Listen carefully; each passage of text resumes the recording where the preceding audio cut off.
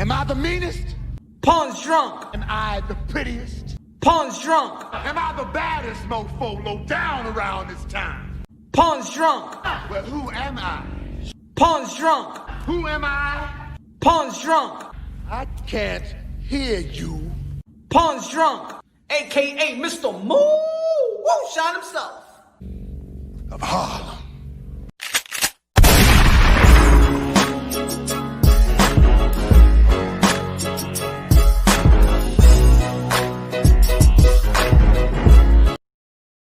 You already know this is Pawn from Boxing, aka Mr. Moo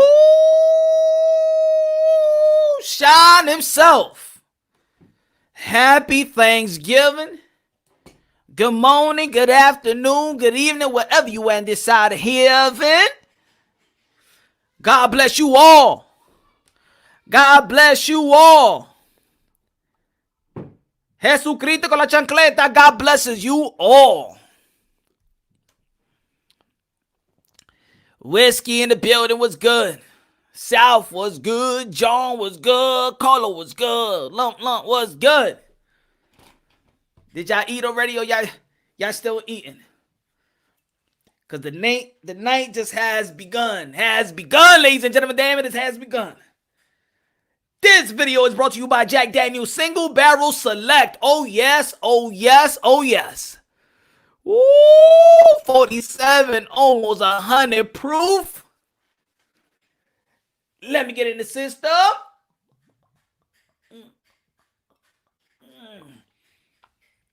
Woo! Woo! Ric Flair. J Blue's good. Oh, man. Ladies and gentlemen, a lot of things that's going on in the sport of boxing. Who you got, Punch, Dubois, or Joyce? I got Dubois. I got the young gunner. Black and brown boxing in the building. What's good? D. Hodges, what's good in the building? J Blue Radio, what's good? Oh, yeah, your boy Punch Drunk is lit. I'm on my Mike Tyson demon shit right now. Yeah, I ain't talking about this nice Mike Tyson that we've been seeing lately. Nah. I'm on that Lennox Lewis, Mike Tyson press conference type of feeling right now. Yeah. And I know everybody feeling happy and stuff like that with the Thanksgiving and stuff. Happy Thanksgiving. Fuck that shit. Get Thanksgiving. Eh?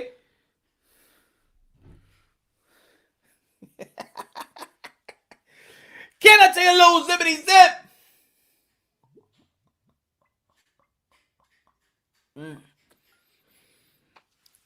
Woo!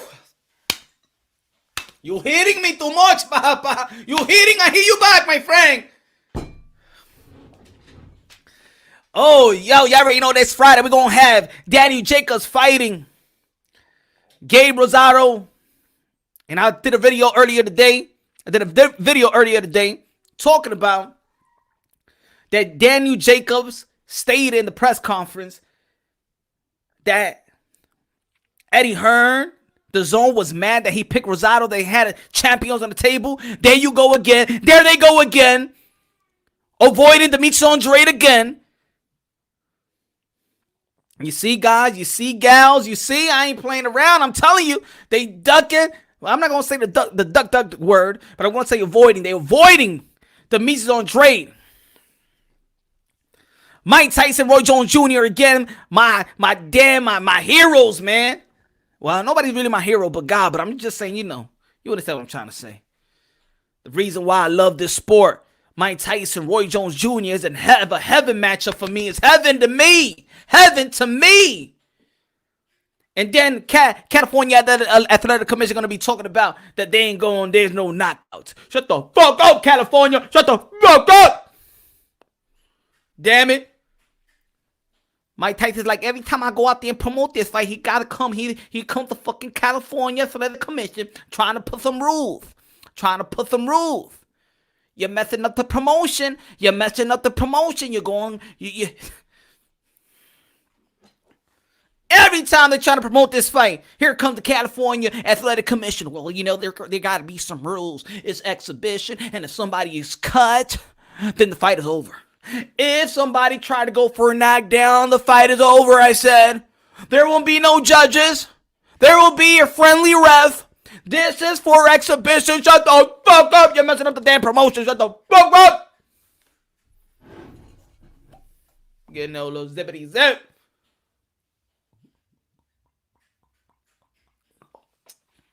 What y'all drinking tonight? What is y'all drinking tonight, man? Name your drink. Name your city. Name your state. Name your county. Name your borough. Name your country. Continent. What's good, John? We'll get King Sosa. What's good?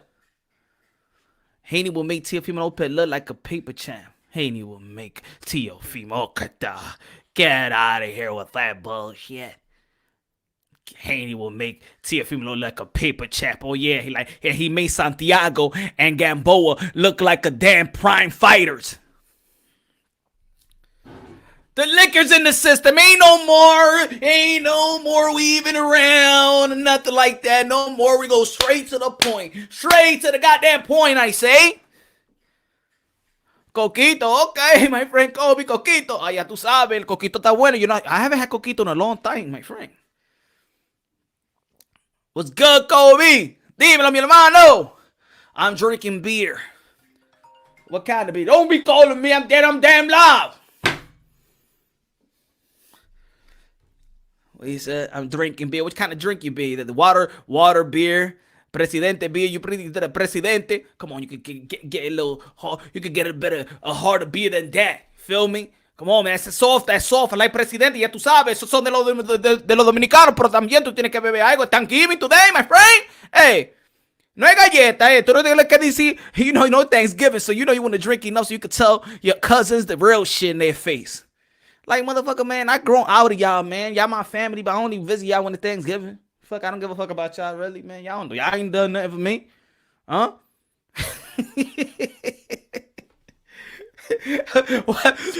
Why every time you go to the Thanksgiving dinner, right? And you bunch with the family members, they always give you the same line. Like, yo, we gotta get together. Yo, we gotta get together more often. Yeah, with the kids and shit. And then you see them there. The next time you see them is the next Thanksgiving. Fake motherfucker. What you gonna do tomorrow? It's Black Friday. What you gonna do? Every time there's some Thanksgiving, you get together with family you haven't seen in a long time, and the same shit all the time. You exchange numbers and shit like that. Yo, get my info. Yeah, I saw you on Instagram. Hey, yeah, my God, your kid is so cute and shit like that. We need a chill. We family. We gotta keep it together. Everybody go their separate way the next day. I ain't gonna see you till next Thanksgiving. Shut the fuck up. Give a damn bunch of ass. I'm stuck with you being my cousin. Let me get a shot. Somebody, I tell them the truth. I said the truth. Rapstar in the building. What's good? Happy Thanksgiving, Moonshine. Let's go. I was trying to put. I thought that was my man. Well, World Combat Sport in the building. What's good?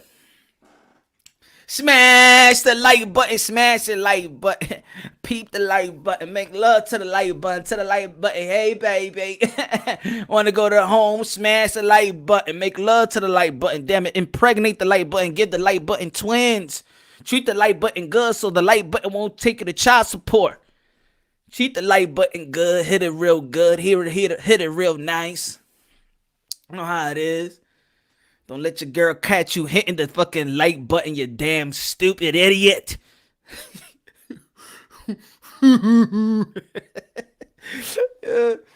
What the fuck you doing? No, Punch told me to smash the like button. You told me to smash the like button. It's click the motherfucker like button, motherfucker. What you trying to tell you? What you putting your penis on and shit like that? Smash the like button like you smashing me and shit like that. Well, he just said to smash the like button and stuff like that. You The punch drunk said to smash the like button. He said, "Pray the like button, that means like button come." I don't know, man. I'm new to this internet shit. I don't know if that's the rules out here, man. Motherfucker, put your pants back on, motherfucker. Why you gotta be so hostile like that? All I'm doing is spreading the lie button. I'm spreading the lie button, I spread you. Why are you getting mad at me? Punch drunk and saying spread the lie button, damn it. Toast. Yo, this is the new one of my associates told me, yo, you like Jack Daniels, yo. Go get that Jack Daniels single barrel select. I said, single barrel select? I haven't had no single barrel select. Huh? Then I went to the liquor store, got me a Jack Daniels single barrel select. Now I'm a Jack Daniels guy. This is my new ish. I still got the gentleman, right? I went from the regular Jack to the gentleman Jack to the single barrel select Jack. Have you had this one? Have you had this one? Yo, this one is crazy. Oh, man, gonna tell you everybody the truth in a minute. Thank you, daughter. Punch, you do mean Terrence Bailey. Oh, man. I don't want to get into that. We're going to be talking about everybody, damn it. Fuck that shit, man. Everybody in the YTBC, the boxers, damn it. Fuck that shit. Let's lay it all on the table. Fuck that. Thanksgiving. Get ready to pack that turkey so you can make a turkey sandwich tomorrow. You know how it is. You don't throw no damn turkey. You make a turkey sandwich in the morning. You keep that turkey like for 3 days and shit. You know grandmama don't throw no food away. She keep that same ass food and she just recycle the food. You know what I'm saying? She make soup. She make a sandwich. You know? Potato with the turkey on the next day. You got turkey for damn breakfast. Turkey and cereal. Turkey cereal. Yuck. That's what I'm talking about, black and brown. The gloves are off.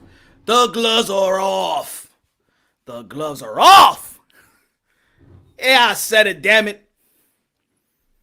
We're going to debunk a bunch of these narratives, these stupid narratives, man. Fuck that, man. Excuse my language, damn it. Fuck, I'm drinking. God, you know me. I'm your boy. You understand what I'm trying. You understand I got to do this to them. You feel me? Yeah? You going to let me do what I got? All right, God. God is always on my side, man. He know me.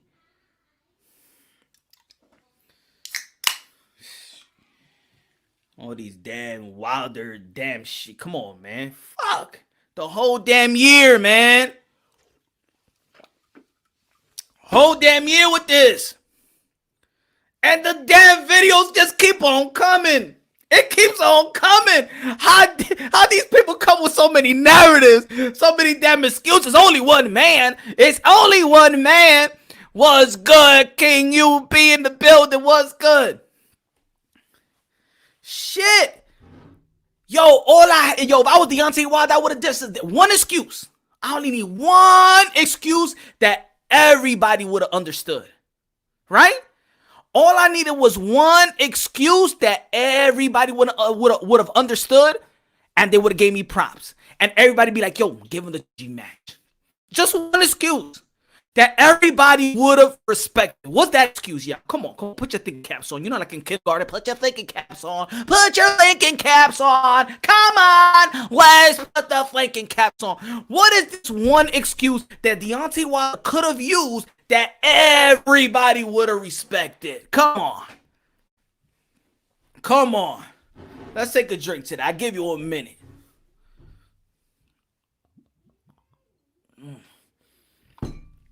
Some good shit, yeah. That's some good shit, yeah. Ooh, Lord. Ooh.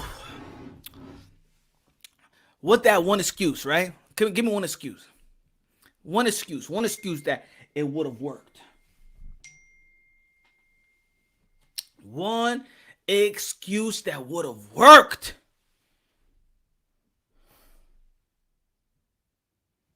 You know when you're trying to sneeze, but the sneeze don't come out? Feel me? When you're trying to sneeze and the sneeze don't come out? And everybody knows, everybody that subscribe to the channel, hit the notification bell so you can get my updated videos. Y'all know that I'm a Wilder fan. I am a Wilder fan. I'm just not a delusional one. You feel me, my brother? I'm just ain't the delusional one. I'm just... Thanks, rap star. Thank you. Then I'm trying to sneeze, but it don't want to come out. But...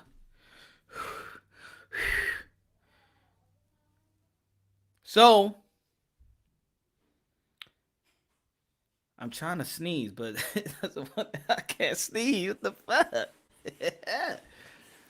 Thank you, man. It was a great interview. Shout out to Kenny Porter. It was a great interview, man. Shout out to Kenny Porter, Sean Porter's father, Triple OG, and he showed love to the channel and everybody this year that have showed love to the Punch Run Boxing channel. For all my drunkies out there in the building, baby, I love you too. Thank you for showing some support, to your guy. Punch Drunk, a.k.a. Mr. Moo. Shine himself, damn it. My peoples. Nah, all he could have done. All he had to say, y'all. All he had to say was that he caught the Rona. That's all Deontay Wilder had to say. That he caught the Rona. God forbid, but that's all he had to say. And everybody would have been like, yo. I'm saying, that I hope he get back, you know what I'm saying? Yeah, he should get another try. Yo, the thing is, we ain't even know. Remember, the fight was late February. He could have been like the Rona. I didn't even know what the Rona was. That's all he could have said. The Rona. That's all he had to say. Unravel Boxing and Talk. You already know. Subscribe to Unravel Boxing Talk. He's in the building. Yeah, thank you very much. I'm on fire like my...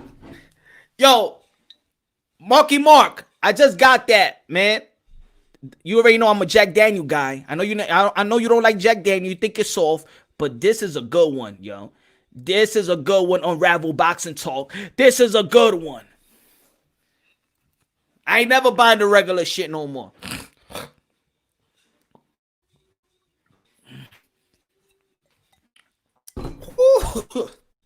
I got these. I got the moonshine on deck. I got a chaser.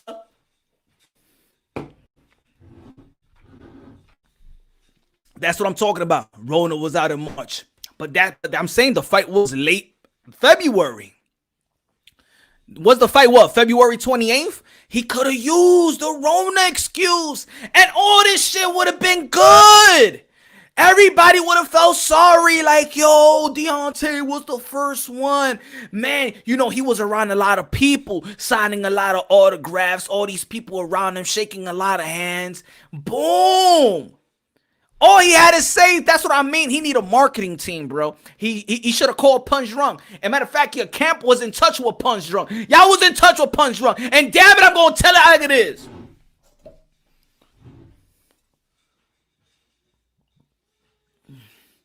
Now, Punch, you drop the link tonight? Yes, I am. Black and Brown, you already know I'm giving the intro right quick. We're going to chop it up. We're going to have a Thanksgiving feast. And we're going to feast on all these motherfuckers out here. Damn it. No, I ain't corporate yet. I ain't corporate. Shout out to my boy. You already know, Showbiz the adult. I know you corporate. You can't be cursing around. Let Punch Run do it. Step aside. Anyway.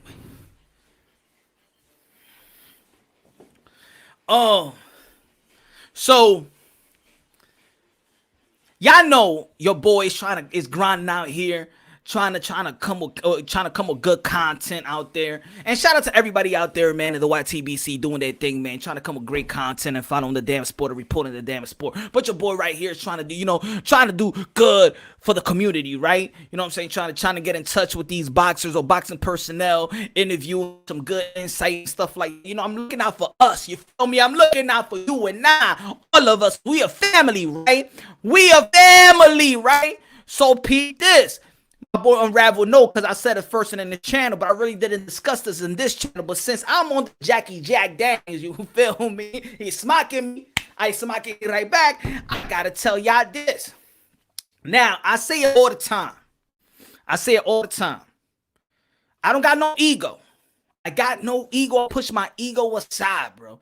I learned that in life. That's how I evolved as a human being. I push my ego aside and stuff like that. And it's not about me. I'm happy. God knows we got a personal relationship. That's why he's letting me, do what I got to do and vent out. Because God knows me. You feel me? I got a personal relationship with God. My relationship with God is not yours. All right? You get your own. Okay? He is almighty. He understands me when I got a little drinky in the system. But in the end of the day, he knows me. I'm not going out there being wild out. Okay? So anyway, don't judge me. Anyway. So, I'm trying to do my thing, bringing, the content and bringing some, bringing interview, just bringing transparency to the boxing world, to the boxing fans and things of that nature. You feel me? Right? So I requested to interview Deontay Wilder. I requested an interview to his team so I could get an interview so there could be some transparency, and he wouldn't just want to do interviews with the guys in the other community, in the LDBC and things of that nature. And shout out to them too, right? Shout out to everybody, all right? Ain't got no beef, ain't got no problems. You do what you do. Everybody do what they do. All I'm saying is that you just staying around the LDBC type of people or mass media, right? So I did a live show. I forgot what it was. It was 6 hour long one, right?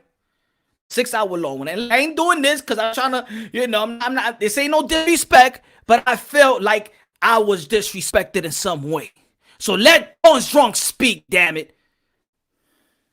So I requested the interview to interview Deontay Wilder, right? To his camp, right? So then they came out and say like, yo, yeah, you cool. What? Hit me right back up and said, yo, man, that 6 hours live stream, you let everybody in the panel go out. You ain't regulate the people in the panel. I said, whoa. The people in the panel got their own mind, man.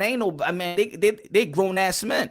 If they feel like that about Deontay Wilder, they feel about that. Yeah, but we told you this and that. We told you that this is what it is and this will happen. I'm like, yo, but all I'm saying is it doesn't make sense. It doesn't make sense. This is a true story. I ain't lying, y'all. And the person that I talk to, the people that I talk to, you could come and smash the lake if you really want. If you trying to say that I'm speaking lies or anything like that. So let me keep on going. Again, so I requested an interview for Deontay Wilder so there could be some transparency, and let me ask him the question that everybody else will want to ask instead of the LDBC, which caters to Deontay Wilder. We already know that, right? It is what it is. Yeah, caters to Deontay Wilder. Cool, okay. But again, like I said, I am a fan of Deontay Wilder. I'm just not a delusional fan to believe everything that's going out. That's been said. It doesn't add up. It doesn't make sense. I'm not saying that I'm good at math. All I'm saying, it just doesn't add up to me. Okay?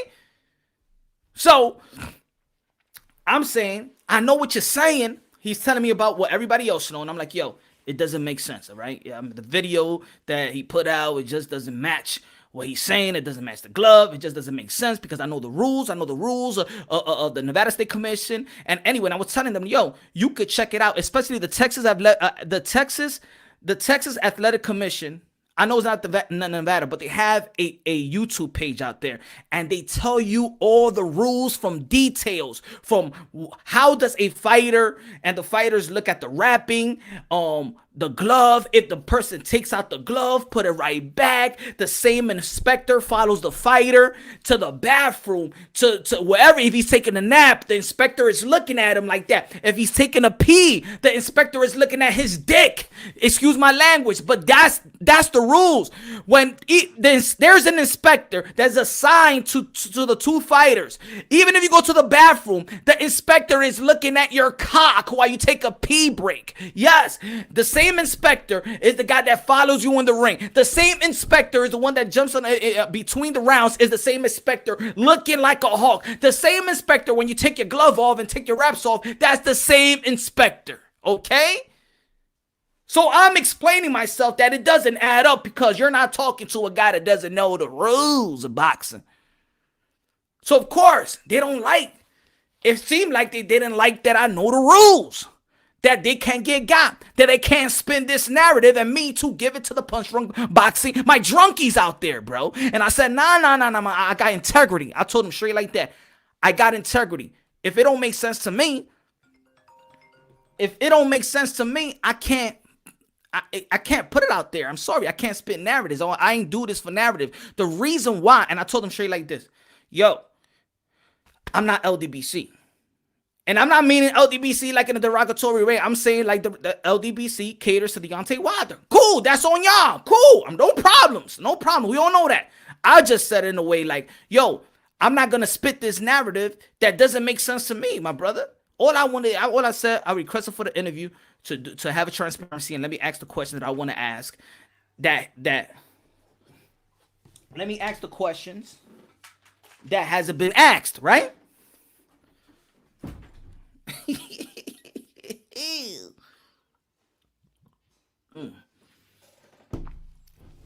Woo! Anyway, so I said, yo, I got integrity and my channel's integrity. I said, let me tell you like this. I started this channel because I got tired of the narrative.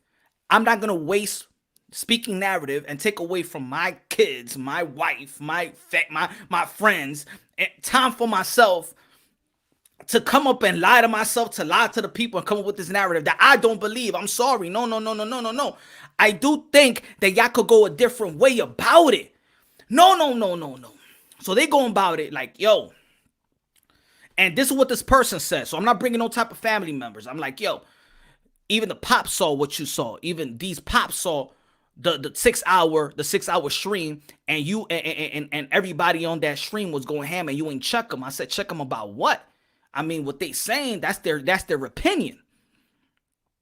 I'm like, but I'm not saying it was just you, but you ain't checking, man. I told you that we gonna take this to court, blah, blah. I'm like, yo, still don't make sense. If y'all gonna go by the fight, if I was y'all, I'll stop talking about let the lawyers take care of the lawyers and stop talking about this thing because it's making Deontay Wilder look weak. I said, yo, that's something. What you talking about? Make him look weak. What you talking? I said, yeah.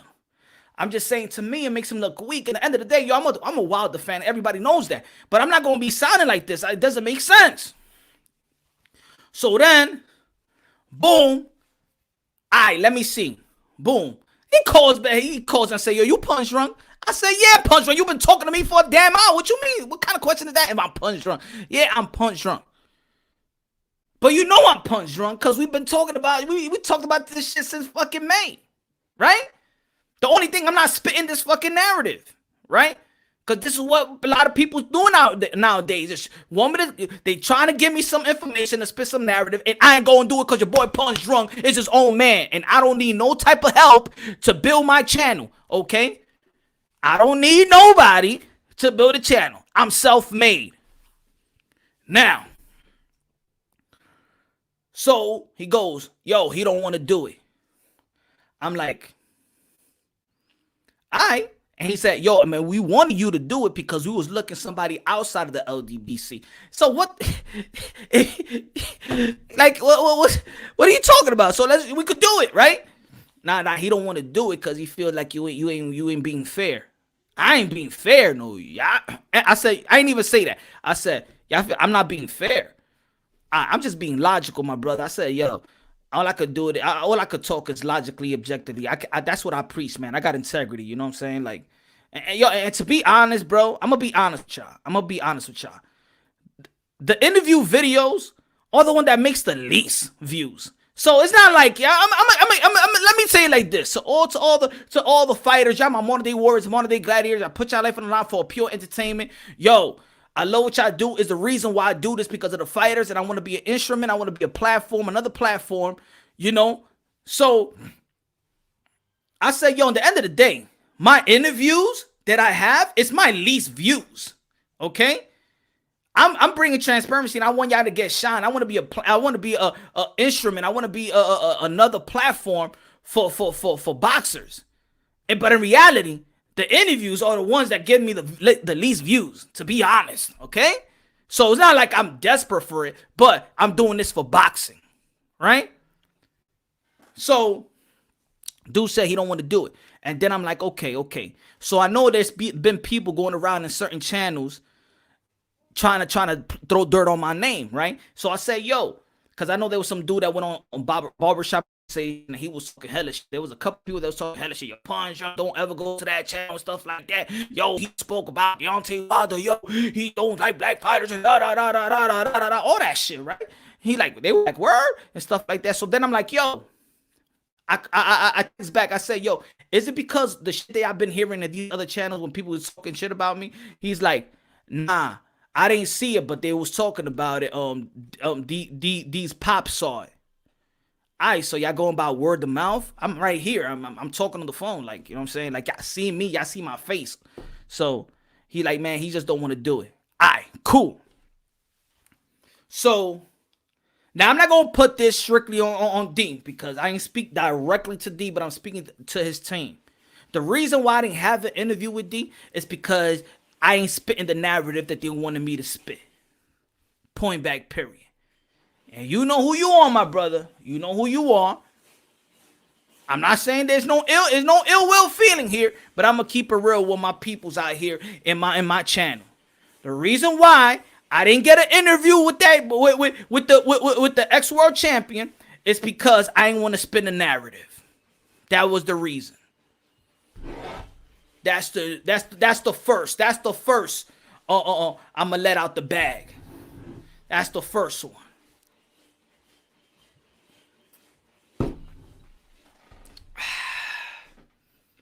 What y'all think? Did I did all right, or should I just swallow my pride and spin that narrative that everybody else is pushing? What y'all feel like? I did a good move, or I'm like, yo, man, you burn, or yo, Punch wrong. You should have never burned the bridge. What do y'all feel? Y'all feel me? Or I'm like, yo, damn, you probably burned the bridge. It's not a good look. Let me know what y'all think.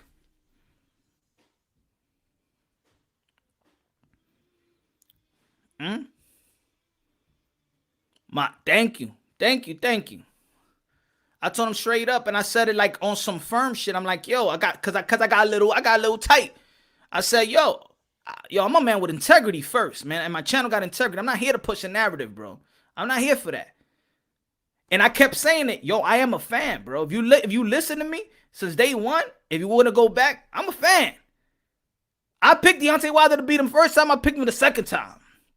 I pumped Deontay Wilder. I feel like Deontay Wilder is needed in the heavyweight division. I feel like Deontay Wilder is needed in boxing. He only lost one time to one guy.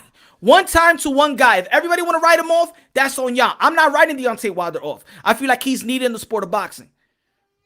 I feel like a lot of people, he's getting a lot of, you know, criticism. He doesn't have any skills. He's 35 years old, knocking everybody out. That's all I need. Is a heavyweight that's knocking people out. I don't want him to be tippy-toeing around the ring and things of that nature. He's knocking everybody out. That's his job. He's a highlight reel, and he's made it from starting to 20 years old to where he's at today, where he only had like 12, 13 years of learning how to box. And look what he accomplished.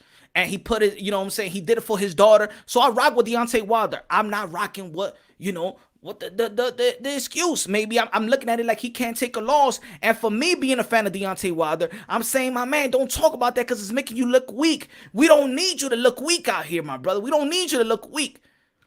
See, excuse me. I'm one of those guys. I'm not a yes man. This is the type of guy that you want around. That you want around your circle. I'm that guy. I'm that guy that tells you the truth. That me and you gonna be arguing, but then at the end of the day, I'm the one that you could count on. I'm the guy that everybody be like, yo, your boy be tripping. Your boy be tripping. And then you tell him, but that's my ride. That's my dude right there. That's the guy that I trust. That's the guy that I trust. I'm that guy.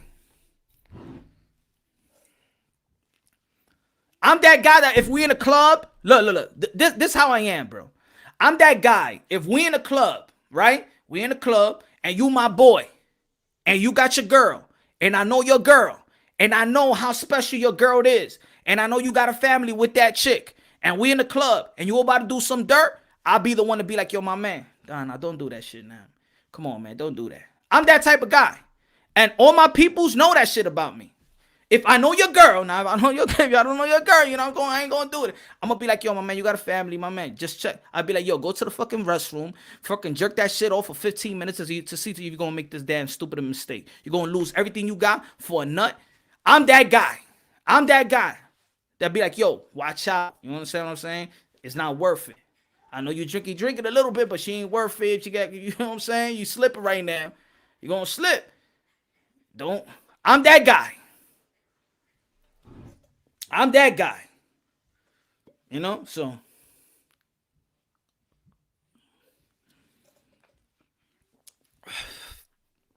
I felt like it was effed up.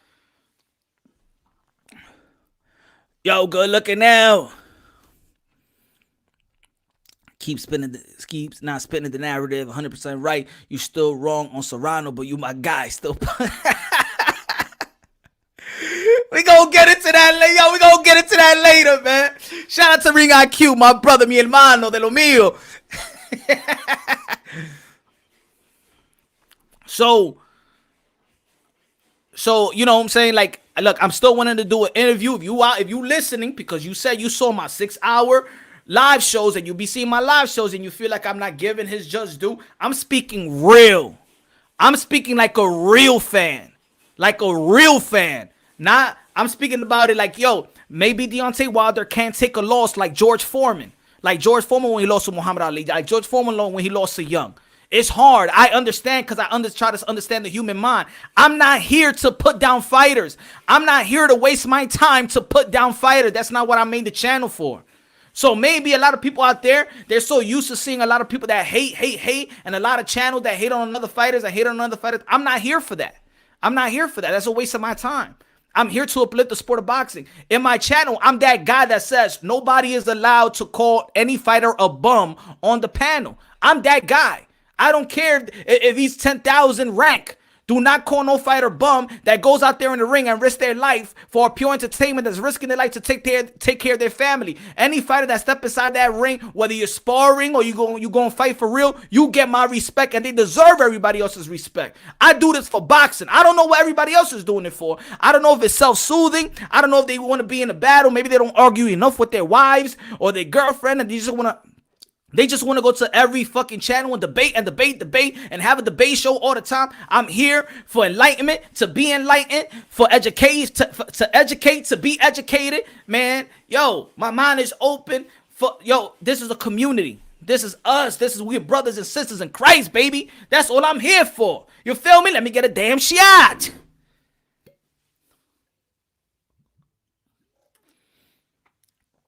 Damn, this video is brought to you by Jack Daniel's Single Barrel Select. Tennessee in the building. 47 alcohol percentage. Man, almost 100 proof on this shit.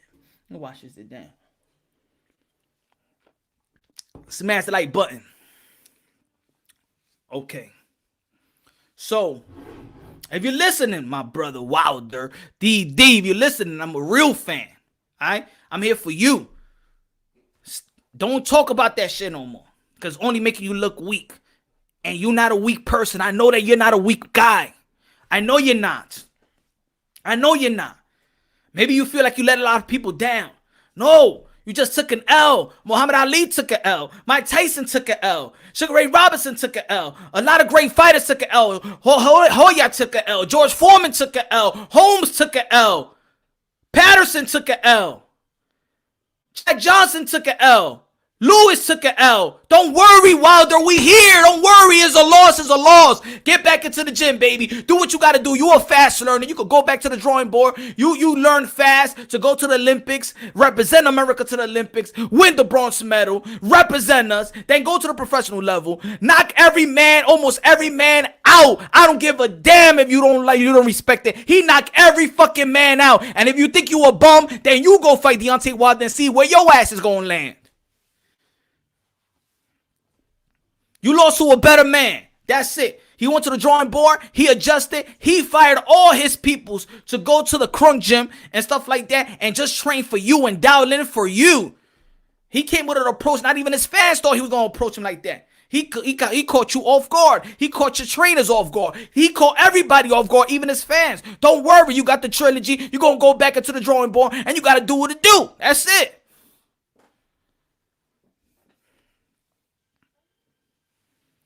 That's it. But all that excuse shit, don't forget about it. Cause you want the trilogy, so forget about the glove, forget about the dent, forget about the water, forget about that shit. That's it. You want that fight? Let's talk about the fight, and that's it. That's it. I got you, Kev. Don't worry. I'm just doing the long intro. Don't worry. I'm gonna drop it. I'm not going nowhere. We all gonna be chopping it up.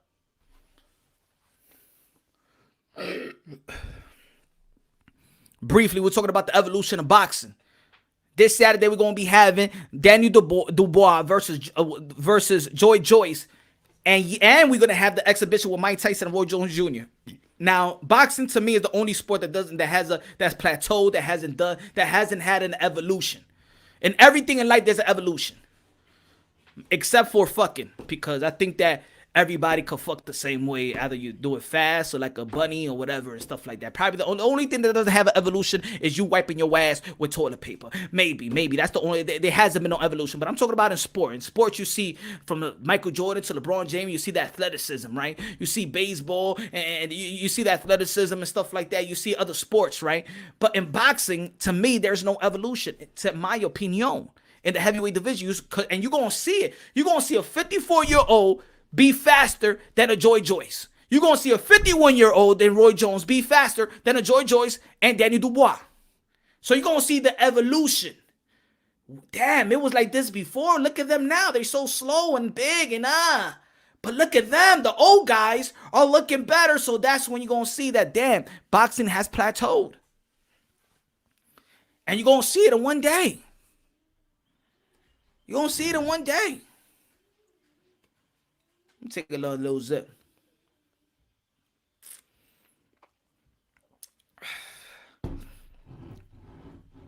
What else I put? Teofimo Lopez is the motherfucking cash cow of boxing, damn it. Not the cash cow of boxing, the cash cow of the young crew. Now, a lot of people going to be like, well, it's Gervonta Tank Davis, yo. It's Gervonta Tank Davis. Gervonta Tank Davis ain't make more money than Leo Santa Cruz. So how's the cash cow? Yo, I'm going to say it like this. Just because you in pay-per-view doesn't mean you a cash cow. Anybody could do a pay-per-view. Anybody could do a pay-per-view, okay? That doesn't mean the A side. If Chris Brown start moonwalking over here to boxing and say, I want to fight Jorge, what is it? I want to fight Javier Fortuna for pay-per-view. He's going to be a pay-per-view. He's going to be the A side. Chris Brown's going to be the A side in boxing? No. It doesn't work like that. The A side comes with accomplishment. The A side comes with all the belts. That's the A side. The A side, the one that's more proven. Putting butts in the seats. Ain't no fucking butts in the seats anyway. Teofimo Lopez is the one that fought the best. That's a pound-for-pound kettlebell fighter that has all the damn gold, baby. All the damn gold. And only I could spin all that stupid-ass narrative, again, because you don't do it for boxing. You do it for narratives. You know who you are. Stop spitting that stupid-ass narrative and do it for boxing. What is it, man? Come on. A bunch of grown men in their 40s and 50s still spitting narratives. Like, yo, be real, my man. And don't worry, you still gonna make money. You still gonna make money. Regardless if you have contact with these fighters or not. You're gonna make money. Don't worry about it. Don't worry about it. Stop selling yourself. Stop selling yourself. No, Tank Davis is not fucking A-side versus Teofimo Lopez. That's a disgrace. That's a disgrace. And that's not putting down Gervonta Tank Davis, because I feel like Gervonta Tank Davis is a hell of a fighter.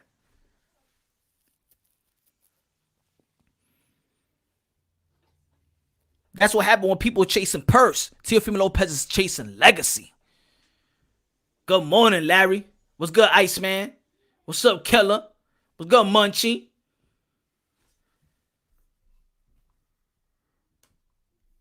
Come on, man.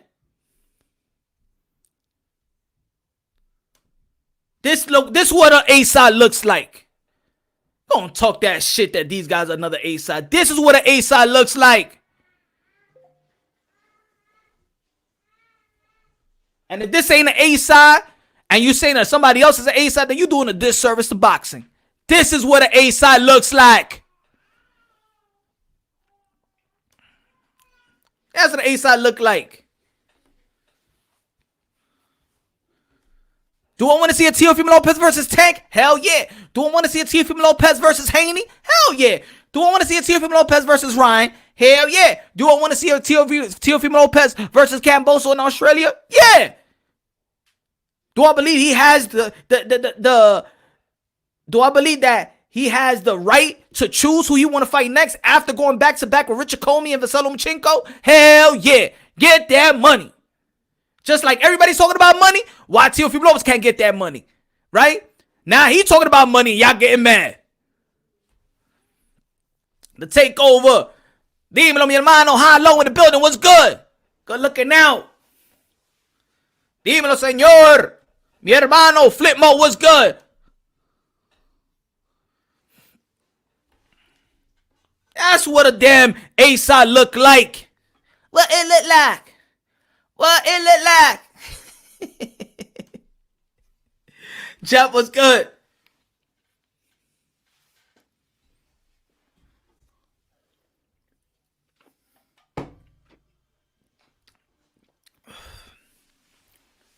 Talking about A-side and A-side this and A-side that.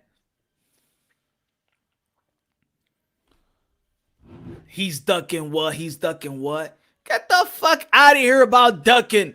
He ain't ducking Lomachenko, the guy that everybody wanted, and the guy. Now he's ducking. Now you want him to look backwards? Make up your fucking mind, y'all.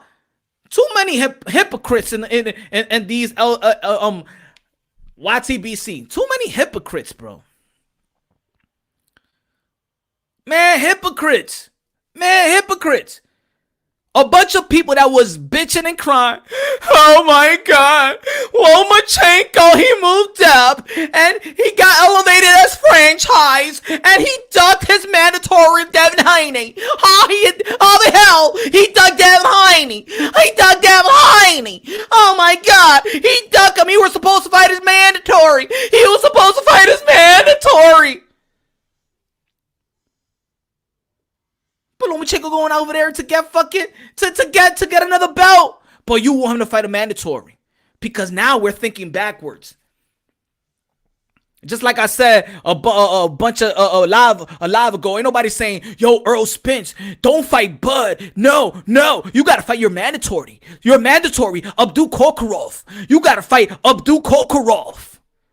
Now y'all motherfuckers worrying about mandatory when this guy wants to unify titles. Oh my God! He needs to fight his mandatory Devin Haney. Why? He's about to unify with another belt. What the fuck do y'all want? And now Teofimo Lopez, he's gonna fight his mandatory in George Camboso Jr. And you're like, why is he fighting his mandatory? No. He's ducking, Devin. He's ducking. But didn't you say that? Lomachenko was ducking his mandatory. He should have fought his mandatory. And now Teofimo Lopez, he ain't ducking his mandatory. And now you mad he's ducking the mandatory. No. Why he's going to fight his mandatory for? Why is he going to fight his mandatory? He ducking. Y'all motherfucking niggas, y'all don't make no goddamn sense, bro. Come on, man, Lord. That make no sense.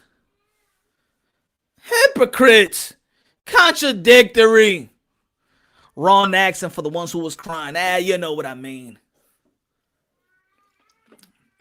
I don't know. I know how you want me to sound like. Hold on. I got you. I got you right here. I got you. My fault, Iceman. I got you. So, tell Teofimo Lopez to shut up about saying that Wilder, he called him a bitch. He needs to shut up and stop ducking Devin Haney and Tank Davis. That's what he needs to worry about.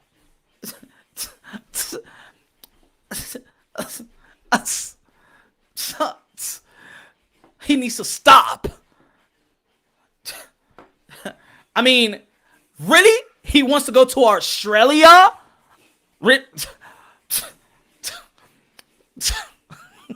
Who's that? Iceman, that's better. Iceman, is that better?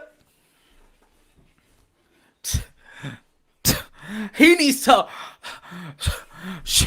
He should.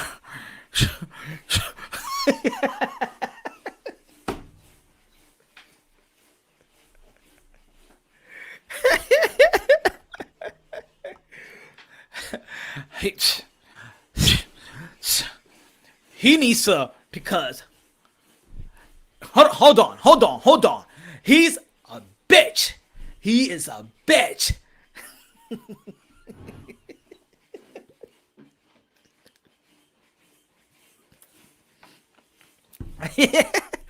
Mira, Palomo, vamos a ver, tú no tienes papá, ¿Qué es si esa vaina, coño? Vamos a ver si ese hombre, no es hombre, malparido, coño. ¡Ey! Pancho. Dímelo, Lío, dímelo, mi hermano.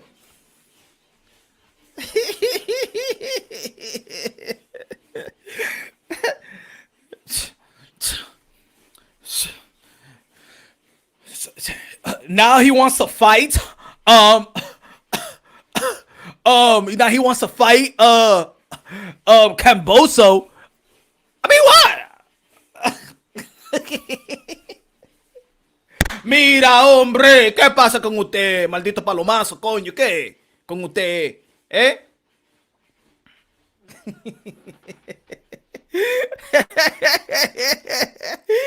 Yo, Iceman, good looking out, my brother. Good looking out. Ay, man. Hold on. Well, you think he doesn't want to fight Devin Haney for $20? I'll pay. I don't want to pay $20. I don't want to pay $30. I want to pay $40. Look, man, $35. That's the lowest I can go. You're killing me. Okay, 35. Oh, you've been saying that for the longest Yeah. Ooh, thank you. Squeeze my tiny ass up in this. Upstage these bitches up in here. You like this girl? Cute.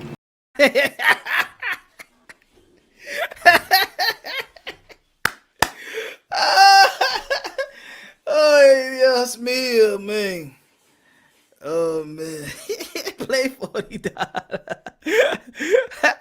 Roy Rapstar in the building. $40. $40. $40. Look, man.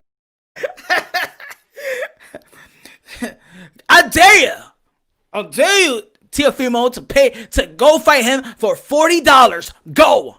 You're ducking. You are ducking.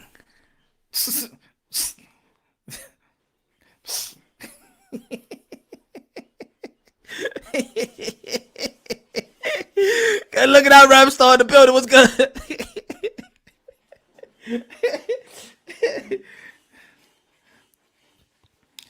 And Tyson Fury is a cheater. He is a cheater. He cheats. And fuck him. He's a cheater. Cheater with the gloves. Cheater with the...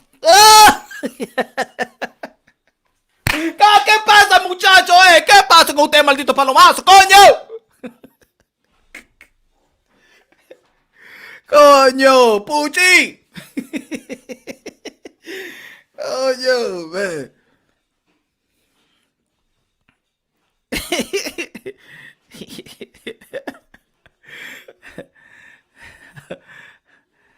That's the goat.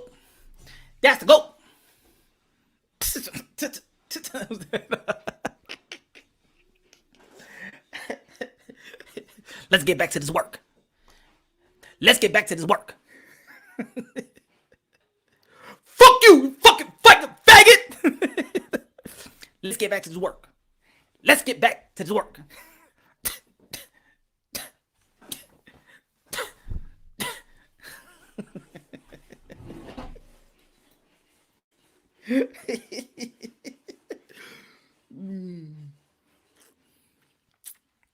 Oh man. Earl Spence is pound number 1. Fuck you, you fucking faggot. Earl Spence is number 1.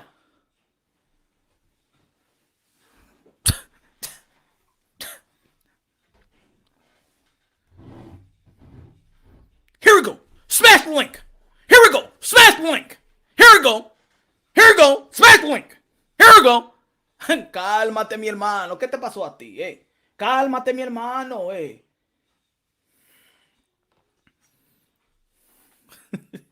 Smash the link.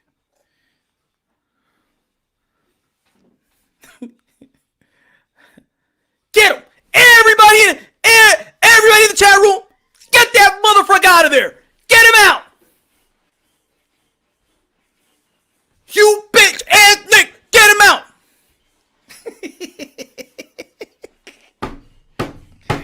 Oh shit. Yo, these yo, mama, come get your boy. Motherfuckers got daddy issues, brother. Thoughts on Conor Ben punch? Oh, I like Conor Ben, yo. He did great. He did good, man. He did good. I think he should mix his punches better, though. Don't throw everything hard. You feel me? If he mixes it up, because I think that he was seeing the punches. His opponent was seeing the punches. What's his name? I think he throws everything hard. Sometimes he got to mix it. He still got that young hunger, you know, that he just want to knock everybody out. But sometimes you just can't throw everything hard. You got to mix those punches and stuff like that. Mix some speed and mix some punches. He's going to be all right. You're going to be all right. I got you right here. Motherfuckers remind me of this. You remember that shit?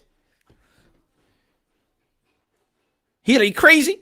Canelo. Hey, motherfucker, Canelo. Errol Spence is number 1. I said, man, Errol Spence think that Canelo's number 1. Why you arguing with me? Motherfuckers got daddy issues. That's what it is. Motherfuckers got daddy issues. They got daddy issues. This is what they remind me of. This is the guy, Pancho right here. This is what they remind me of, man. Hey!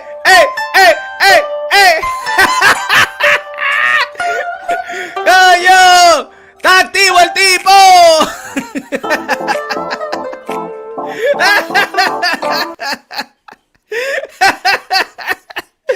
Ay, yo, that's always gonna make me laugh, man. That's always gonna make me laugh. Those are haters, man. Those are the haters, man. Right there, the trollers.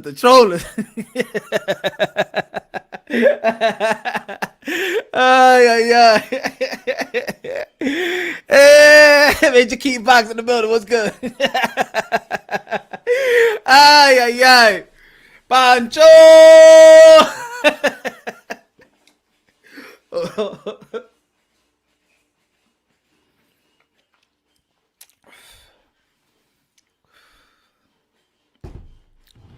People's funny, man. I want to know how they wrap their minds just to come up with these narratives. How they go by their day and be like, yo, what you gonna talk about? Yo, yeah, man. Yo, for real, man. We gotta do something for our boy Wilder, man. We gotta come up with something. What you mean we gotta come up with something? What you want me to say? You know I got the slot. I got the 12 o'clock slot. and then you got the 2 or 3 o'clock slot, and then after that, the other guy gets the 7 o'clock slot, and then in the midnight he get the slot. We have to promote this narrative, and so people could believe about the damn water, and because our king Wilder lost, we need a calm down. Philip in the building, what's good? Coño, mal parido son ellos, mal parido.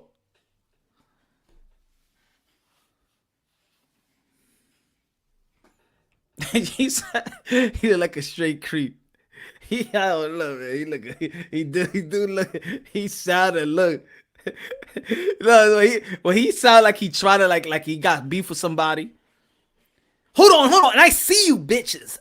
I see you bitches. Motherfucker, you ain't scared of nobody. Stop.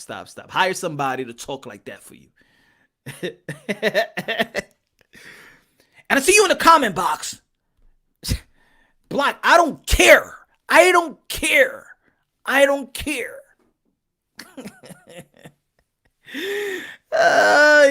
hello. Gracias por el peso, gracias. So yeah, ain't no shade on Tank Davis. Tank Davis is a hell of a young fighter, but he's not no damn cash cow when it comes to Teofimo Lopez. Teofimo Lopez is that guy right now. He's that guy. Don't let them spin that narrative. Don't believe the hype. Don't believe it. It's just the narrative that they pushing. It's just the narrative. That's why Leller Ellaby blocked me, because I told him he's not no A-side. He said, I respect you, but you're going to be blocked. Ay, mira qué pendejo. ¡Qué pendejo!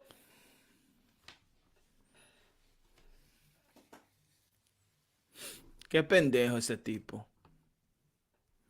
Pancho, sing for me. Let's go to a commercial break. Let Pancho sing for us. Let Pancho sing for us. Anyway, Dennis told me. Dennis let us know. Said it never means me. Had him at it wrong. What do you mean? Spin me when I'm low. Dennis started show man. Running at his feet. Coño, Pancho, den un aplauso a Pancho. Un aplauso a Pancho. Un aplauso. Coño, así como se canta el disco, así de verdad, coño. Así como se canta el disquito, así. Así como se canta el disco, así mismito, brother. Aplauso, Pancho, aplauso. Aplauso, Panchito. Yo, Six, what's good, my brother? If Tank was really an A-side fighter, then why is he splitting the pay-per-view, and the pay-per-view buys payout 50-50 with Leo Santa Cruz and Slime? Don't split 50-50. Exactly, but I think that we're dumb though. Exactly, Six. And then when you check them on it, they'll block you. Fill up, my brother. Keep it up, Punch. Thank you, man. I'm gonna keep on doing what I'm doing, man. Just don't want them to don't want them to shut me down. I don't want them to shut me down. They can't handle the truth, exactly. Why they block Punch? Yeah, man. They block me. They can't handle the truth. You can't handle the truth. Blocking me, man. Emotional beta males. That's what they are.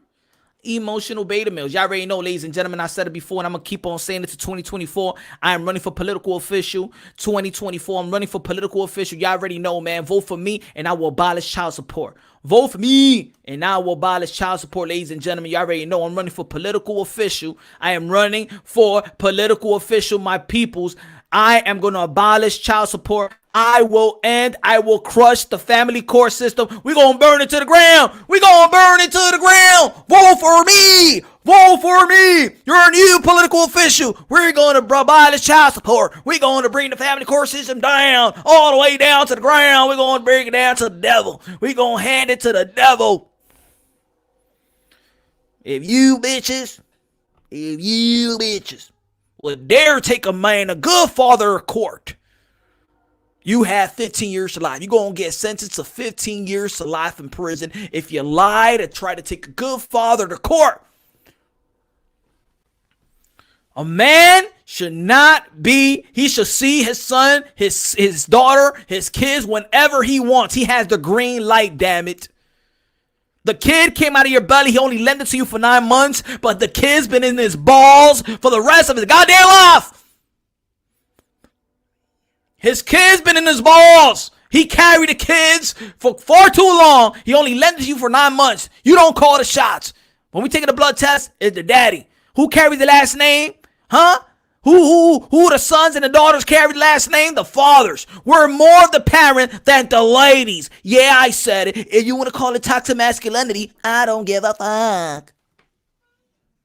Vote for me. Vote for me.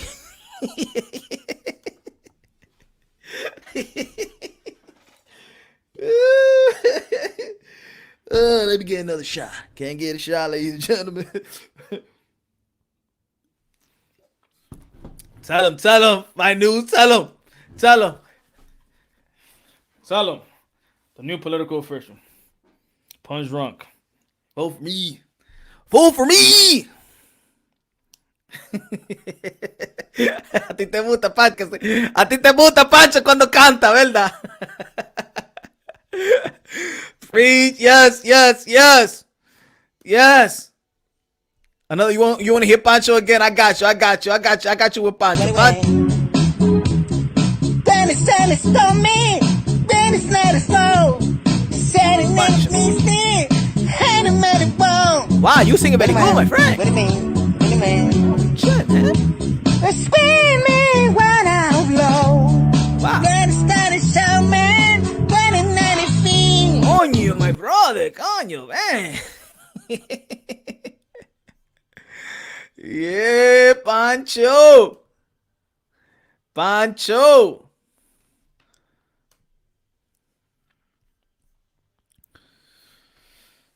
Respect is very important for the sport we love. Yes.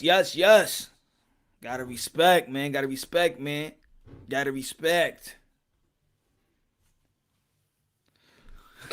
United we stand proudly. Single dads need love too. Yes. Single dad need love too.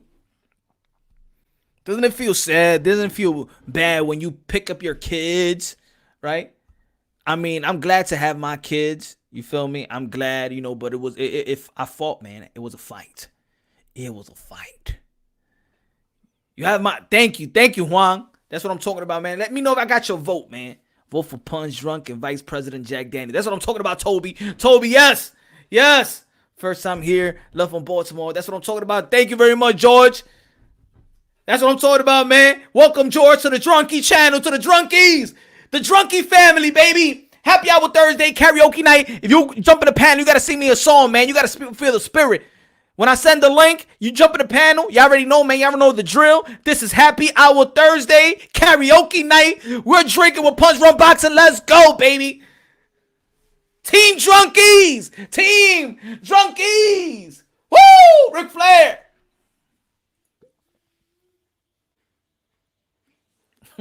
Which one, Kobe? Tony in the building. What's good, my brother? Happy Turkey Day. Peace and prosperity. Let's go. Hold on. Let me put my headphones. Hold on. Let me hook it up. Hold on. Let me hook it up.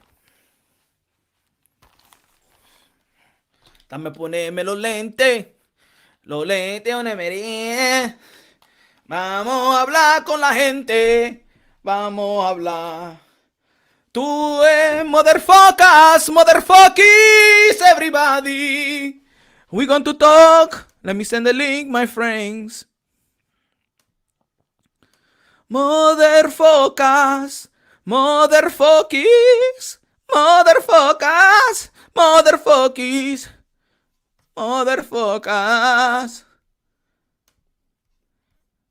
When is Amir Khan going to fight again, my friend? Come into Mike Smoke Shop if you really think you can really punk us. I don't wear deodorant. La la la, I put a bomb in your cigarette. You wanna talk about me? You're never gonna ride in my yellow taxi. Let me get another drink of Jack Daniels, my friend.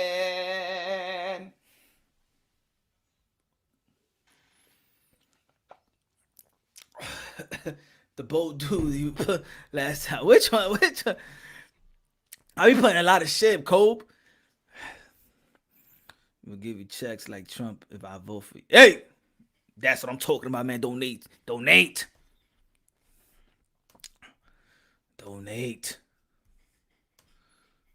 I ain't put it down. There you go. When is Amir Khan going to fight again, my friend? When does Amir Khan going to fight, my friend?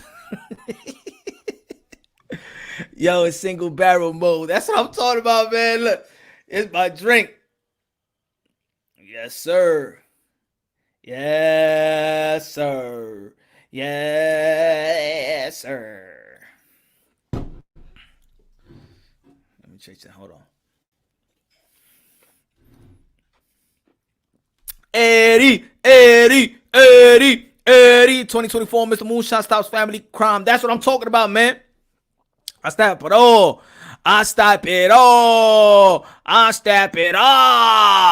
Who's that? Cannabis brings the sickest drama. Fierce enough to piss thickest on my smack bitches for trying to suck dick through a condom. Playing with the mic is something I won't do. My only concern when I approach you is to roast you. I smoke you and whoever you standing close to and make every man in your crew deny that he knows you. Remember that?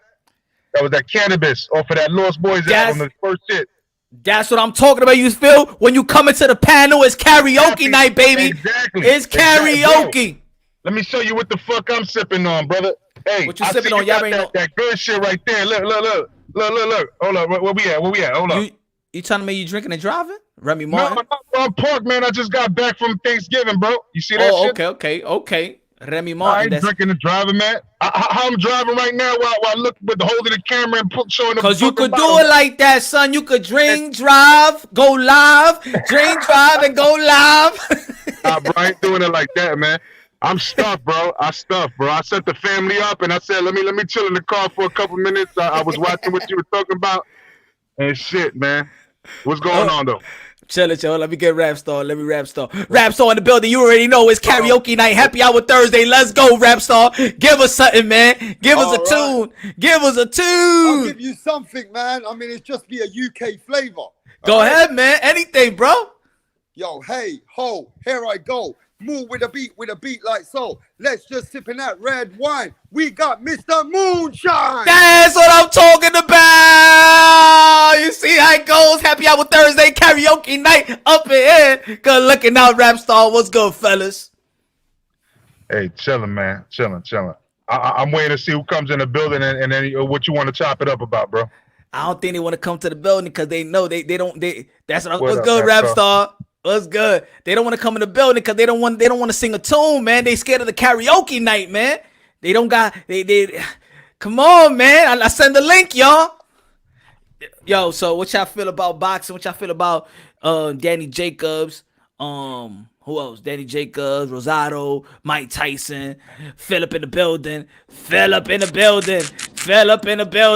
Punch, what's good? What's good? You gotta sing a tune, man. It's karaoke now. You gotta give us something. You gotta give us spoken words or something.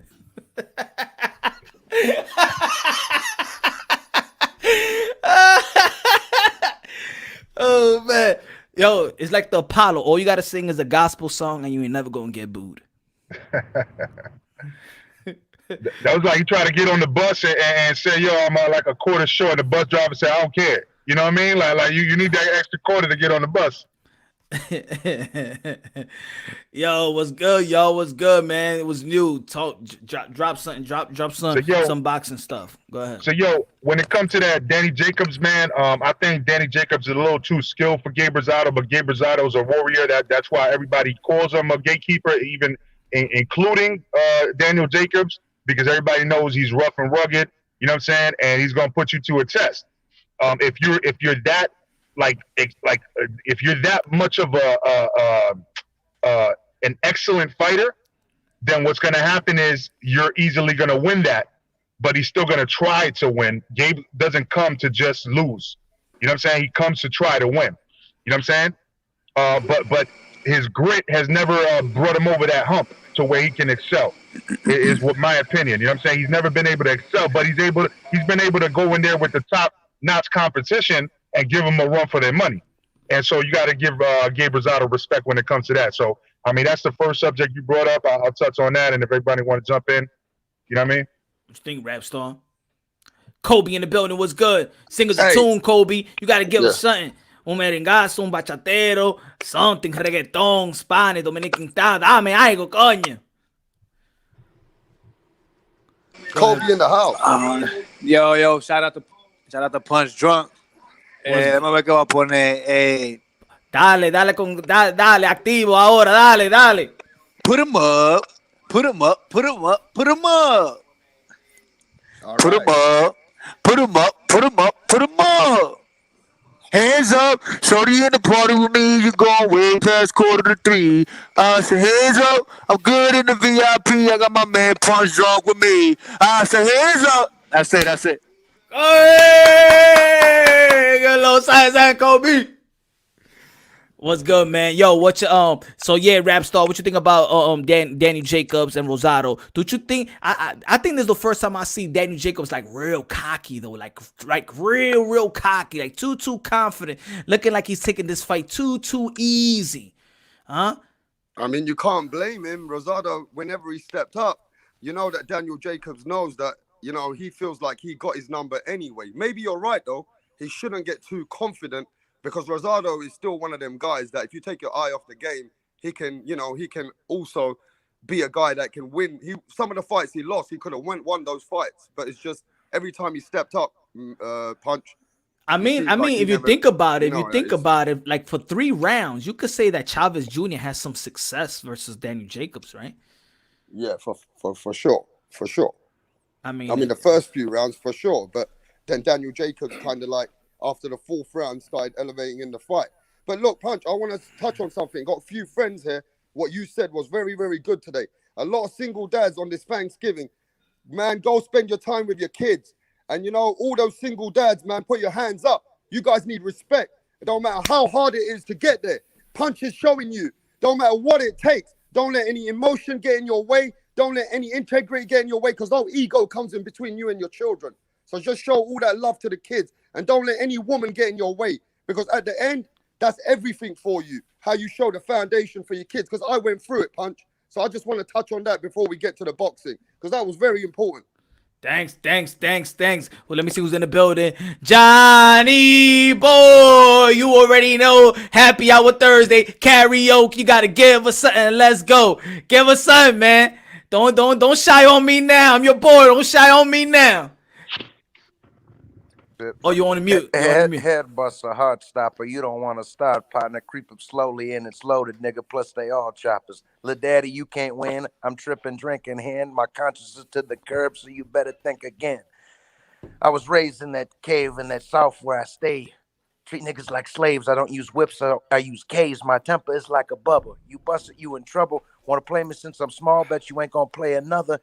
Nigga, I'll take your brother and come and duck and take your mammy. Niggas can't stand me because we coming through on candy. I can't go. That's what I'm talking about, man. Karaoke night, baby. Karaoke happy hour. What's good, Johnny boy? I know when you got the glasses on, you're not drinking, you're not having a little zippity zip or nothing like that. You just chill, nice and cooling down and stuff like that. Got a little scar on the forehead. I ain't gonna ask you why, but whatever. You know what I'm saying? War scars. You feel me? War scars. Yeah, you know. I mean, they call me Leadfoot John for a reason. That's all I'm gonna say. What's good, man? What's good? Nothing. Just chilling. Looking forward to the fights this weekend, dog. What's good, Troy in the building? What's good? You already know it's Happy Hour Thursday. You gotta sing us a tune, man. Sing us a tune. Sing that beat. Brother can't sing. I used to do some spoken words. So I'll give you one I used to. That's what I'm talking about. What is it, about 20 years ago? Death is profitable while hold on. Death is profitable while life is forfeit. while even the wisest men nowadays are viewed as idiots. Young men listening to Jay-Z for knowledge, asking who is Malcolm X.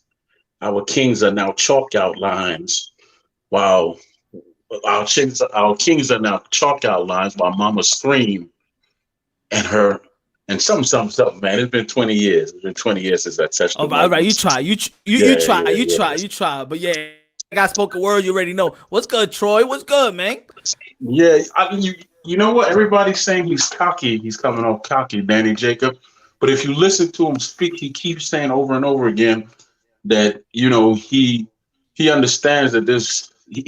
I'm talking about Jacobs now, right? Yeah. He understands that, you know, the guy he's fighting has lost a lot and he's viewed as a gatekeeper, but he's made sure that he's coming at his very best to fight him because he's not taking him lightly. He don't care about his losses. He don't care about the fact of how he's viewed. It's on him to make the fight, you know, to make the fight look good. Because I think after his loss against, who was his last fight? That was against Alvarez, right? No, his last loss, you mean, was it was against Canelo. Exactly. So, you know, he wants to get a win in that division, and then he wants to move on and get a championship. He didn't want to jump into a championship fight coming off a loss. You know, he wanted to make a splash and then fight for a championship. Well, he actually his last fight was Julio Cesar Chavez Jr. He won. Yeah. But that's the same thing. He's just trying to build up. He's just trying to make a little splash for himself, and then he wants to jump into a championship fight because he knows he's getting older, and you know, time is not a friend to anybody. So, you know, I understand what he's doing. You know what, bro? I was thinking the same thing. I'm like, why everybody tripping on Danny? The dude just fought, you know, Derevyanchenko and Canelo and Golovkin and all these dudes. So what if he wants to take it to him? He just fought all these boys. No, I'm not actually mad at him. No, not you, Punch. I just meant in general. I don't know. You know what I'm saying? Yeah. Cause I'm just saying he fought Chavez, right? And then the thing is that this is what it is. It's for me, it's about more of Demetrius Andrade. Because he said that there was a lot of that they was mad that he picked. He said in the press conference that they was mad at him that he picked Rosado, that they didn't want him to fight Rosado, that they had champions lined up for him. So I'm thinking, all right, who is it? Billy Joe Saunders, but we never heard Billy Joe Saunders and Daniel Jacobs. We haven't heard that mix. So I'm thinking, nice fight. and that would be a good fight. You know, he's fighting Murray. They in line, right? But then I'm like, damn, Demetrius Andrade. He was gonna fight on the same day, and he was campaigning at 168. Why they just can't make? I mean, that's Eddie Hearn. That's Matchroom. Why you just can't give a good fight to Demetrius Andrade? But you know, I'm gonna be honest with you though. Like they've been saying this since COVID. What was like before the fight started happening again. That Gabe Rosado and Danny Jacobs just have some bad blood that they want to, like, you know, they just want to take care of in the ring. They've been saying that since even they started fighting again. You know what I mean? You could find Eddie Hearn saying that on the internet. So I mean, Rosado did a great job in talking himself into that fight. Right. That's what you gotta do. And then you have Andre not really promoting himself, which you've made videos about, right? And then Andre also saying he's not going to take a pay cut. You know what I mean? And so, you know, when you look at it, it's like it's an entertaining fight. I doubt that it's going to be, you know what I'm saying, like anything that people are going to be upset. It's not going to be a boring fight. You know what I'm saying? We already know it's not going to be a boring fight. And, you know, after that, you know, maybe he'll call somebody out at the end of the fight. I'm not mad at it. Me personally, I'm not mad at it. I like both of them. I need to ask this question. Where does Daniel Jacobs, does he go up in the ladder to fight Rosado, or does it put him back? Like, what does it do for him on the Rosado fight? I think he's still in the same spot. Yeah, I was just gonna say. I think it's like a tune-up. It's like a tune-up. That's what I take it as. It's just keeping active, bro. It's just keeping. Because don't forget, Homeboy lost against Martin Murray. You know that Martin Murray was at the end of his career, and he lost to him too. So all right, but when you take a tune-up, remember because a tune-up is just not you take a tune-up just to take a tune-up. You take a tune-up to prepare for the guy that you're supposed to be fighting next. Right. Now there's a stay busy fight, and then there's a tune-up. So for example, let's say Danny Garcia fought Red Catch as a tune-up because Red Catch is a southpaw, knowing that his next fight is gonna be Earl Spence, a southpaw, but who he's tuning up for with Rosado? Is he tuning up for Billy Joe Saunders because he's a southpaw, so he's not tuning up for him? Is he tuning up for Smith? But Smith is going to fight Canelo. So my opinion, that's not a tune-up. That's more of a stay busy fight or a money grub fight. Let me say, but I mean, let me say this real quick. Go ahead. Not my bad, because I just had a question about 160 and 168. So Danny Jacobs is campaigning at 168 now? Yeah. Okay. Well, what I was gonna say was they got all them boys over there too, for the most part, aside of Plant and Benavidez in that 160, 168 division. So there ain't, in that weight range, there ain't no cross promotions. They got Saunders, they got Andrade, they got Jacobs, they got Golovkin, they got John Ryder. So they need to get on that after this. You know what I'm saying? Like everybody. Still Canelo. Yeah, Canelo, right. They need to get on that after everybody.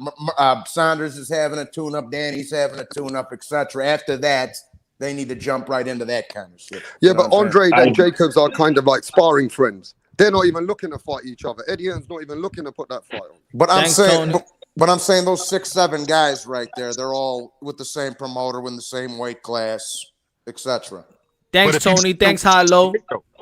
My bad. If he's campaigning at 168, that's not where he fought Canelo at, right?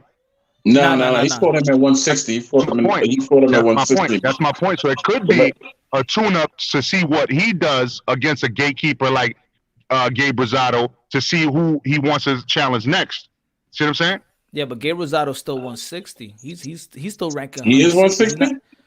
Yeah, he's not ranked. He's not ranking 168. So is he campaigning at 160? Is Danny Jacobs fighting at 160 or 168? I thought this fight was 168.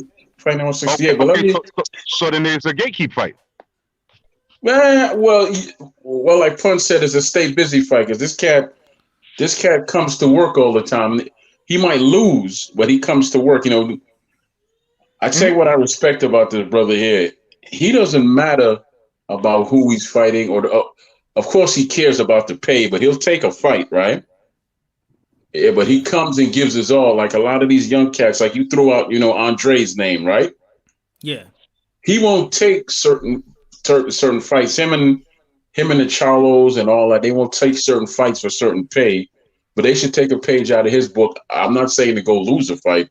I'm saying just fight, man. Fight. Yeah. Fight those guys that'll build up your record and take the chances that you're supposed to. And then when it comes time for you to call out like a big guy, like a Canelo, he could probably blink at you and say, okay, he beat him. Maybe I should give him a shot. But right now, they haven't done anything, so why should anybody turn around and listen to him? But that's when you know somebody want to fight. Because Rosado been following Danny Jacobs everywhere he go. That's when you know that's how you bark and get the fight that you want. Well, that's why I wanted September 28th. And September 28th last year. That's why I wanted Bud Crawford, and I had a video go to the Porter and Spence fight. The PBC don't want to show you love. You're gonna be in the arena and call out Earl Spence right there. Stand up in that chair and call him out, and the whole world see it and make a drama out of it. He should have took me personally. If I'm in his position, I would say, cool. Let's do 55. 45. I'll let Earl get to 55 and I'll take the 45 and I will beat his ass. And then in a rematch, I would get to 55, right? And then he would get to 45 and go from there. Well, this is what I said. I don't know on whose live stream I said.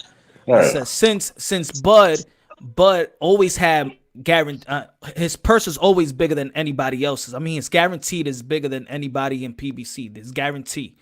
So let him get the 60-40 on the purse, but on the back end of the pay-per-view, let Spence get his 60-40. Anything could be worked out if you want it to work out. And Johnny Boy, man, you're looking like my math teacher from junior high school, man. That's he looked like Mr. Zimmerman from junior high school in the Bronx. How you doing, man? What do y'all think about that? 60-40 for the purse for Bud, and then 60-40 for the pay-per-view split for Spence. Errol probably won't go for that. He's gonna think that he wouldn't go for that, no. Yeah, Errol Why won't not, go for though? that. Because look, at the end of the day, Errol's gonna look at 60-40 on the gate and the purse, and he's gonna want more of the pay-per-view because just the model, the way that they're playing it for Errol. And Errol has been successful in that pay-per-view model for the last few pay-per-views.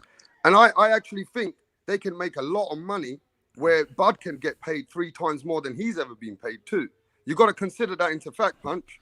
No, but I'm just saying that he never got a guarantee more than Bud. Never. Even in this fight. Remember, Bud's guaranteed is 4.4 million. Right. That's his guarantee. When he fought Amir Khan, it was 5.5 million. That was his guarantee. Right. And then the back end of the pay-per-view. He's making 4 million guaranteed. These guys are not making 4. Let's say, look, Danny Garcia is 2 million. Yeah, but how Porter much is he getting on the back of the pay-per-view? How much is Errol earning on the back of that pay-per-view? And no, that's what I mean. That he should get the highest share on the pay-per-view. That's what I'm saying. 60-40 on the pay-per-view split. Just like look at Leo Santa Cruz and Gervonta Tank Davis. On the purse, Leo Santa Cruz was 1.5 and Tank was $1 million. On the pay-per-view, it was a 50-50 split. So it could be different. So Errol Spence is the pay-per-view guy. Let him get the 60-40 on that. But on the purse, on the guarantee purse, Bud should always get the most and guarantee. How much does Errol normally pull out of the pay-per-view in the Mikey Garcia fight? How much did he pull out? I think that was a 50-50 split. Let me see. They got $8 million each, man, after all was said and done, from what I heard. I reckon Errol's going to want a 10 million figure after all and done. You see what I'm trying to get to? At least. But you know what's you know what's funny? You know what's funny? It's 10 million, right? It's good to negotiate with 10 million. When you're talking about a flat fee, let me get $10 million, right? Yeah. Because Errol Spence made that, right? No, he didn't. No, he didn't, no, I'm saying he almost made $8 million, right? With the Mikey Garcia, right? Mm-hmm. So let's say if it was 8 to 10, but let's say, so if you're gonna go to negotiation, you're gonna go with, if you want a flat fee, right? And it's pay-per-view, you're gonna be like, all right, let me get $8 million. That's why I'm coming into the table and negotiate, because I made that $8 million. That's when I talk about Keith, when people think that he's crazy for asking for $10 million, but that's what he got with Manny Pacquiao. So he's not gonna come into the table and be like, all right, let's negotiate $2 million. Nah. No. And that's what I was hating about. A lot of people was making videos about that he's wilding out because Bud Crawford made 5.5 guaranteed with Amir Khan, so he probably came out of there with the pay-per-view split. It was low numbers, so just add like $2 million, probably 7, maybe $8 million. So then it's Keith Thurman 10, Bud 8, make a negotiation and bring it down. That's why people was wilding like, yo, what the fuck? Keith Thurman asked for 10 because he made that.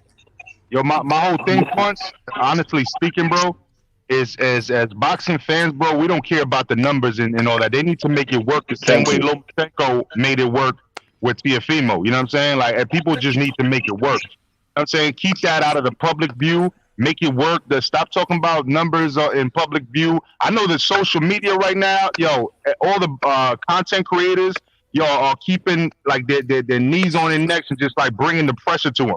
And that's great. And so that's what that's what needs to continue to happen, because at the end of the day, you know, let's stop playing games already. Like, everybody knows it's Terrence Crawford and Errol Spence. Like, you know what I mean? Everybody knows that that's what we want to see, but people are getting bored waiting, because it's like, this ain't Pacquiao versus Mayweather. You know what I'm saying? What those two did, like that was incredible. So now we're looking at some people that you know, downplay Terrence Crawford's career. Some people downplay Errol Spence's career. At that point, when it was Manny Pacquiao versus you know, Mayweather, you couldn't downplay anybody's career.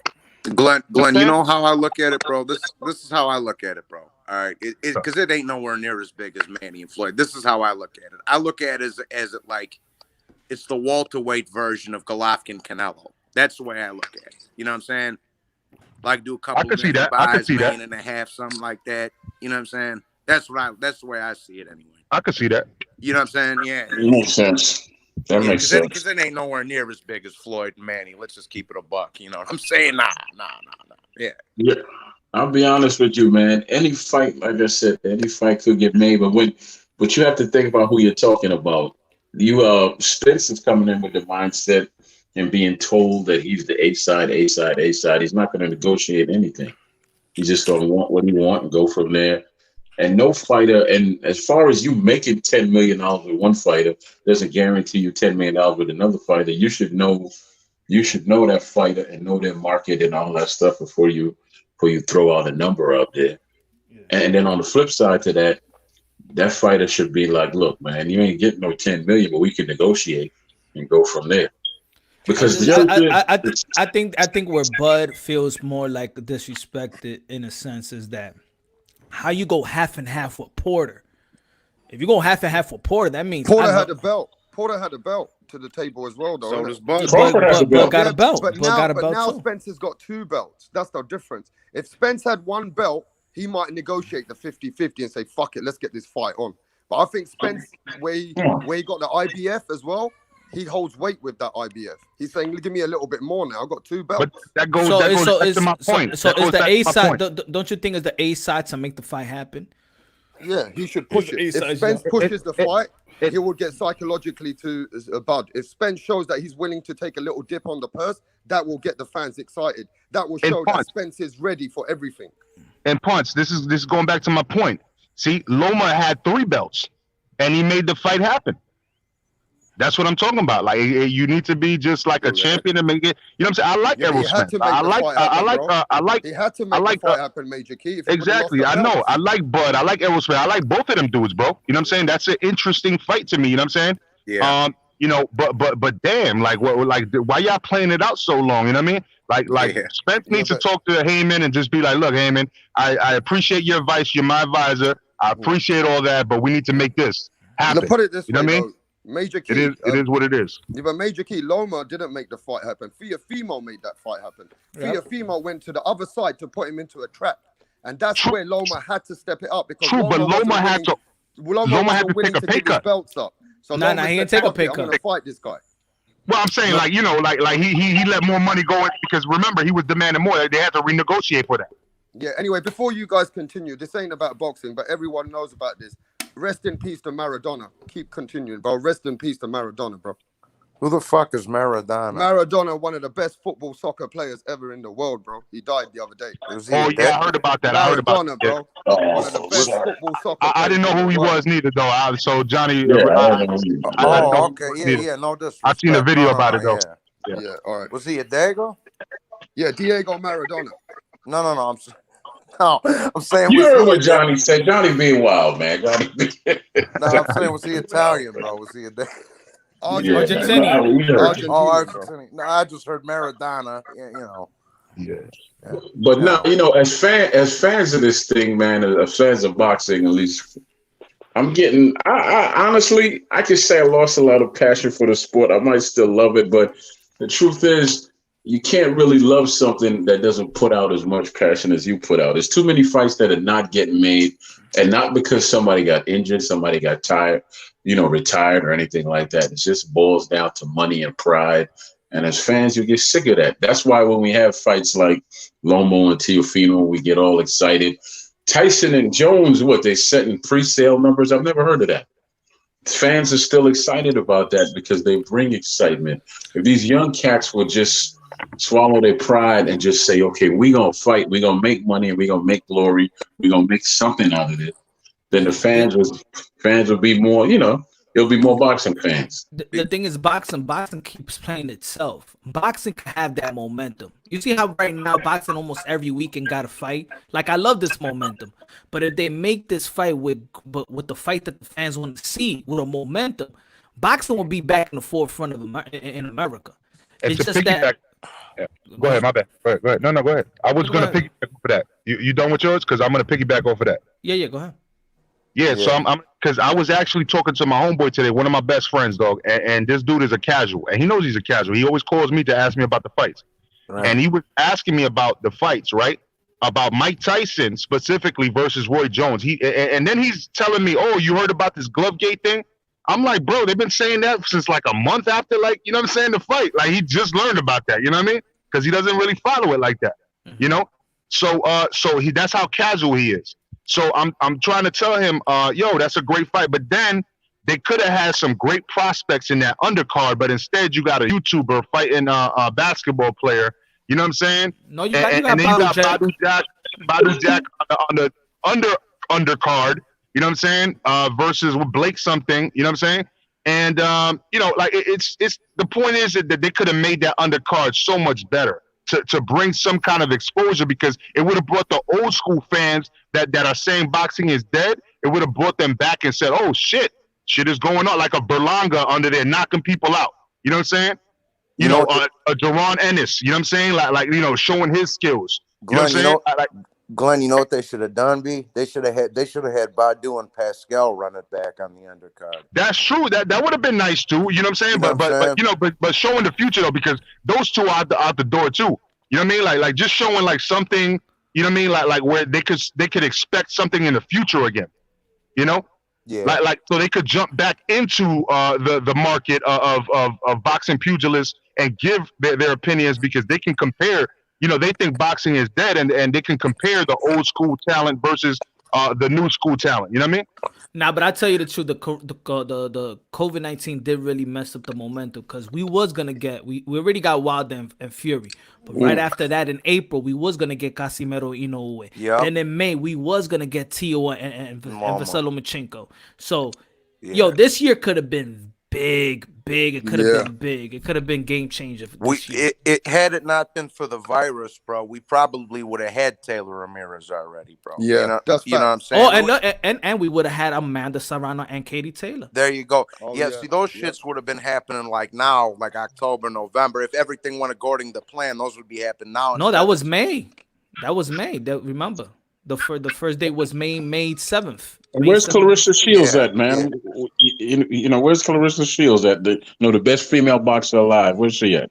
I think she tweeted yesterday about a 3-fight deal that she just signed. I think it was yesterday. She if you check out her tweets. Is she doing business with Dana White now? I don't know, man. I heard Dana White is trying to do. That's what me and Ring IQ go back at it, because I just want these girls to get paid, man. Right. Yo, let's take a shot together, man. I want to take a shot. It's happy Everybody Thanksgiving. take a shot right now. Bro. Let's go. Let's go, man. Come on, put my cam on. I put a cam on right now. Here we go. Yo, Johnny, what you like about this? You ever had this one? No, the big one? Oh, Jack yeah. Daniel. Oh, yeah. Nah. It's the single barrel select. What y'all drinking, man? I had that one before. What's everybody drinking? I got Remy Martin 5. You know what I'm saying? Jedi in the building with his son Cup. No doubt. What's going on, kid? He got He got his kid's sippy cup. No doubt. My nephew's sippy cup. This shit got no liquor. It got pineapple soda. Fuck you, alcoholics. You got tropical fantasy. Nah, it's more like a Fanta, bro. You got the Capri Sun in there. Nah, the Fantas, man. The Fanta soda, kid. What's going on, fellas? I told my kids to go buy juice at the dollar store, because that was the only thing that was open before we went to my mother's house, and they got quarter waters, bro. I was like, holy shit, they bought a pack of quarter waters. Look at them.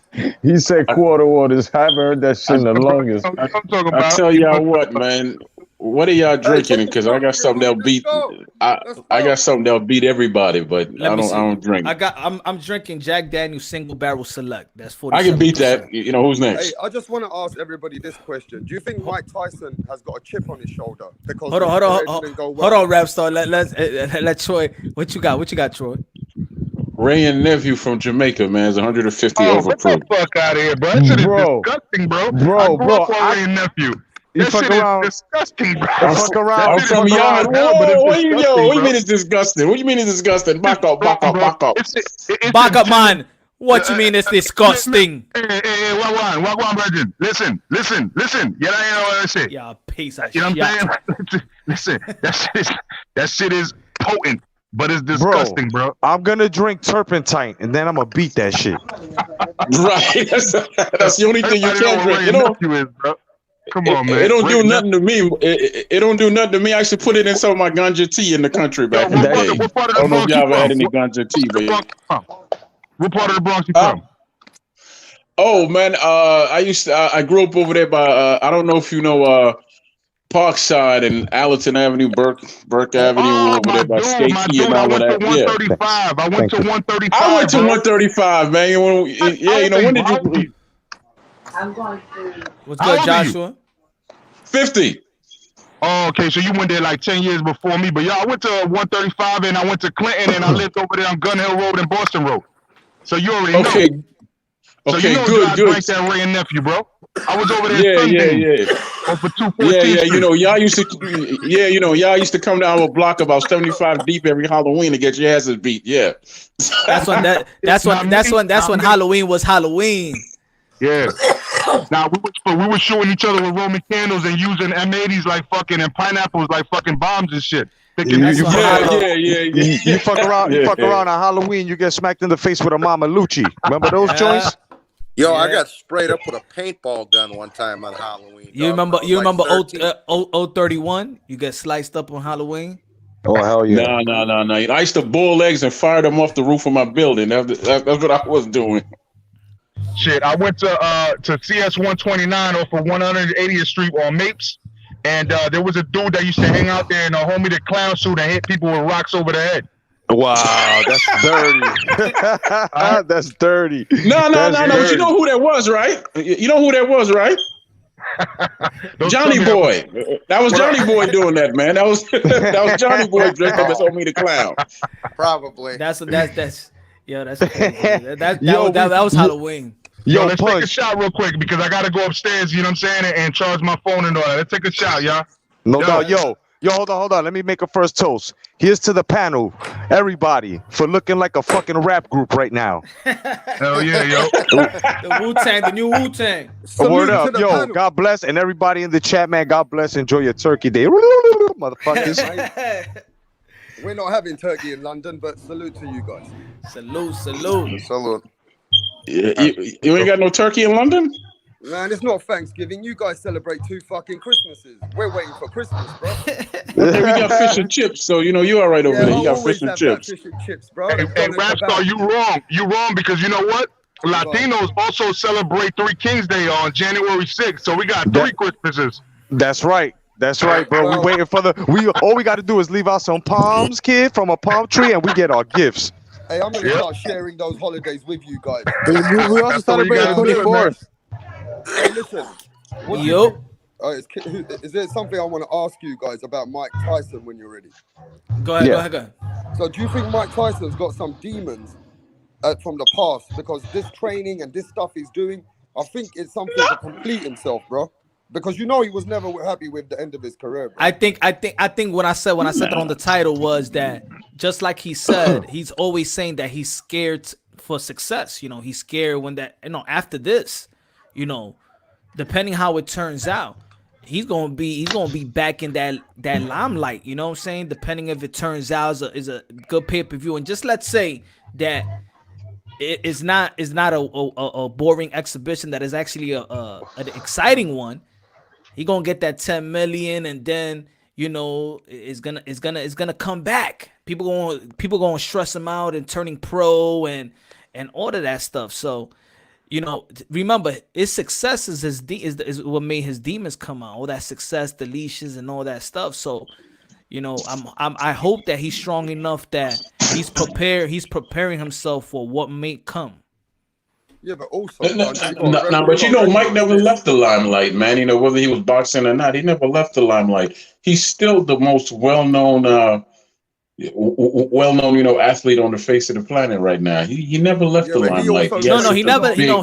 He never left the limelight. But his ego wasn't enhanced. His ego was not enhanced the way it is now. It's gonna be but as far as him boxing and all coming back now doing this, he's actually doing this because he's at peace and he's doing it kind of like Frank Sinatra. He's doing it his way. He's at peace doing this because I heard he's giving away most of his money to charity and all that, and he makes money on his dude ranch. You know, his weed dude ranch he got. Anytime you can smoke $40,000 worth of weed a month, you don't worry about it. You all right? Yeah, Jeff in the building. What's good, D Jeff? What's up, fella? What's going on, D? Thursday. He's at peace, karaoke you know, he's Thursday. At peace, man. Yo, D never came to karaoke Thursday before, man. He never came to the karaoke, man. You gotta sing us a tune, D Jefferson. You gotta sing us a tune. Hold on. Today's karaoke Thursday? It's karaoke, happy hour Thursday karaoke, man. You gotta sing us a tune, What's man. Up, D? What's up, D? No, don't be cutting me off neither. What up, Troy? I'm gonna cut you off every time. I'm in the house. What up, D? Rap star. Hey, what's going on, man? Hey, for everybody that celebrated, I don't, but happy Thanksgiving to you guys that do celebrate. Man, you know you celebrate Thanksgiving with some fish. Yeah, I'm gonna send you a turkey sandwich. Send them one of those turkey sandwiches. I don't celebrate holidays at all, man. You don't celebrate holidays? Yeah, bro. Fuck Thanksgiving, bro. I mean, they invaded my people, and I don't like it. Let me ask y'all a question. Let me ask y'all a question that I asked in Rings live. Has boxing plateaued or has its evolution? Nah, it ain't plateaued. It has its moments when it's stale because, as I stated, the fights that we want to see most of the time don't happen, but the fights that are happening are keeping our attention. Like you said, the Lomo fights, the fight with White, that was a good fight, even though I didn't like the outcome. We got a fight coming up with Joshua. We got the Tyson Jones fight coming up. Who else? Who else? Because I'm missing a few. Dubois, Shakur Stevenson. Yes. Nakatani, Verdeo, Joyce, Daniel Dubois, Canelo. I just feel that it's stagnant. Bro, it's just like anything else. It's got its peaks and valleys, bro. Sometimes it's popping, sometimes it ain't. Like last month was great. We had Loma Teofimo, we had Zapata Baranchik, we had fucking Usyk Chisora, Tank in Santa Cruz. Now the last couple of weeks have been slow, so it peaks and valleys just like anything else. Ebbs and flows. It ebbs and flows. Yeah. So Ryan Garcia, Luke Campbell. Yeah, that shit is suspended. It's been pushed back January. They because of COVID. Because of I think it was what was it? Smith got COVID or some shit. No, Luke they Campbell. Rescheduled it. Campbell. Yeah. He got COVID or some shit, right? They rescheduled it. 2nd of January. Yeah. All right, cool. Very good. Because I want to see that fight. So that starts the new year. That starts 2021 with a my bang. phone is on 2%. All right, just to drop a link when I come back on. Yo, Glenn, milk is 2% too. You want mucus? What the hell? Hey, Glenn. What? You need to get yourself a power pack. You always have this problem. Get yourself a power pack. One of those external batteries, bro. You know what? My sister came to and she's in the Air Force. She's like in her 36th year, bro. She gave me some. Oh shit! He got Everett. He's on his phone, son. He got ice. Hey, Punch Drunk. This is karaoke Thursday. Did Troy Graham drop a tune? He did not. We do spoken word. We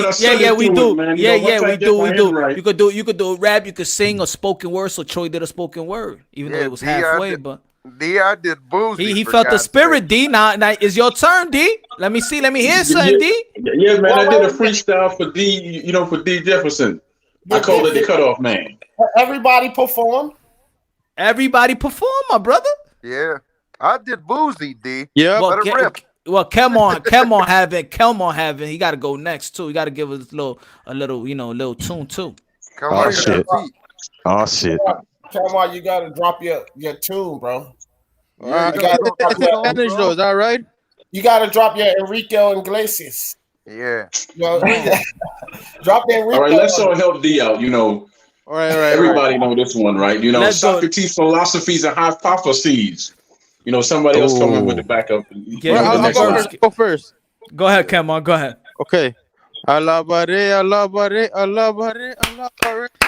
Yeah. Somebody get Sandman Sam for that, brother. Somebody get Sandman Sam.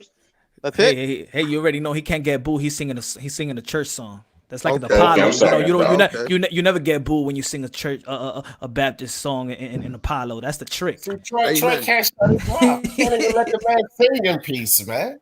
Yo. Kelmar represented though. That was dope. Let's go, D. It's your turn, D. Let's go. Come on, D. Give us a verse. Give us something. Wait a minute. I'm not much of a performer, man. Hey, all right. That's a lie, man. I've heard your shows. Come on. Give us a verse. Give us a verse. I mean, if they want a performance of me body bagging a guy, you can just start running your mouth. We can give him that. You mean teabagging? No. His body bag guys. So if you want to him that performance, we can go ahead and give him that one. Stop your stalling, bro. Stop stalling. Yo, man. you know Jump what? in it. I got you, D. I got you, D. I got you, D. All right. This is for D. I'm gonna represent for D. This is Mike Tyson singing one night in Bangkok. Ready? One night in Bangkok makes a young man humble. You got to see my balls up in your face. Din, din, din, din. One night in Bangkok makes a young man humble. I like my eggs scrambled, so don't boil them. Oh yeah. There we go, kid. That was frightening and very disturbing all at the same time. Yeah, that was weird, bro. But cool. At least you tried. I'll give you that. That's for D. That's for D. Yeah, I give you that. Hey, listen, I spoke to some friends the other day. They reckon that Tyson and Roy Jones have been speaking to each other. They're going to hug it out, carry each other in the fight, and try and make it exciting a little bit. How do you feel about that? That they're actually planning to hug it out. And I'm gonna punch him in his face. Okay, that's what's gonna happen. It's a fight. What do you expect?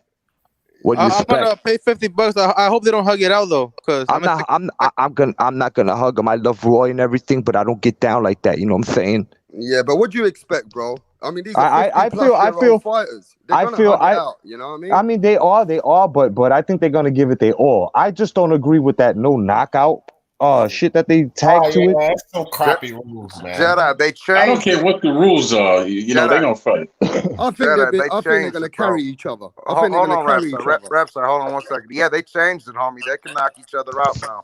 Oh, I'm gonna break his face. I'm gonna give him a cinnamon swirl right in his face. I swear to God, I'm gonna knock Roy out. You know what I'm saying? You think you fly, but really you ain't shit. Hey. Okay. I'll play along. Because you guys, I gotta be a fair sport about it. You guys know, everybody knows Stevie Wonder, right? Yeah. Of course. All right. I'll do a little Stevie. You know Stevie Punch Drunk. You know Stevie Wonder. Everybody knows Stevie. You got his glasses on, fam. You know Stevie. Yes, sir. All right, I'll give y'all, and it's just a taste now. There you go, Punch. Hit the side to side while I give him Oh shit. All right, let me see what I'm gonna do. He got a lot of songs. All right, I just called to say I love you. Fuck it. Nah, I know. Hold on. I'm trying to think. He got a lot of songs I like. All right, I know one. How about James Brown? Nah, no James Brown. It's a man. I got it.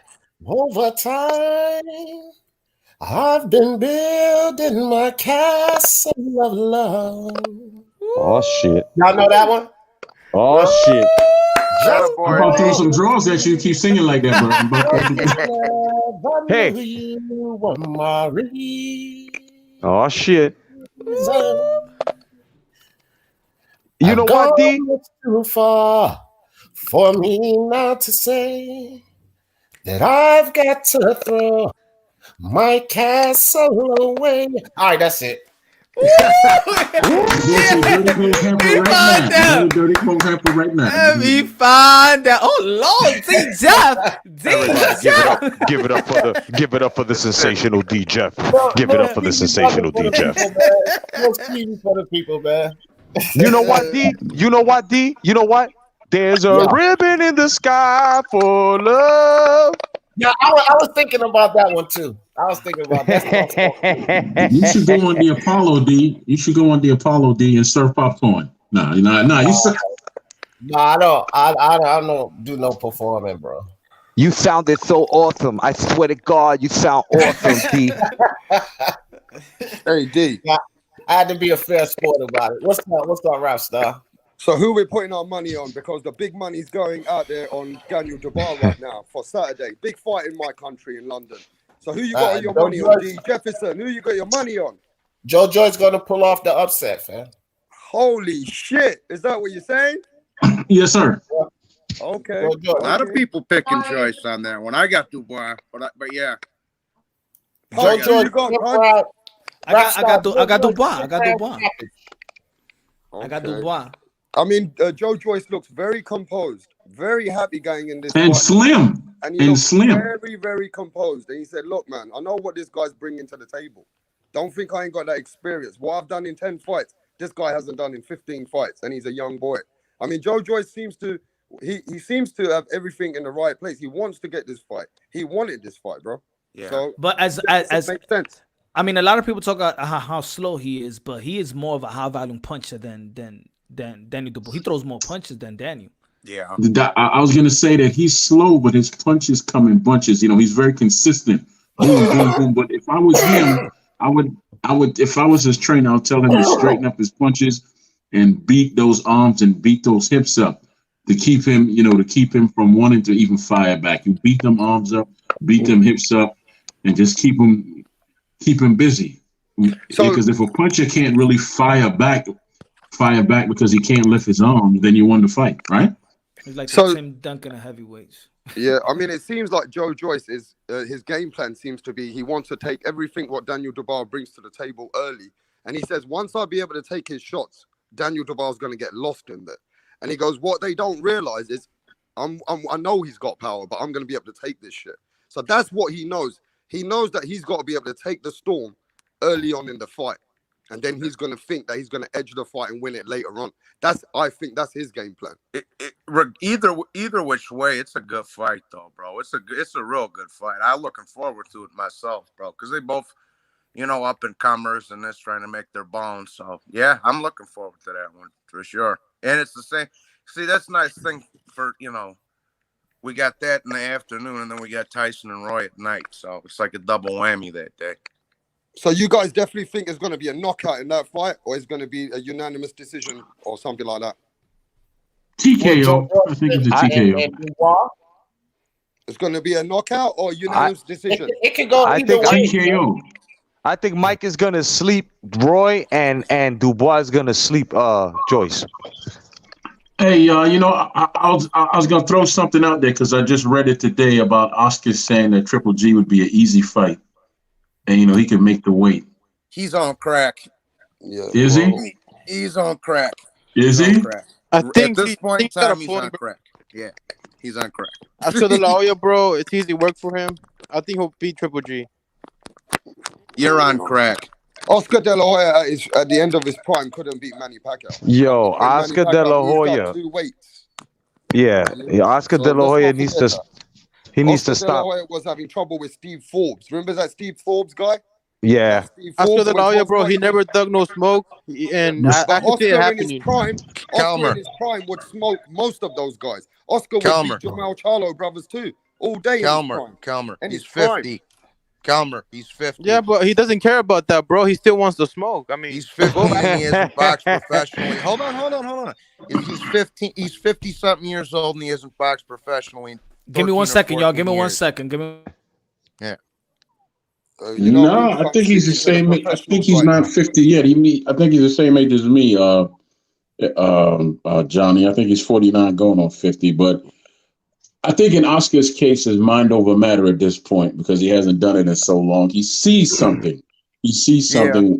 Whether or not he could carry it out or not is a different story. But I wouldn't mind it. I mean, it'll be some excitement to it, right? Would you watch Oscar De La Hoya and Shane Mosley again?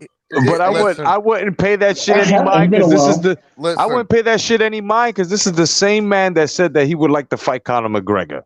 Come on, bro. guys. Yeah, I wouldn't pay it no mind, but I'll tell you this right now: if for some reason that fight does get made, anybody that wants to bet on Oscar, come see me. Come see me. Come see me. That's it. Come see me. I don't want to see Colin. I don't want to see Colin McGregor hear his name associated with boxing. I don't. He's totally paid. Nah. Do y'all believe Teofimo's a cash cow in the future? Yes. Yeah. Because I don't think he has a fan base for a cash cow. Yeah, but he's already a cash cow right now. Who cares about it with a fan? That's why he should. That's why he should fight. Mikey Garcia next. Mikey Garcia has an audience. Beat him, and then he gets his audience, right? Teofimo, Mikey Garcia. Mikey, no. Troy's gonna speak. Mikey Garcia got an audience, and he still got skill. I don't see nothing wrong with that fight. Nothing. No. Now you deserve to be cut off because you're talking foolish and recklessly about my boy. Well, yeah, D. Well, go ahead and cut me off. I like to see you do that. Go ahead, cut me off. Go ahead. Go ahead. Go ahead. One at a time. Come on. Let everybody speak. Do it in your Stevie Wonder voice, D. Do it in your Stevie Wonder voice. Ding. Hey, nobody can hear Lopez anything, don't bro. need to go fucking around with no bullshit Mikey Garcia fight. Fuck Mikey He Garcia. brings an audience. You're not listening to anything I'm saying. He brings an audience. Hold on, Troy. Hold on. I heard the rhetoric and nonsense you said about Mikey's. Fuck It Mikey's ain't fan nonsense. base. Yeah. Mikey. Half of Tell what him, you D. say is nonsense. Just Tell him, listen to D. this. Listen to this. Ding. You don't Ding. need no fat little fucking oil CDB oil selling Mexican to grow your goddamn fan base. All you need to do is keep fucking fighting the way that Teofimo's fighting. Keep fighting the right guys. When you fight the right guys and do the right things, the money will come. Fuck Mikey Garcia. We're not talking about money. We're talking about audience. The audience will Who come are the right too. guys to build an audience? How you think Floyd became Floyd? Because he D, beat let me just people. Because there was no one else around. One There at a was no one time, else bro. around when he was on top. That's how he became Pacquiao was Floyd. around. Stop it. Let me just say Pacquiao this. Oscar de la Hoya made him, Let me though. just say this real quick, bro. Let me just say this. Here, if Teofimo fights Mikey, Teofimo's going to make his police career a whole lot shorter. That's all I'm going to tell you. Right. Yeah. Fuck fighting Mikey. Mikey, listen. Fuck Mikey Garcia, bro. Mikey Garcia's done a lot. I'm not saying fuck Mikey like fuck him in the sport of boxing. He's done a lot, but Teo don't even need that route, man. He don't need that route. Like, look, Mario Barrios is another guy coming up in the 140-pound division. Pretty bright guy. He could go up there and fight Zepeda. He could fight Barrios. He could fight Jose Pedraza. These guys like that, they move Teofimo where he needs to be. As long as he keeps fighting the right way and taking on the challenges, the money will come, bro. You don't need to play this gimmick like Floyd got Tank running around fighting these guys with names that You're talking money. I'm talking to build an audience. Once you build an audience, you'll get the You money. want to get on Floyd's method. Can you tell me who that worked for? Floyd's methods, right, Troy? They don't want that smoke. Tank Davis don't even want Nah, that. Look. He already beat the man, which is Lomo. Now he has to build an audience, and then from there he gets the belt, and he brings that name and glory, and he'll get where he needs to be. But you must have an audience for that. It didn't work for Danny Garcia. Hey, Tank Davis and Teofimo's a big fight. That's what I'd like to see. Right. Because if you take away Mikey from a Spencer's resume, he don't have no audience. Tank Davis and Teofimo is a big money fight, but it's non-competitive. That's a one-sided landslide. It's an audience building fight, D. That's all it was. That's all it power was. against power there, man. That's a styles make fight. And everybody will come out for that fight big. That's bigger than Devin Haney and Teofimo. Right now, that's bigger than Devin Haney, Teofimo. Yeah, Rapstar, let me explain something to you. When you start saying things like styles make fights and all of this, Tank Davis has as much chance against Teofimo as I gave Leo Santa Cruz against Tank Davis. And I genuinely believe that. This is not a competitive fight. This is another one of those fights where I would even say for my guy Teofimo that he's getting ready to beat the shit out of this little guy and build his name up and get some money, because that's all Tank Davis is worth to him. To get his name up. Not competitive. Everybody's got their own views, but I reckon Tank Davis does give a good fight in there. I mean, everybody's got their own views. I think that Tank Davis have the exciting style. You know what I'm saying? He does have an exciting style. He does come to fight. He does want to get on the inside. He does throw. But he gets touched up. He got touched up by Leo. He got touched up by Gamboa. And with a guy that's accurate like Teofimo and is hungry still working out right after with a broken foot. If he was to fight Tank Davis, do you think he's the A side? No. Oh. Yes. No, I said 50-50. Nah, no, it's no 50. No 50-50. You know why Tank brings a lot of money to the table for him, bro? He made $1 million. He made $1 million. That was his guaranteed purse. 50-50 for the fight to happen. His guaranteed purse. Teofimo Lopez made more in his guaranteed purse than How much did he get out of the pay-per-view, Tank? Thank you, Mo. Check this out. You're being sold by Floyd Mayweather, fam. Yeah, like you're letting Floyd Mayweather tell you. Exactly. You're being Let me say sold, this real man. fast. Let me say this, bro. Okay, you're not the A side because you sold 200,000 pay-per-view buys against a bantamweight with a Fugazi silver belt, bro. Nah.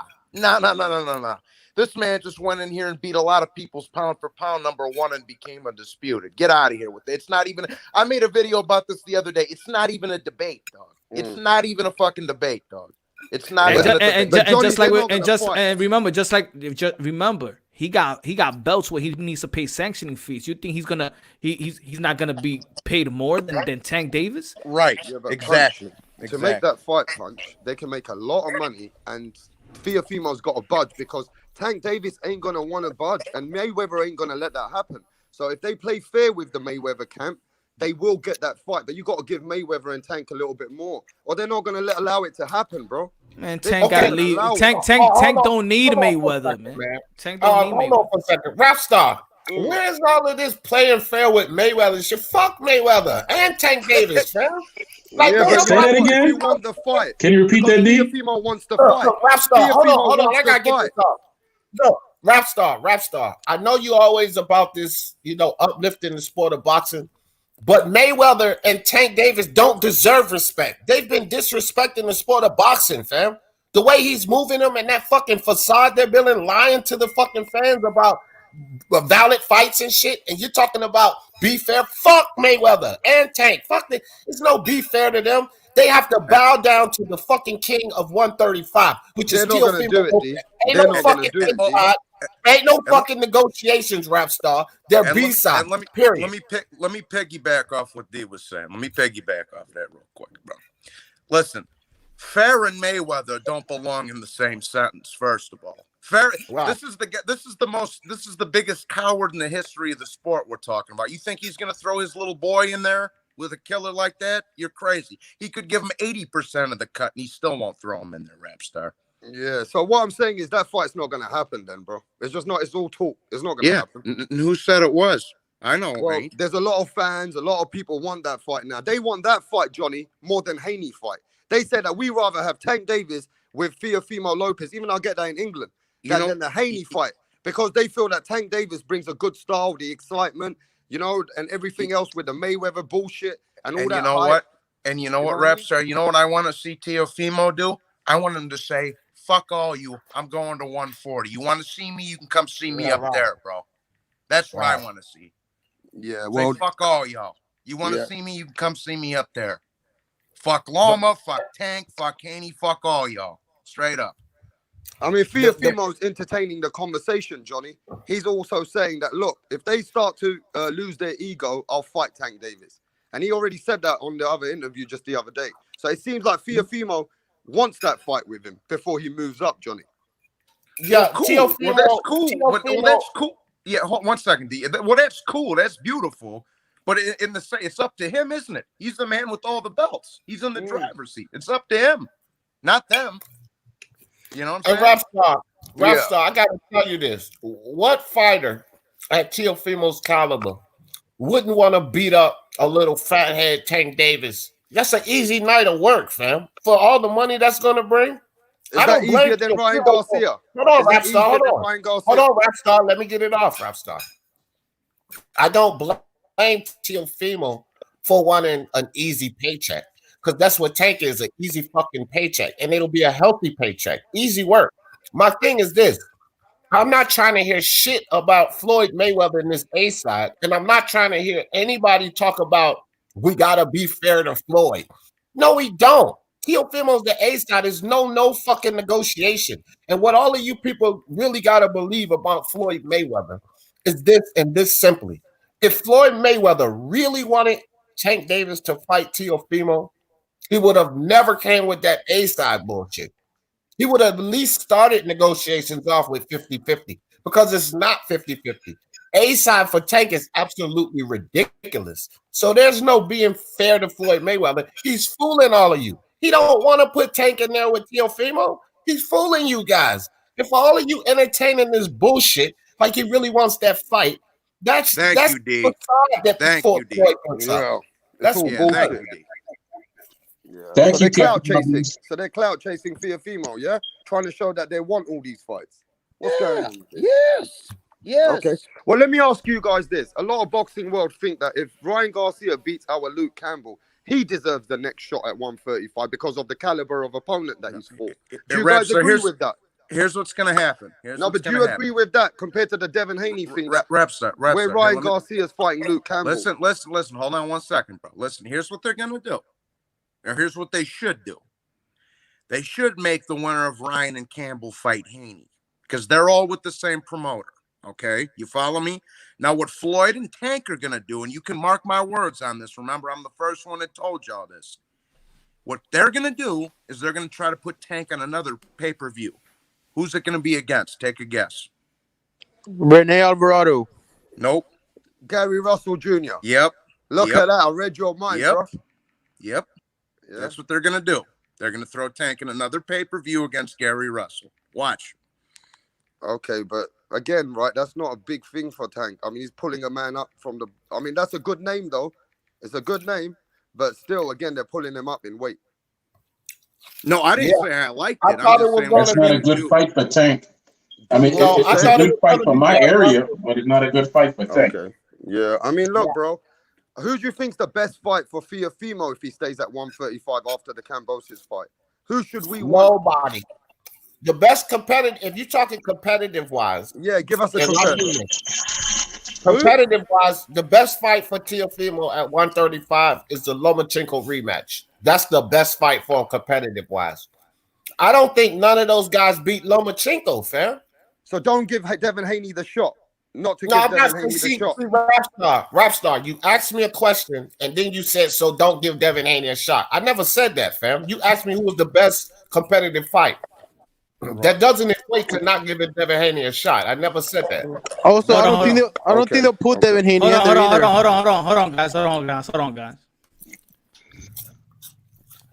What's good? What's good, Ty Jones? What's up with it? What's good?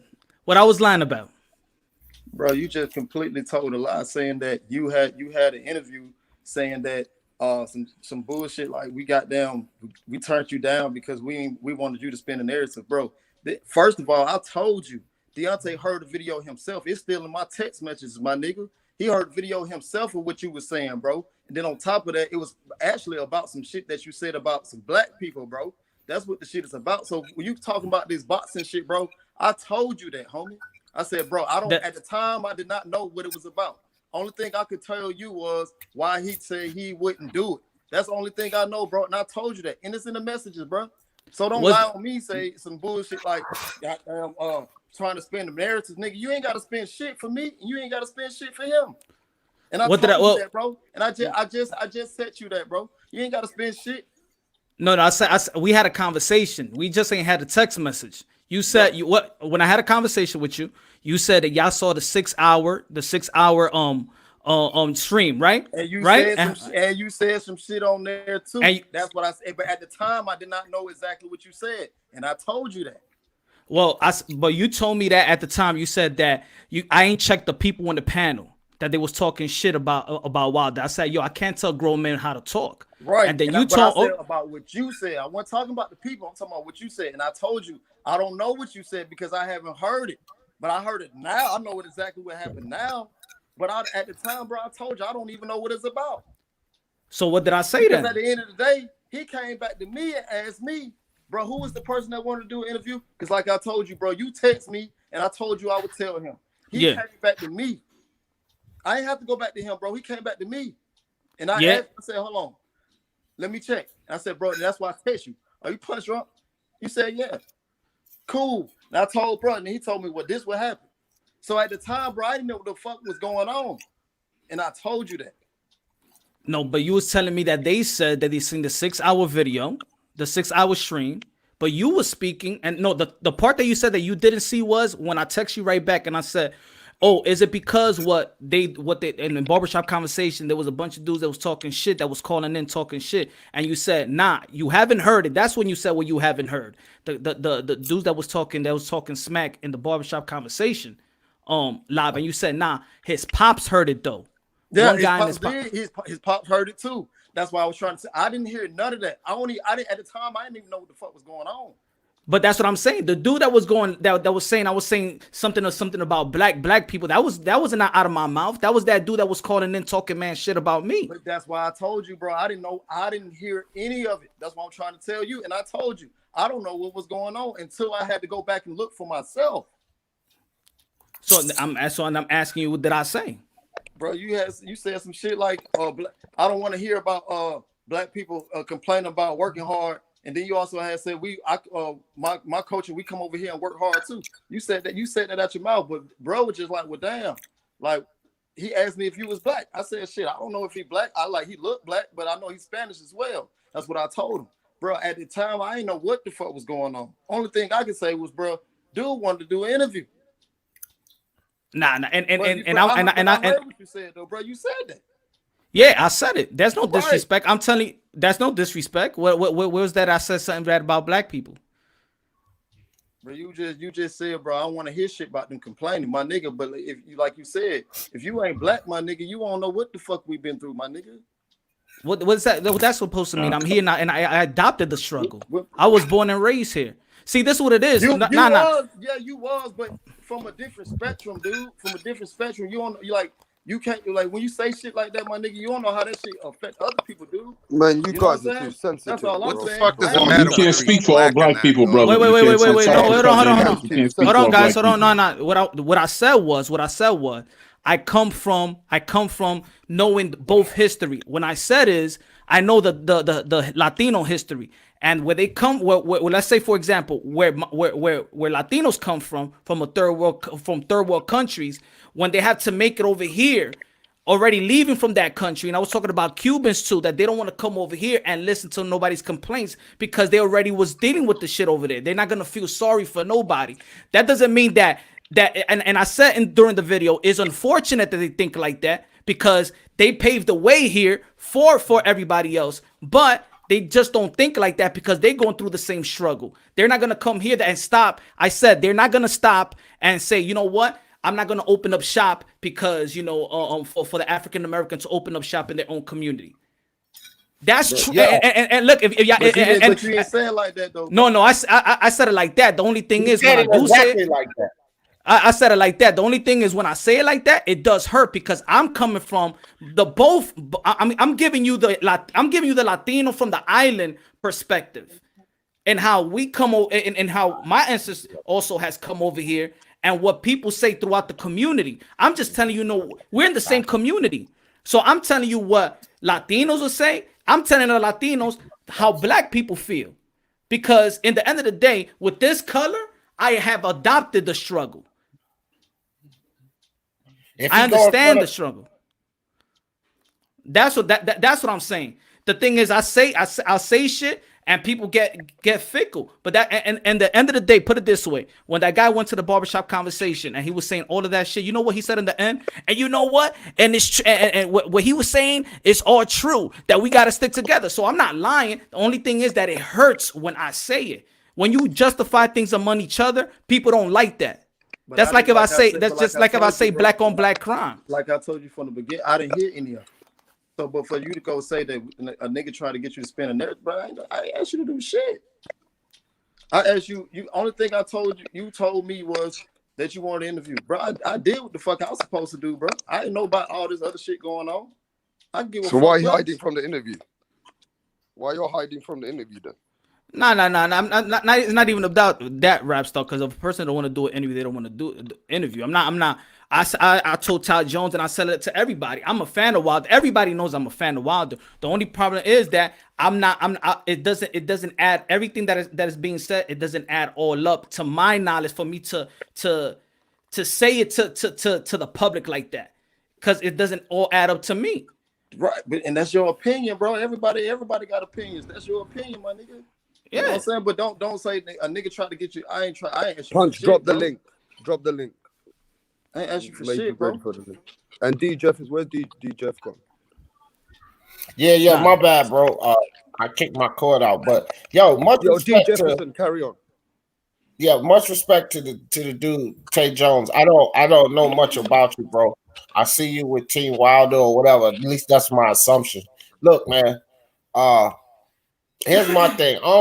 Punch Punch is my bro, and more than one way, because you know I got Hispanic in me as well, but I don't even know how to speak Spanish. I tell you that right now. I don't even know how to speak Spanish.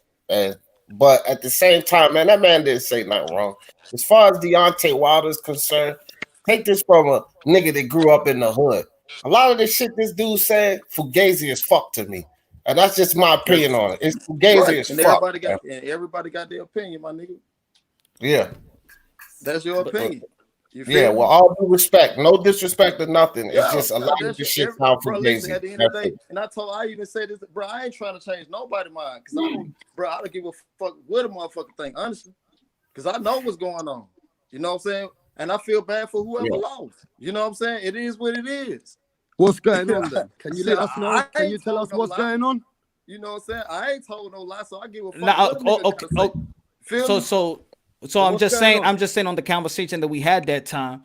I'm thinking that you're telling me that you heard the six minute, the whole 6 minute thing. So I was saying, No, what did I say? I had to go from the point I told you. I don't even know what the fuck was going on. I had to go back and listen to it.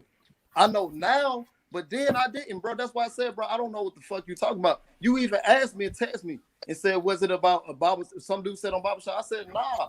I don't even know what the fuck you was talking about. No, that's when you replied to me that his pops and somebody else and his pops saw it. Right, but I didn't hear it at that time. I don't know what the fuck was going on. I was just telling you what was told to me, bro. That's it. Yeah. That's it, bro. But I never did ask for shit, though. But it's not. But anybody could tell you out here. It's nothing about that. I'm against Deontay Wilder. Bro, I never said you was, bro. But you just said that a motherfucker from the camp you was talking to trying to get you to spend narrative. I ain't asked you to spend shit. So then I'm not asking you to spend shit, bro. All right. Then I'm man enough to say I apologize. That's the way I felt on the conversation that I felt. That's the way I felt. Come on, cuz. We don't talk. Hold on. I don't ask nobody for shit, bro. Trust me. I don't ask nobody for shit, bro. All right. I'm cool. So why doesn't Wilder go on? Oh, sorry. Man, I don't even know who the fuck you is, though. All I know, you always on some hating ass shit, though, bro. So I ain't even trying to talk to you, G. What you saying, Punch? Oh no, I was trying to mute a noise. Honestly, I want to jump in here and just ask this: is it Tay or Tank? It's Tay, right, brother? Yeah, Tay. Yeah. The truth is, it sounds like you communicate with Deontay Wilder, right? All the time. Okay, good. You know, I can speak to him. I can speak to him as a man. You know, wash away the fan thing. I think the turn off with him right now, with a lot of people, take away the color, man, is that he's just not owning up to the fact that he lost. And that's your too many opinion. damn excuses and this, that, and the third. And nobody wants to hear that. Hate, bro. Nobody's Hold on a second. And on top of that, no. Hold on a second. You know, he doesn't represent all. Hold on, let me finish. No, he don't really speak for all black people, man. Said the man was the best man that night. I mean, shit. Huh? They told him to his face, and after the interview, after the fight, he said he was the better man that night. Now, after that, okay, that's great. But the fact is that he lost, and you know he don't really speak for all black people, brother. If I told you that's your opinion. No. It's a fact that he don't speak for all black people, man. It's not an opinion. That's your opinion, huh? my nigga. No, brother. It's a fact. He don't speak for all black people. Okay, that's okay. Like I say, bro, that's your opinion, bro. You know. Okay, brother. You have a good night, man. You have a good night. Shit. Nah, but all right. So again, I came to talk to you, bro. You know what I'm talking about? I came to talk. I ain't all that other shit, bro. I ain't even trying to get into all that other shit. I came to talk. I got you, my brother. Don't worry. I got you. Just so that was the thing. With the conversation we had, I felt that I was trying to say, what did I hear from me? Because what it was when I had the conversation with you, you said that the guys, you said that in the conversation, it's not what you said, is that you ain't checked the people in your panel. They was talking man shit and you ain't check them. And you told me about the legal that I ain't even mention. Yeah. I ain't even mentioned that. Yeah. So, so that's what it was. So I'm like, what did I say? I can't check. Just like right now, they got an opinion right now. You're not checking them. They just got an opinion. So when you came up to me, you said why I didn't check them. I'm like, how I'm going to check grown ass men? I mean, that's the conversation we had. Who asked you to check? You in the conversation when we was on the phone. She said in the 6 hour stream that there was everybody was talking shit for 6 hours, and you didn't even check them because you said me knowing because we had a conversation ever since we we was talking since May, right? Yeah. Well, actually before that, but yeah. Exactly. So you said why you ain't check them knowing that all the information that I told you before. To which person? To like everybody that was talking shit on the panel on the 6 hour live, because everybody was going. That's the thing, that everybody was going. That they was giving their opinion, which is not the opinion that of course Deontay Wilder's camp wanted to hear. And then so the conversation that we had. Listen. When I go out here, they're all different type of shit. At the end of the day, my nigga, I sleep. You see what I'm saying? Just saying the conversation that we had, brother. Right. So I'm like, but see, I do remember that conversation, but like I say, I only remember what was told to me. And then I know you said something about people it was people in the chat, and I was referring to what you had said. And at the time, I didn't know what you had said because I haven't heard it. Yeah, that's when I hit you after our conversation, right? When you said they don't want to do the interview, and then I text you and I said, "Is it because what they're saying in this while live, what they're saying in barbershop conversation?" And I was like, nah. I was like, nah. At that time, I didn't know what you was talking about when you said the barbershop conversation. I said, nah. But his dad heard it, and they heard you. That's the only thing I'm saying. That's the only thing I can confirm, bro. Exactly. And I'm like, I never was on barbershop. There was just people talking shit about me in barbershop. And I said, why did he say, she say? I'm like, I'm right here. If anybody want to talk and how I feel about whatever I was talking about, then we could talk. We all men. We could talk about it and you know what I'm saying? And I give you my point of view on what was behind what I was saying, you know? Yeah. So well, I don't know. I don't even know. Just like, you know what I'm saying? I would just like to say, bro, I ain't asked you for shit, bro. You know what I'm saying? I ain't asked you to spend nothing because there's nothing to spend. You know what I'm talking about? So that's why I'm like, hold on. When I get people hitting me saying, did you spend try to get somebody to spend? Nah, I ain't definitely not. I ain't got to. All right. Yeah, but I just want you guys to know nobody's hating on Wilder, bro. Even from India, no one's hating on Wilder, bro. We're fans of Hold on, Rap, because I'm talking to D and Punch, man. Yeah, but don't be saying I'm a hater then, bro. Don't be calling me a hater when you don't know the facts. Hold on, Rap. For real, man. I already heard enough of him. He do too much talking, man. I'm talking to D and Punch right now. Hey, man, look. Hey, Tay, I'm gonna tell you like this, fam. I'm not even sure if Wilder and this team even heard my little channel. I got a small channel, but I say some strong shit. I don't got nothing against that brother. Right. Like, personally, you know, I always come from boxing. If I don't like what I see concerning boxing, then I say some strong, powerful shit. But any disrespect to Wilder, like, you know what I mean? Nothing like that personally. I don't know that man, but I do offend a lot of fans. So just I don't know if you can relay that message or whatever. I ain't got nothing personal against that man. It's about boxing with me, fam. Yeah. Because as fans, you know, we got the right to voice our opinions. It ain't nothing personal.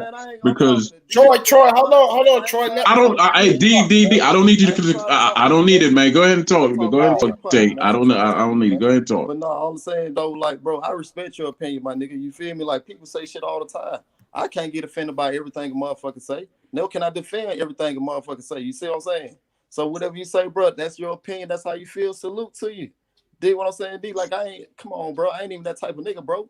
Straight up. I'm just letting you know, like, bro, at the end of the day, only thing I came on to say was I never asked for anything. You know what I'm saying? Punch a cool motherfucker. You know what I'm saying? Punch a cool motherfucker. But I ain't asked nothing now. I ain't asked nothing from him. You did what I'm saying? Shit, I respect everybody's opinion on this motherfucker, bro. If you feel this way, you feel that way, you don't believe, fine, that's cool, bro. You know what I'm saying? That's cool. I understand that. Shit. I'm so in the miscommunication. I'm a man enough to apologize. It felt like you wanted me to. It felt like y'all wanted me to spin a narrative because when you told me that he wanted to do an interview outside of the LDBC because so you know, more transparency. That's what he was talking about. Because like definitely, but gonna text you about the other shit. You know what I'm saying? But definitely, he was definitely like he definitely hit me back, and it was a couple other people who on the list too. You know what I'm saying? To get back with that, ask for an interview, and like I say, bro, only thing I did was relay the message. That's it. You see what I'm saying? So see, when he came back to me and he was like, bro, what was the other person? I just okay, shit. Let me check that out for you, bro. That's all. You know what I mean? It wasn't no shit.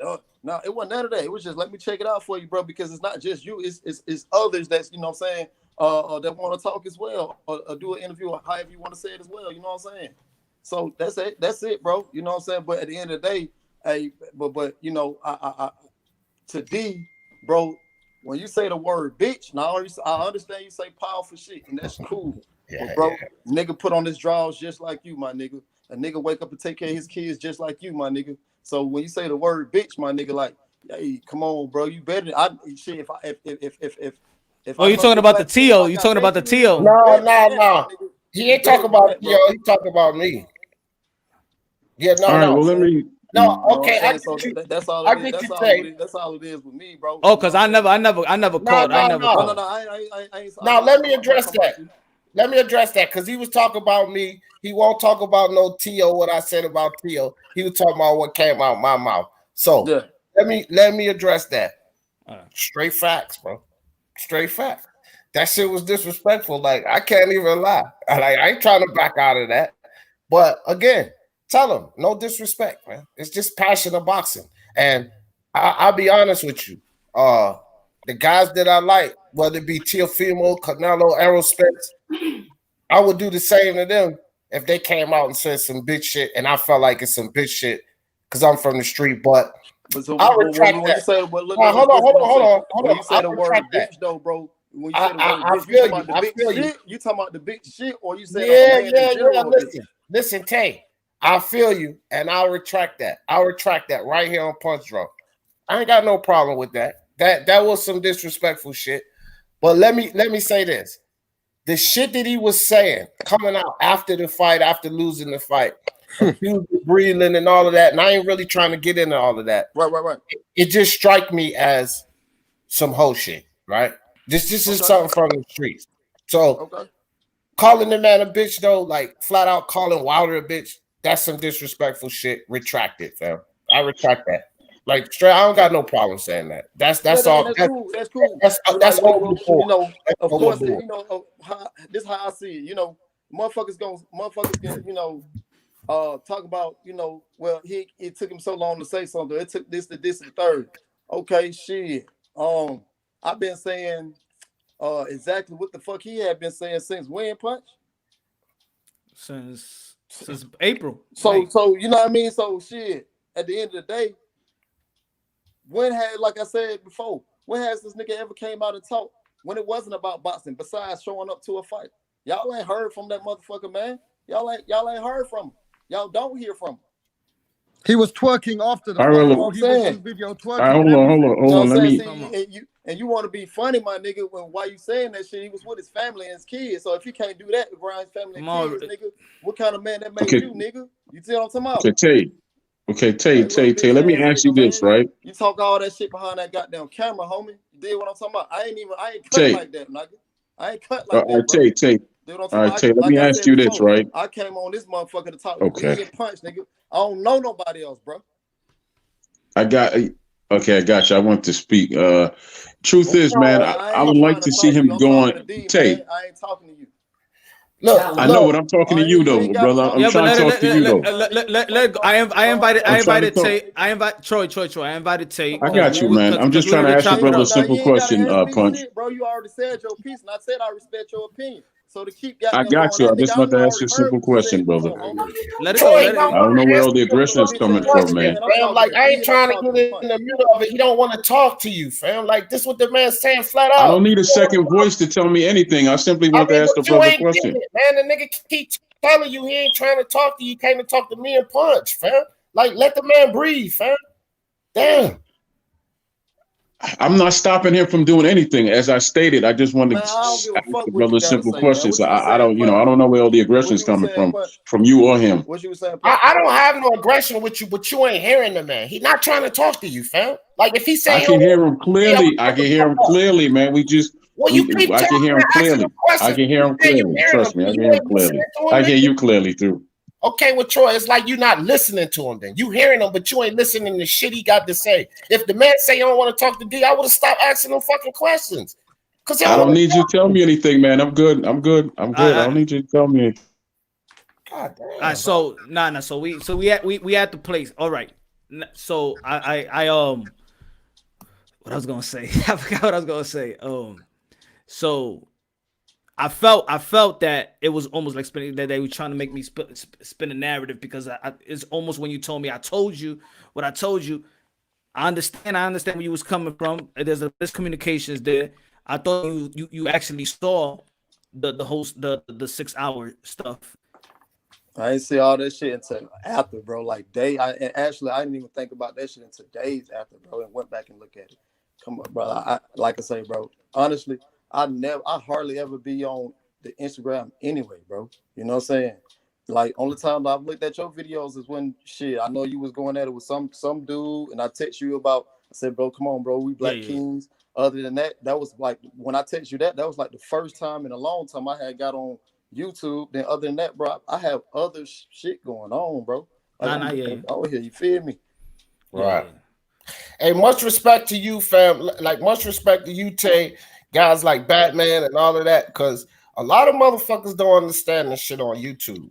Like y'all don't even really understand the pressures that the content creators go through. But guys like Tay and Batman and these guys running around playing that medium, like in the middle of this shit, dog, that shit ain't easy, man. So y'all stop talking shit about guys like that in the middle, because they like really a medium, bro. They in connection with the fucking fighters, and they trying to throw us a bone for real. Y'all should be happy if anything, but stop disrespecting these motherfuckers because I see comments in the fucking chat.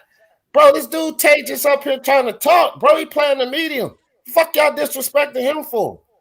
Like man, listen, when Batman come up here and talk to us, man. That shit is a bone. They throwing a bone to us. We don't have direct connection to these fucking fighters, and these guys are fucking medium, bro. So Tay, much respect to you, bro. Much respect to you. Man, look, man, it's that's vice versa, bro. Like I say, I don't like I said before. I ain't trying to. What's the word I'm looking for? Trying to make somebody pick a side. No, bro. It is what it. I've said what I've said, and I know what I said is the truth, and I'm gonna keep saying what I said was the truth. And like I told Punch back in what I think it was April. Everything I've said, shit, he said the same. So it ain't nothing changed at all, bro. It's the same tune. And it's not gonna change. It is what it is, bro. You know what I'm saying? Like motherfuckers can feel however they want to feel about it. You know what I'm saying? And that's fine, that's perfect. But outside of that shit, man, take out a whole nother life, bro. You deal what I'm saying? My mind don't be right. I just felt from in my opinion, whether everything is accurate, whether everything is a lie. No matter if everything that came out was true, whatever people don't want to believe it. All I was saying is, in the end of the day, it was a span of 7 months, and in my opinion, it just makes him look weak. And I know that he's not weak, and I keep saying it. I said makes him look weak, even when I'm on a panel and everybody ganging up on me. I say it looks weak, and I know that he's not weak. It's people, the mass is not buying it. You know what I'm saying? So it's like, go for the third fight. Go for the third fight. Get back in the gym and do what you got to do, and finish him off on the third fight. You know what I'm saying? Because that's how I feel. You know, and whatever you got, and whatever the lawyers got to do, let the lawyers handle what they got to do. But if you're gonna talk, how I feel, is talk about the fight game. You know, because. And that's fine, bro. Like I said, that's your opinion. But you know, like I said, I can't tell him what to say. Shit, he said his piece, and that's how he feel. You see what I'm saying? Shit, just like you just said that. That's how you feel. That's how he feel, bro. You can't tell him that what he want. No, I'm just You know what I'm saying? I'm just saying I'm coming from a fan's point of view, not like a dude that's hating. Wow, there's like, damn, yo, my people's is looking at him like he weak, man. Fucking don't say that shit. You know what I'm saying? Like, yo, just. That's how I'm looking at it. Like Punch has said plenty of times he a fan of Wilder, and I vouch for him. As far as I'm concerned, like tell them to watch all of my shit because it been plenty of times that I went to war for Deontay Wilder up there. Cause motherfuckers come up there talking all of this dumb shit like everybody can beat him now. You know, they talking motherfucker like Aaron Dubois, Dillian White, and all of these cats can beat him. And I'm like, bro, get the fuck out of here with that. Wilder will sleep all of those motherfuckers. And I've said this shit before. Just because one man beat him, he took a loss. Y'all can't just go putting him down like all of a sudden now the whole fucking heavyweight division can beat him. Look, bro, I done been to bat for Wilder plenty of times on my live, fam. Like, no bullshit. That's why I'm trying to tell niggas. This is all straight boxing with me. No hate on these cats, fam. I ain't got no hate. I done went to war. Brown Yeah, TV, but you also got to be real. But then it's like Utah, and then it's like Utah Jones. You're a fighter yourself. Right. You know you're a fighter yourself. You don't need nobody to give you no type of excuse or leeway. You a fighter. You do what everybody else here is not willing to do. You feel me? That's why I always say my modern day warrior, modern day gladiator. People tell me how the hell these fighters are your modern day warrior. And I say in every single video, modern day warrior, modern day gladiators. You put your life on the line for my pure entertainment. Right. And that bomb shit, all this bomb shit. Yeah, man, motherfuckers ain't never heard me call Wild yo, bomb. Yo, I don't call put it this way. I'm not saying rap star. He know it. People. I said on my channel, nobody's allowed to call any fighter bums. In my channel. That's in my channel too. You can't do that. that. I don't do that bum shit, bro. These motherfuckers ain't no bums, bro. These motherfuckers will beat each and every one of our ass, in my opinion. I'm gonna tell you that shit right now, bro. We don't strap up like these guys strap up, fam. Wilder's the most destructive puncher of our lifetime, and I always say that. Wilder's got the X factor that nobody's got, and he can change the fight anytime, any place. I always give him his props. But when you hear the other side, it feels like, hey, we just gotta keep it balanced. That's all it is, Tay. We're not trying to hate on nobody, bro. Listen, bro, I'm only talking to D and I'm talking to Punch, man. Have you said your piece? I've heard everything you had. Yeah, but that sounds weak. That sounds weak. It's all right. Ain't shit weak about me, my nigga. I heard what you said plenty of fucking times, nigga. So ain't no use to goddamn talking to me now, nigga. Keep that same motherfucking energy, listen, nigga. I keep it real, man. On my channel in England, man, I keep it that real, same bro. motherfucking energy that you been had, bro. No, I don't want to hear all that shit. Keep that same energy, man. Well, like I said, Wilder just sounds weak. Like that's all it is, Tay. It looks weak out there, man. You can't deny that, bro. Man, Punch, what's up, bro? Like, everything good, my nigga? Everything good. Everything good? My nigga. That's all I need to hear. Everything good, bro. I just want to goddamn, spill my voice on that shit, my nigga. You know what I'm talking about? That's all it is, bro. You know, and salute to y'all niggas, man. Y'all keep doing y'all motherfucking thing, man. Salute, and I have you on your show when you tell me when you're gonna fight again. That all right? Is that cool? Me, bro. Let's just hit me up. All right, bro. Have a good Thanksgiving. Yo, God bless you and your family, man. Yeah. God bless all y'all. Happy Thanksgiving. Respect, fam. Respect. Yeah, even the whole chat, they say that he don't want to have a proper chat, bro. He just want to speak to Yes Man as well. That's all it is. No. I mean, look. It was me and him was going at it while we was on the live show. He ain't like the start of the live show what I said, because I felt the conversation that we had was, I did request it for an interview. He said he's gonna ask Wilder. They said they ain't like what they saw, what they heard about me in the 6 hour video. That a lot of people in the panel was going after Wilder. You feel me? Feel like I needed to check. I said I can't check other men. You feel me? So then in the conversation, I felt like, and then at the same day, because of my live show, there was people going to other live shows talking shit about what I was saying and trying to say that I'm saying this about black and Latinos and trying to say that black people don't want to hear nothing. And what I'm saying is, and I'm gonna say it again so people can understand what I'm saying. I come from a community, black and Latino. I have a perspective of Latinos, and I have a perspective from the black from a black community, because regardless if people want to believe it or not, but Afro-Latino has adopted the struggle of Black America because of how we look. So there's Latinos that don't understand, they don't speak English, they're coming from the country, let's say for the Dominican Republic. They don't really understand the black struggle, even when they're in the same community, they don't understand. They just coming from a third world country. They just coming over here and trying to get their job, trying to set up shop, trying to get the apartment, government help or whatever it is. They're not listening to nobody else's problems because they coming from a third world country where they're running away from that type of struggle. So that's what I was trying to say, is that when people are coming from other country, from a poor country, and they come here, they don't want to hear about that other people can't make it, because that's what they've been hearing about in their own country. Yeah, but if he came all right, that was my thing. It's not so and I said on the live, it's unfortunate that people think like that, but that's just the world, that's just the community. You know what I'm saying? That's just the way it is. It's not to throw no race under the bus. Is that they're Black America is fighting is fighting for the cause that they fighting with, whatever particular cause. I'm saying people from other countries are coming to this country and they just getting whatever they need to get. You feel me? There's a lot of people that come from a different country, from other countries, that don't care about, this country. They just want to get whatever they get and then go back to their country and buy their houses and buy whatever. And that's what I meant. That nobody want to listen to nobody's whatever's complaints or issues. They just gonna set up shop, work, do what they gotta do, and some of them go back and that's it. That's the culture. I mean, when you guys were speaking, the whole chat was saying that this man don't want any tough questions. He's avoiding all questions. So look. It wasn't about question. It was that Rapstar, it wasn't about question. It was that me and him been having a conversation about it, and we was trying to hash it out. You feel me? So I said jump on the panel instead of texting, because it was during the live. So we talk like man, and it's good. You know what I'm saying? All right, because I was trying.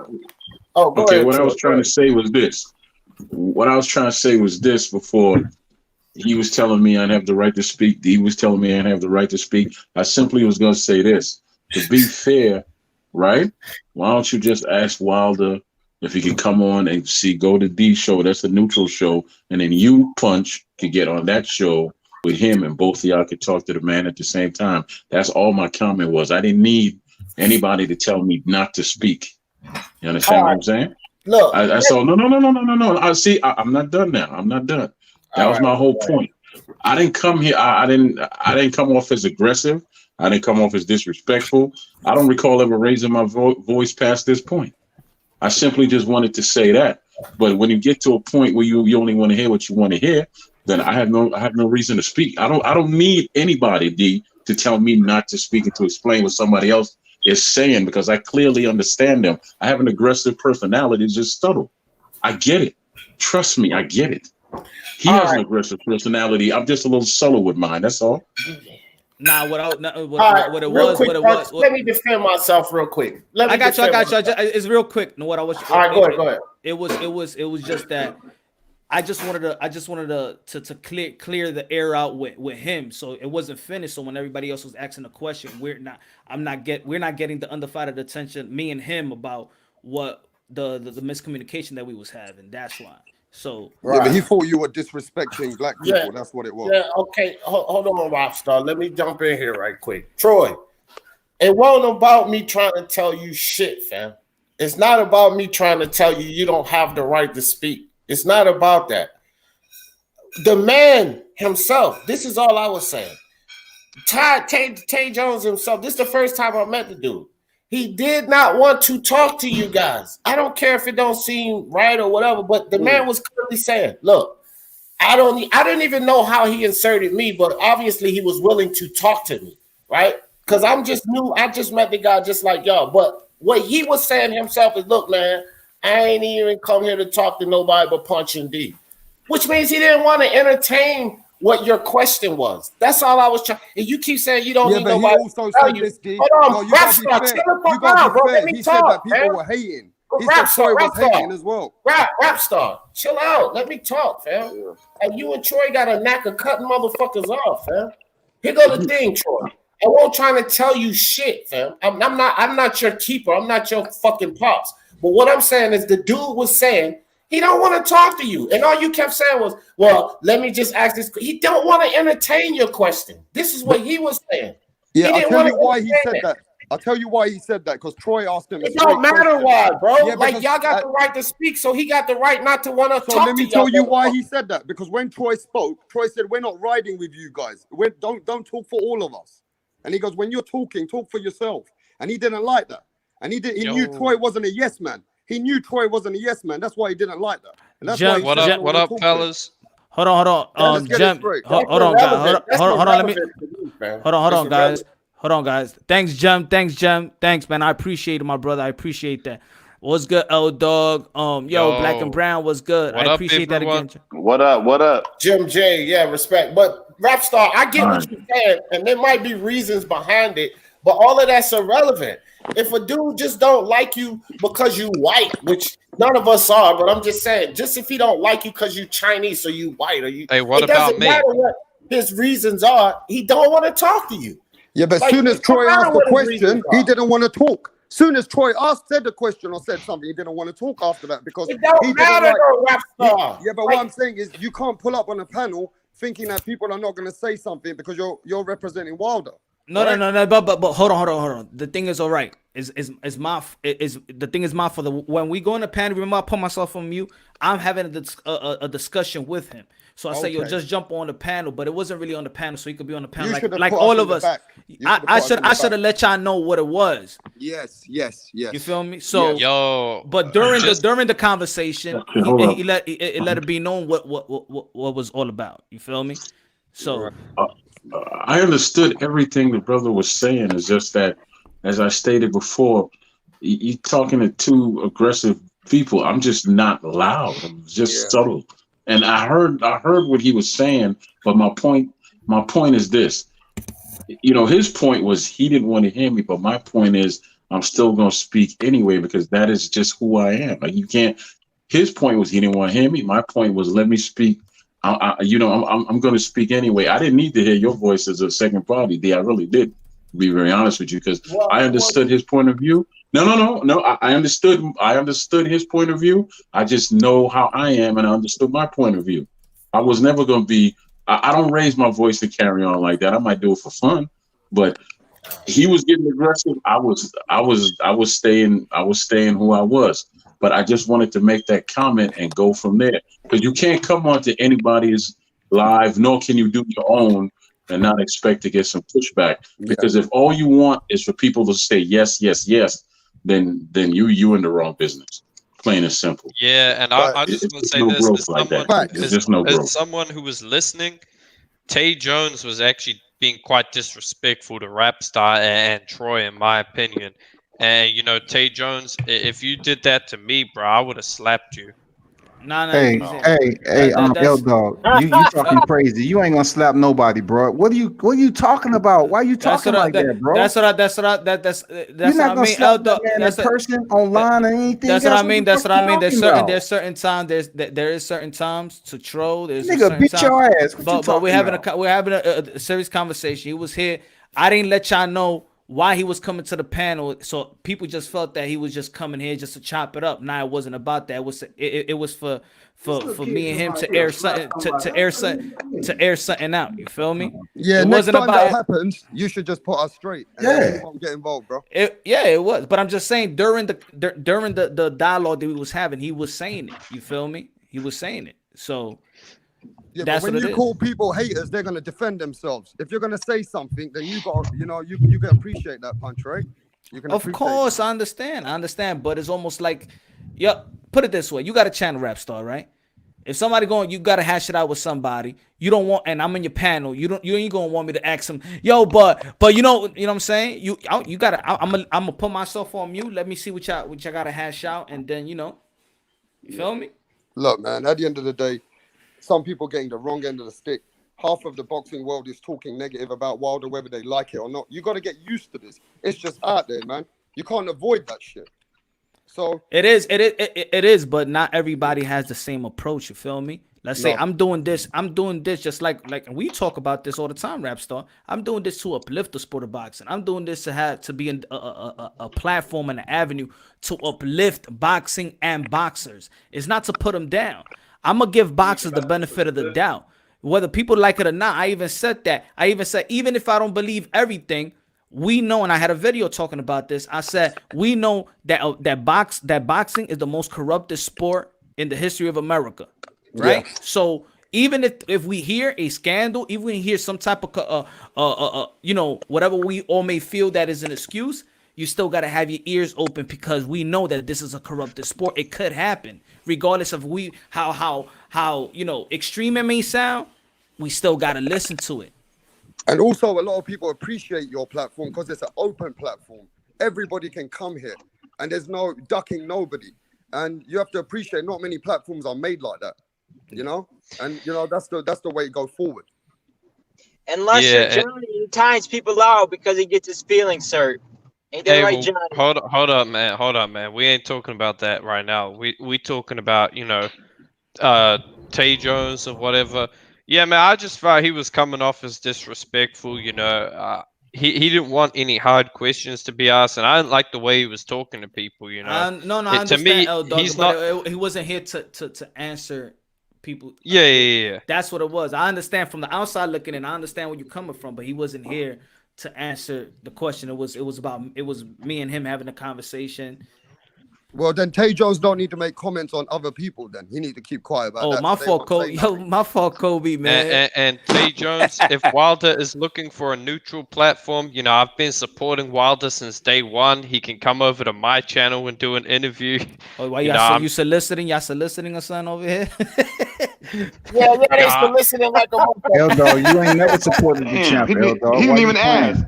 You ain't never supported the champ. First. You always dogged him out, man. Why y'all making light of the champ like that, man? Come on, I've always been Team Bomb Squad. No, you haven't. You said you want to see him step back in the ring and get beat down so he can retire. Yeah, you need to cut that bullshit out, L-Dog. But look, check this out. How the fuck we up here talking about the man was being disrespectful? And I don't agree with that at all because what I heard the man say, now. When Rapstar and Troy was going to ask him questions, D. He didn't want to talk to nobody. He wanted to talk to you and Punch. You understand that? But he was trying to talk to Troy like he was trying to son him like to shut up. You know what I'm saying? He's a grown man. You're not gonna tell him to shut up. This is Punch broadcast. That's why you guys is the ballroom. You know what I'm saying? Niggas is going. That's right. That's right. Okay, But then what I'm saying, he didn't want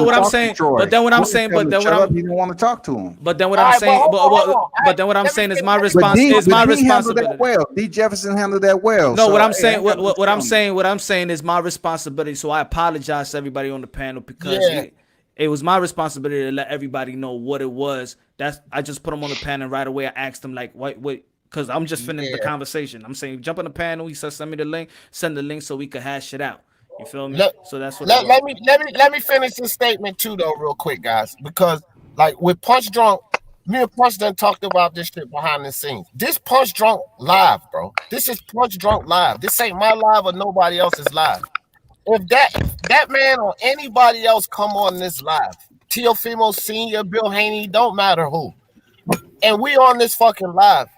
It's disrespectful to us if somebody say they don't want to talk to us for whatever reason because they're not coming here for us. They come here for Punch Drunk first. They clicked on his fucking live. And me and Punch got different rules. If y'all motherfuckers was on my live, because the first time he said, look, man, I respect your opinion, but I ain't come here to talk to nobody but Punch and D. That wasn't trying to sun Troy. That wasn't being disrespectful or nothing. But Troy fucking disregarded that shit. And Rapstar. They was like, yeah, I hear what you say, but fuck that. I'm going to get my piece off anyway. And what I'm saying, if it was my show, I would have put y'all motherfuckers backstage because he wasn't being disrespectful. He didn't come up here to answer no whole bunch of everybody's questions. He just came to address Punch Drunk. He was gracious enough to allow me. And that's what started the commotion. If you come on my show and somebody calls you right a hater, then you better speak for yourself. I'm not going to keep. But this ain't your show. This ain't your show. It's Punch Drunk. I'm just letting you know. I'd let you speak for yourself and defend yourself. I would. Yeah, but this ain't our show, fam. It's Punch show, and he didn't come for that. He came to talk to Punch. He was gracious enough to talk to me. I didn't ask for that, but he said my name. So cool. And listen, I've got a lot of hate on my show since I said that Wilder statements look weak without facts. Wilder statements look weak without any reports or any facts. And I get a lot of hate for that. I get a lot of fucking hate for that, bro. Listen, Rapstar. I saw some videos. I ain't gonna hold you.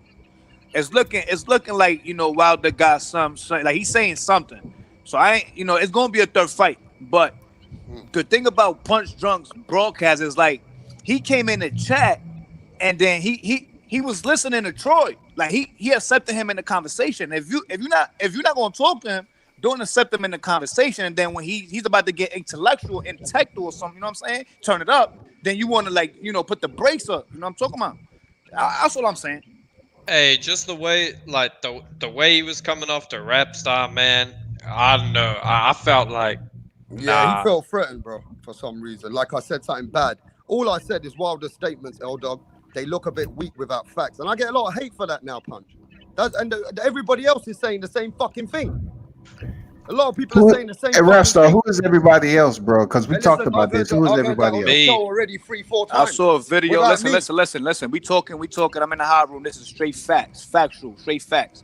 I saw a video where after the Fury and the Wilder fight, long story short, they was trying to pass Fury's son a drink, and he looked at it and he was skeptical about the bottle and he ain't want it. Yeah. And they asked him where it came from. They pointed at it where it came from, and he had it his nah, like nah, he ain't want it. So just off glimpse of you denying water after a fight is skeptical, and then you grabbing the other bottle. So facts is dead.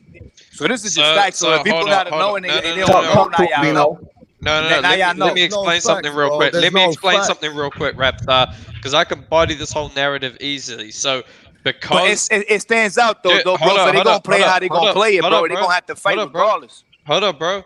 This is what I'm saying. Tyson Fury don't take water from no one because he's afraid, something might be in it to try and set him up. He's always been a superstitious person by nature. You can go all the way back to the Klitschko fight.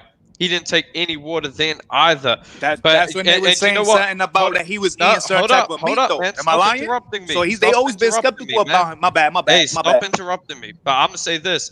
Just to break down your logic, what you're saying is, or what you're suggesting, the way I'm getting it is, because Fury rejected water after the fight, this must mean that Wilder was poisoned or something. No, like, you know how stupid that sounds? He accepted the other bottle.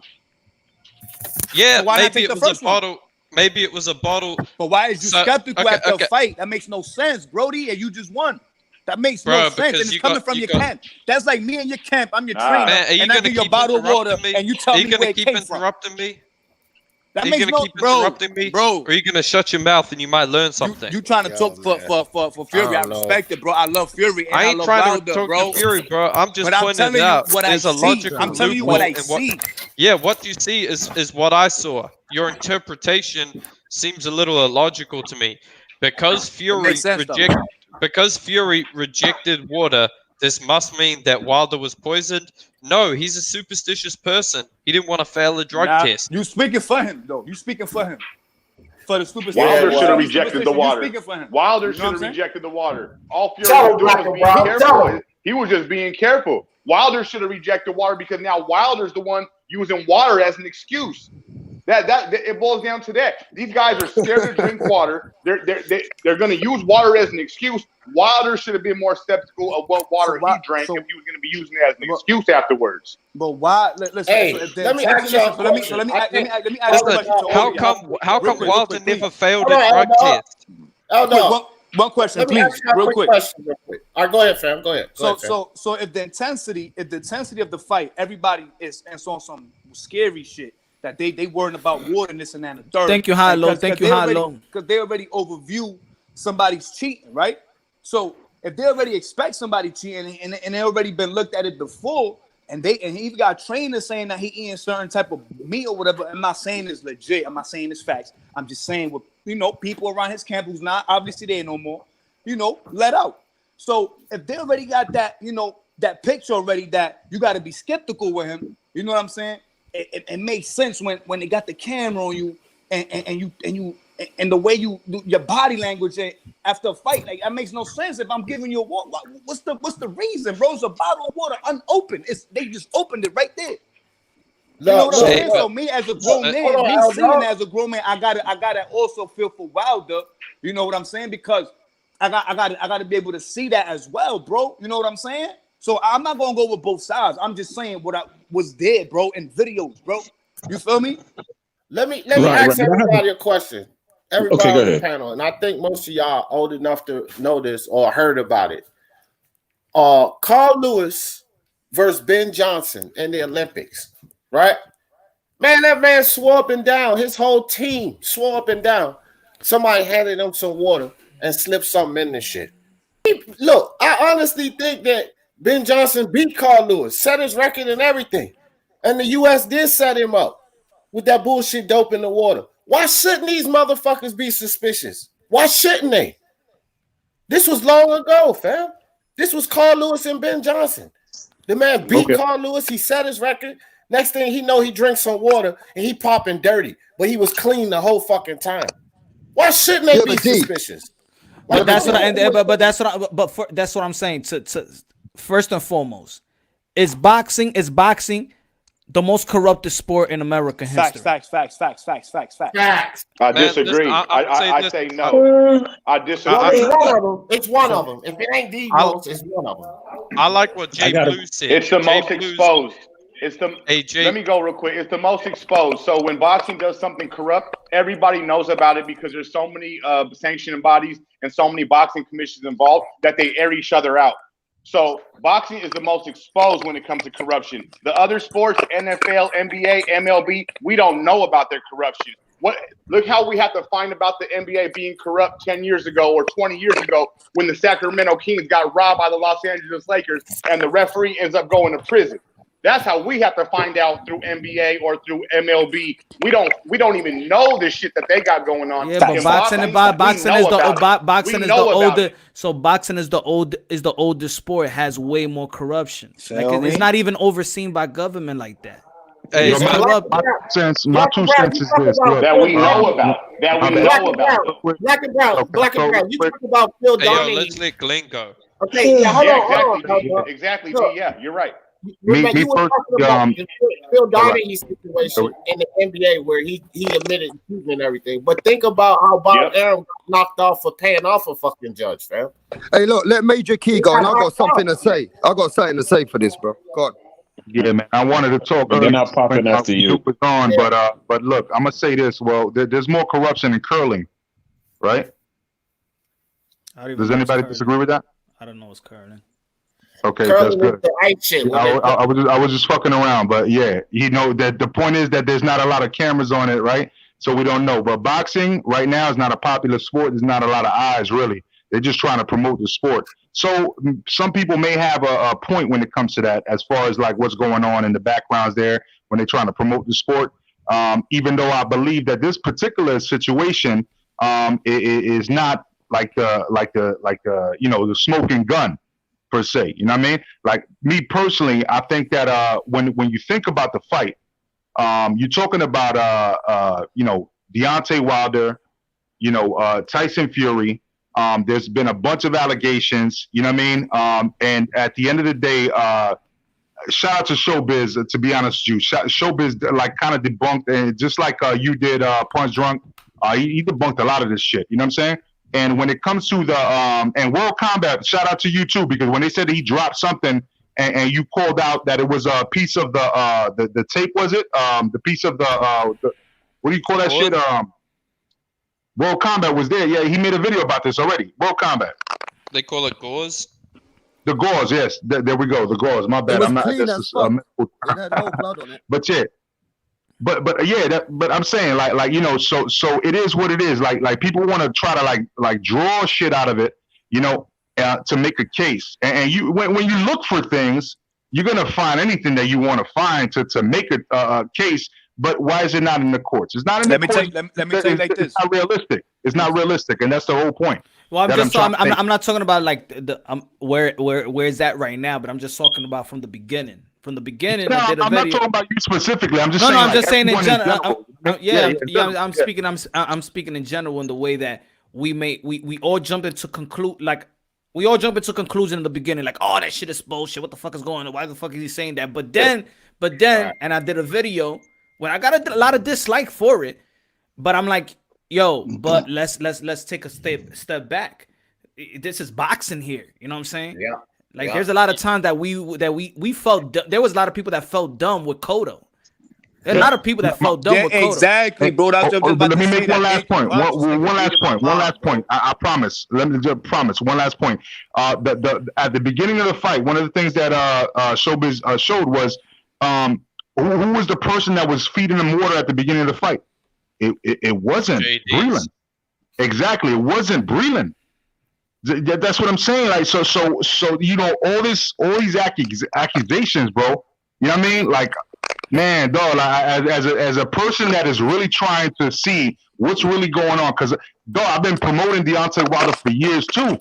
To my friends, like, hey, watch this guy, and that's why they so hyped up about him. Just bro. Like you guys probably doing the same thing, hyping people up. I'll be honest, bro. Glenn, I got the answer, Punch. And Glenn, that's all. That's when I requested for the interview. That's all I wanted was Punch. for me I got the answer to that. Yeah, go ahead. Hey, Major Key. It didn't have anything to do with what he was receiving in the ring. It had to do with everything he received before he got to the ring. Right. He was fucked up before he got to the ring. That's the water that was. That's the selling point. That's the selling point. Yeah, that's what I'm telling you. Like, it was before he got to the ring, not what water he was receiving in between rounds. I get what you're saying, World Combat.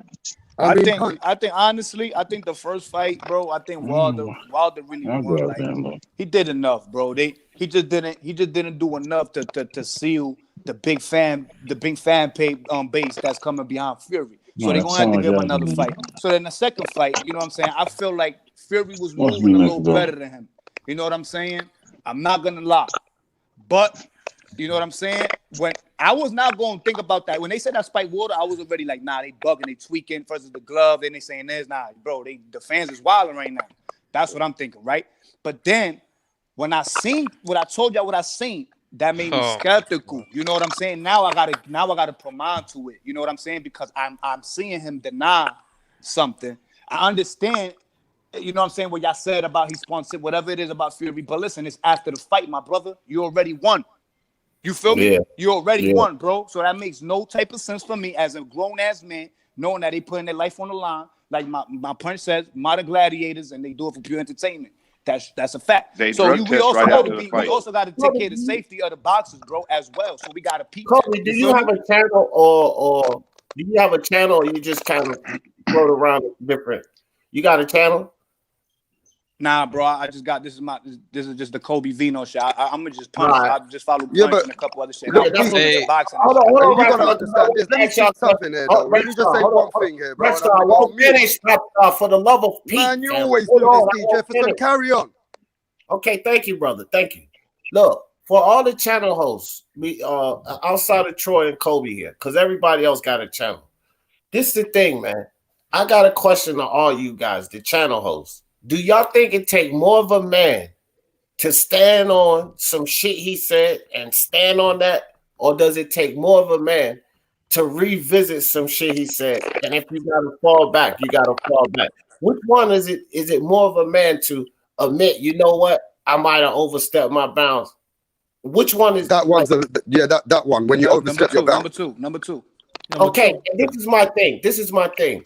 In this sport, with the macho and bravado surrounding boxing, I think this is a problem with a lot of channel hosts, fam. Because most of us are men. It's like we'll say some shit, and even when we find out we wrong about the shit we say, it's like it's so hard for us to just, you know what? I shouldn't have said that. Or you know what? Yeah, I retract that. Or you know what? I was wrong about that. Like, I think it takes more of a man to do that shit. It's no embarrassment in it, fam. Like, I've done it before. I just done it again tonight. I won't say that shit just for Tay. I don't know Tay. I don't know him. The facts is I might have went overboard with calling that man a bitch personally. I don't have a problem retracting that. But as channel hosts, we need to get into that mode, fam. And that ain't what I'm telling y'all. I'm just saying that I think that we should get into that mode. Definitely. Overstep our bounds, bro. Just say you overstepped your bounds or you misspoke or you said something wrong. It's nothing wrong with that, fam. Nothing wrong with that at all. Hey, can I go real quick? Hey, can I go? He was hold on. Rapstar, let me go first. Really quick, brother. He brought up there's no reason to be worried about a drug test after the fight. But brother, they do drug tests after the fights. They do it in UFC and they do it in boxing. I'm gonna give you two cases. TJ Dillashaw tested dirty after he fought. I can't remember who he fought, but John Bones Jones also tested dirty after the Cormier fight. So they test him after the fight to make sure that you don't pop nothing right before the fight, that you're clean during the fight. So instant drug test after each fight. And Vargas versus Hoya. Cross-contamination is a serious issue. You know, these boxers and athletes are recommended for all the supplements they take, you know, these bottled things, whatever. Keep the bottles and with a little serving left so that they can test it if there's any cross-contamination. But also, just to touch on this, yeah, Fury did reject that water, but so what? That doesn't mean Wilder was poisoned or anything shady was going on. It could be as simple as he saw someone drop the water bottle, or he's a germaphobe. You know, he saw someone take a sip from it or something, or it wasn't his sponsor. Like, there's so many. It was open right in front of him, Brody. It was open right in front of him. Yeah, it was open, but we don't know if the steel was broken. It must have came from Wilder's camp. Bro, what the fuck are you talking about? It must have came from Wilder's camp. I just told you. Hold up, man. Can you let me finish? Look, there's certain things that's not supposed to be allowed, but then for certain fighters, it's supposed to be allowed. Like when Floyd Mayweather drinking Gatorade in the corner. What about Jamal Charlo? If it's another fighter, Charlo did the same. Jamal Charlo with Tony Harrison when Tony Harrison protested on that. There's certain things that boxing is strict, bro. Boxing is strict. All right, let Rapstar just say this though, Punch. I'm going on mute because I ain't said nothing about about this stuff. Let me tell you what I'm going to say about this. If something went wrong, okay, all I'm saying is all these list of accusations of the dent in the head and everything else to go with it. And they said they went to the doctors. And I go to many podcasts. They believe in what Punch says, that even if you don't come with something and you make all these accusations, it sounds weak. And then you went on record saying that Anthony Joshua's money was bigger. Before you said Anthony Joshua ducked you. So it shows that you lied as well. So it doesn't help Wilder's integrity if he doesn't bring any facts to the table. It don't matter no more. But that's the truth. It don't matter. Take Wilder's word for it. Listen. It don't matter no more. It don't matter. Right now, what we doing? We building it up for the third fight, and all these videos is coming out for a reason. So if it really happened, bro, you're gonna see that they're gonna be more strict now. And then it's going to be set and done for the third fight, bro. What are you talking about? If you had a dent in your head or someone you loved and the doctor told you... Because he said that the patents was off the gloves, bro. So if I could give you order, slow you down. Listen. Listen, brother. Listen to me, please. Can you listen to me? They heavyweights. Am I lying? Yeah. Right? Yeah. So if you got your full paddle on your boxing glove and I don't, when I'm hitting you, you feeling mine's a little harder. It's hitting you more, and it's gonna cause more dent and more pain. It's gonna hurt you more. You're gonna feel it than me hitting you with a full pound with all the leather. Report, so all right, let it be. But listen, if you think about it, it's a head injury. He was beaten up. All right, he still wanted to fight, so it don't matter. It don't matter because as the warrior, they didn't die in Wilder, so I don't care. Right? So think about it. Right now. They talk about the water. He said the water. Nobody else. He said the water. Right now, he talk about the water. Now the video come out. Think about it, Brody. Yeah. All right. Well, let me jump in and ask this question. Let me ask a question real quick. Right.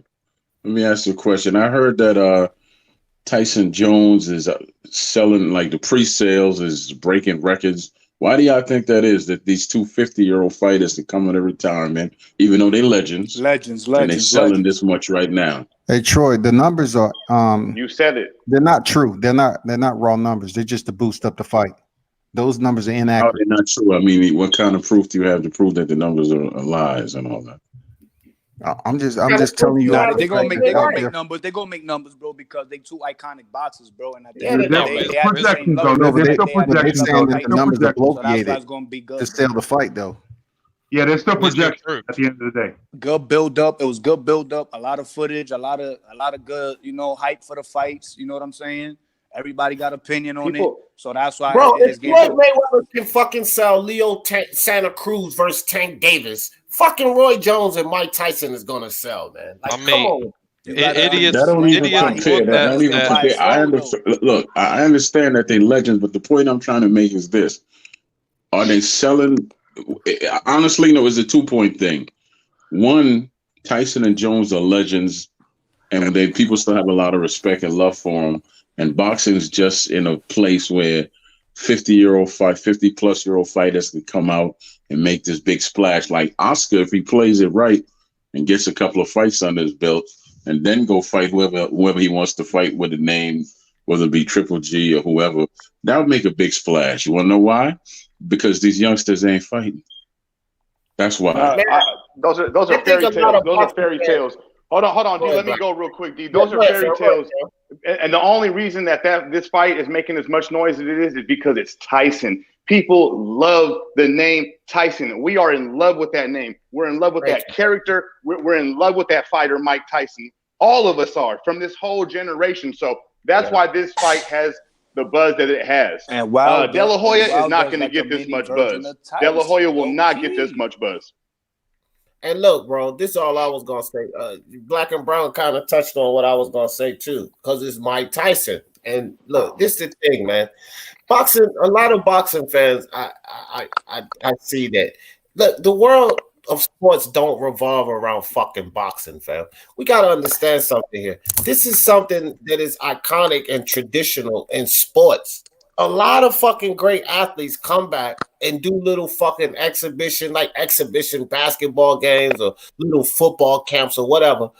And they generate a lot of fucking income because of their name. You think the fucking Tyson wasn't the first one to do this shit? You know what I mean? Floyd with the 10 shin dumb shit. The motherfucker made $10 million in 30-something seconds or 90 seconds or whatever the fuck. He was fighting the right people with the right fan base.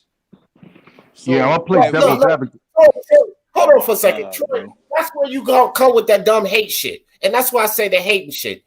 If he generated that much income, somebody cared, Troy. Like all of those Japanese people and anybody else who watch fucking cared. Troy might not have cared. That's why the fight was in Japan.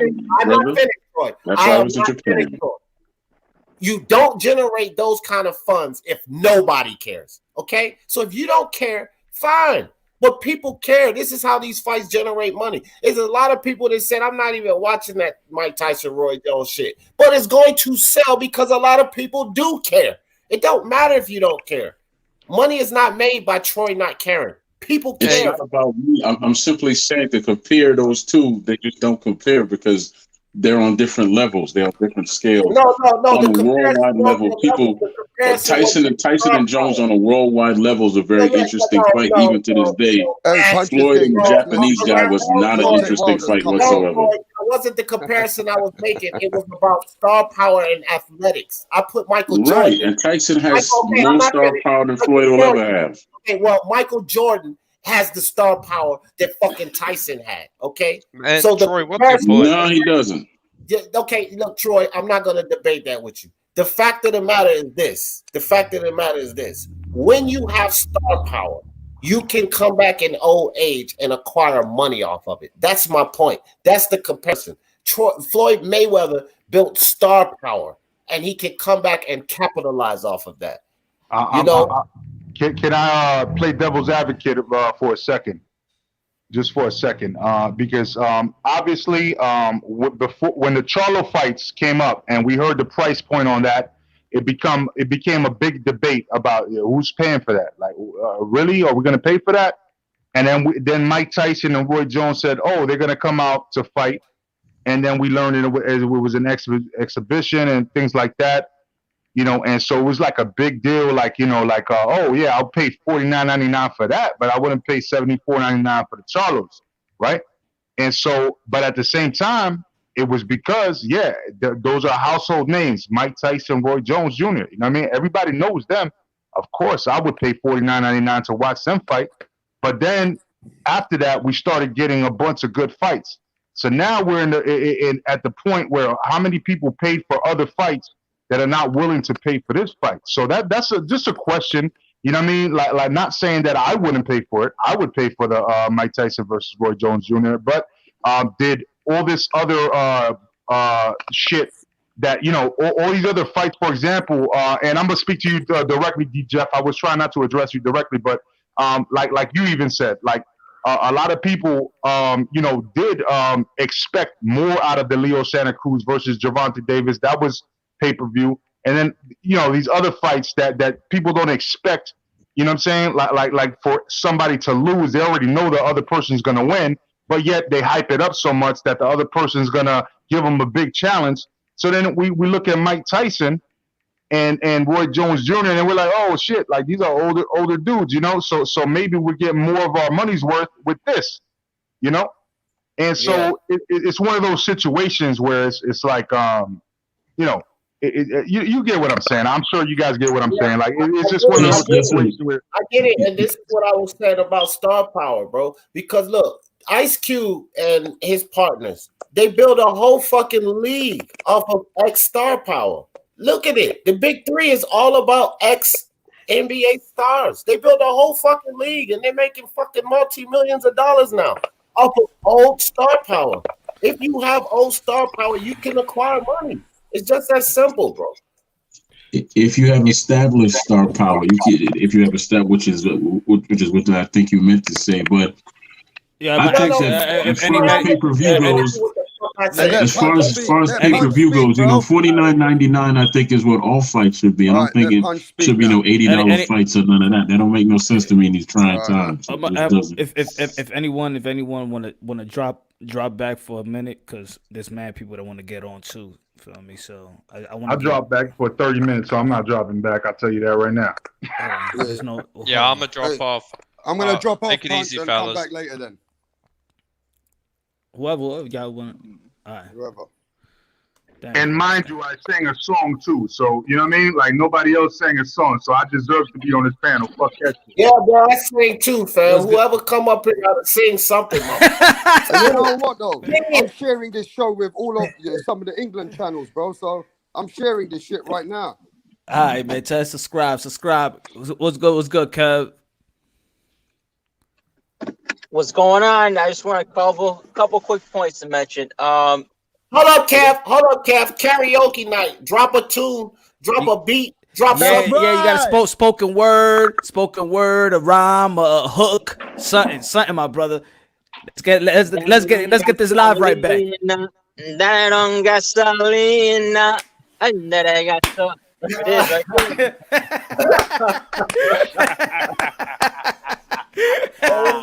There we go, Kevin. You said gasolina, not vasolina, right? Good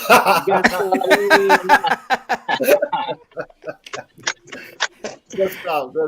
Yeah, what's good? My fault. I know you was back there for a while, man. What's good, my brother? Well, I was gonna touch on the Wilder situation, but I guess we moved on to the Mike Tyson situation. Nah, try good. Time in on whatever you want to time in. Don't worry, we'll circle back or whatever. Well, when it comes to the Wilder stuff, people are bringing up that he called that Teofimo called him a bitch. That was a big thing, and people were saying, "Oh man, he crossed the line." Theo rocks with Fury. That's it. He's a fan. Yeah. What else? Bye. Theo got a lot of hate for that. Yeah, carry on. He got some hate for that, so don't worry about it. He got some hate for it, but what about what Deontay Wilder said about Fury? He said gypsies are cheaters, and that if you don't cheat, then you're considered a joke. You know what I'm saying? So because they got to be a step ahead in one way. So that you got to let it rock. But that's just personality people, so it don't matter. Kobe, that's stereotypical though. That's like saying all black people don't work and they lazy. That's what I'm saying, man. You gotta keep it. You gotta be fair. Right. I mean, people gonna say something to try to get the other fight. I'm just saying though, Kobe, we still gotta keep the same energy. When other people outside our race say black people lazy, they don't want to work. Right. Nah, I'm not saying none of that, bro. You right. You fact. So I'm just okay. People Kobe, you gotta hear me out, Kobe. You gotta hear me out, Kobe. But so if he says that this is what gypsies do, they thieves, they steal, they used to. Come on, bro. That's like the same type of comment. We can't make that comment okay because it's Wilder saying it. That's fucked up. Yeah, that's fucked up. But I ain't gonna lie. Listen, I asked my cousin the other day though. I asked him what he think about when he hear the word gypsy, and what he told me is that he thought about thieves, like stealing. So I started laughing. You know what I'm saying? So I'm like, all right, I ain't saying that. I just kept stereotypes have just turned into funny jokes to me, man. Every time I hear a stereotype for some reason, to me, I think it's a joke, man. I just laugh at it, man. But you know what, guys? It's Hollywood. It's Hollywood, right? Because you look at fucking Hollywood, right? And you look at these TV shows and movies, and they show black people's in the crime, in the hood, stealing, and fucking being, you know, what they perceive as lazy. But in Hollywood, they show gypsies, like, you know, come trying to steal your money, trying to con you. It's Hollywood. Give these bullshit perceptions. It's media. I just think, you know, like, you know, you got to understand, people's coming from different sides, and they all in one circle, one ring. You know what I'm saying? So whatever they bring, or how they bring it, or how they was brought up, you know, it's gonna collide, it's gonna make a splash. So whatever it end up dripping, you know, sometimes you got to consume it in. You don't got to take it all in, but you know, you just got to hear it and analyze it. And you know, not everything is facts, but it's just that's how niggas is gonna feel. They gonna talk like that. You know what I'm saying? Hey, Punch, your phone's been popping off. My point is, your phone's popping off with the Wilder Camp. We can see it, bro. The Wilder Camp, bro. I got a question. Real quick. You know, since we talk about older fighters and being established, who are the fighters today that will have some star power enough to last till tomorrow? Like the current guys that might be older cats, like say the Crawfords are old, he's 30-something years old, Wilder's 30+ years old, Charlo's at 30. Who are the current cats that fighting today that have star power that will channel over till Canelo till tomorrow? I say Canelo and Joshua at this point. Tio. Yeah, Anthony Joshua, Tyson Fury. Fury también. AJ. Pacquiao. Pac-Man got I'm gonna tell you like this. I'm gonna tell you like this. You know why? I say Fury, Anthony Joshua. I do say Canelo. I do say Wilder because I'm gonna tell you like this. Once Wilder leaves, we're gonna be desperately trying to find who's gonna be the next massive knockout artist. Absolutely not. Yep. Well, okay, all right. So I'll speak personally for me because that's what that for me that was what's missing for the heavyweight. When I used to say, yo, the heavyweight's in a coma until Wilder and Anthony Joshua emerged. They bring that shit back. It wasn't Tyson Fury that brought it back. It was Deontay Wilder and Anthony Joshua brought it back. Because when Fury when Fury left for those 2 years, ain't nobody was begging for Fury to come back. Nobody missed him because he's not excited. But I can tell you this: we talk about his knockouts. Who is he knocked out? That's a top fighter. But that's the thing. Hold on, right quick. No. You know, whereas you can say with Joshua now, he's. All right. Well, let me make this. Let me make this. A lot of people wanted Fury back for Anthony Joshua. Yeah, dog. We got all these people trying to answer your question. You already got it. Why you ask the question if you don't want to let us talk, nigga? You asked the question. I want to answer the question. I agree with Punch Drunk, fam. And I was getting ready to say Wilder too because listen, this dude brought an element to heavyweight boxing that most people start watching boxing for. I don't give a fuck. Look, the sweet science of boxing, the skill set, you acquire that as you start to love the sport. But let's be honest about it. Most people watch this sport to see somebody get knocked the fuck out.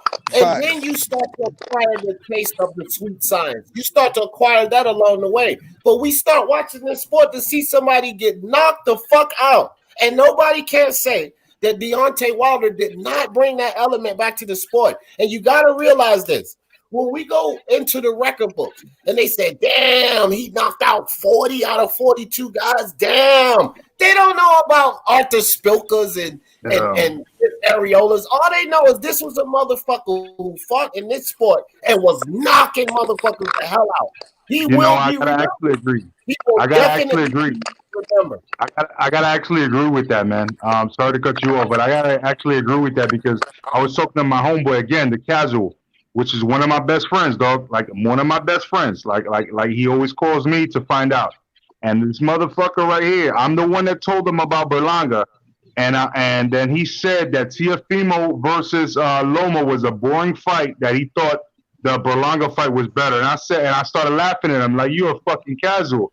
And he just like started laughing back. He's like, yo, but that's what I like to see. And then now that's who he's watching. He's studying Berlanga as a casual because he wants to see knockouts. You see what I'm saying? So I get it. Especially in the heavyweight division, man. Especially in the heavyweight division.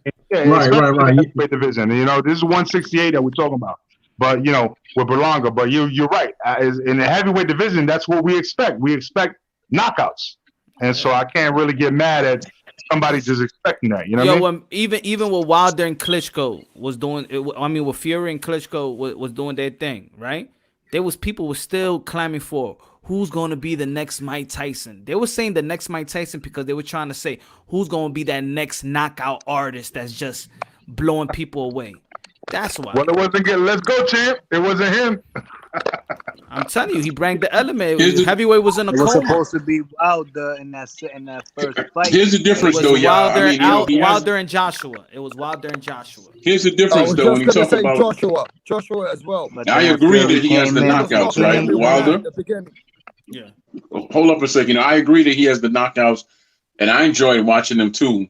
But as far as that goes, you have to also have some wins that separate you from the pack that make you stand out. He just doesn't have that. So that's what I'm saying. He don't have that type of star power that'll channel over to when he's older or whatever like that. But you know what? Of course, I watched him for the knockouts, but he was entertaining. But he don't have no wins to back up those knockouts. Nobody knows everybody that somebody knocks out. But the fighters with like a ton of knockouts, you go back as far as Archie Moore. They have some wins where you could say, okay. Well, I know this guy, I know that guy, and I see his skill. Can't say the same thing for Wilder. True. I understand about that, but it's also look at the opponents. Do you think that Deontay Wilder can knock out Ruiz, Anthony Joshua, Dillian White, Povetkin?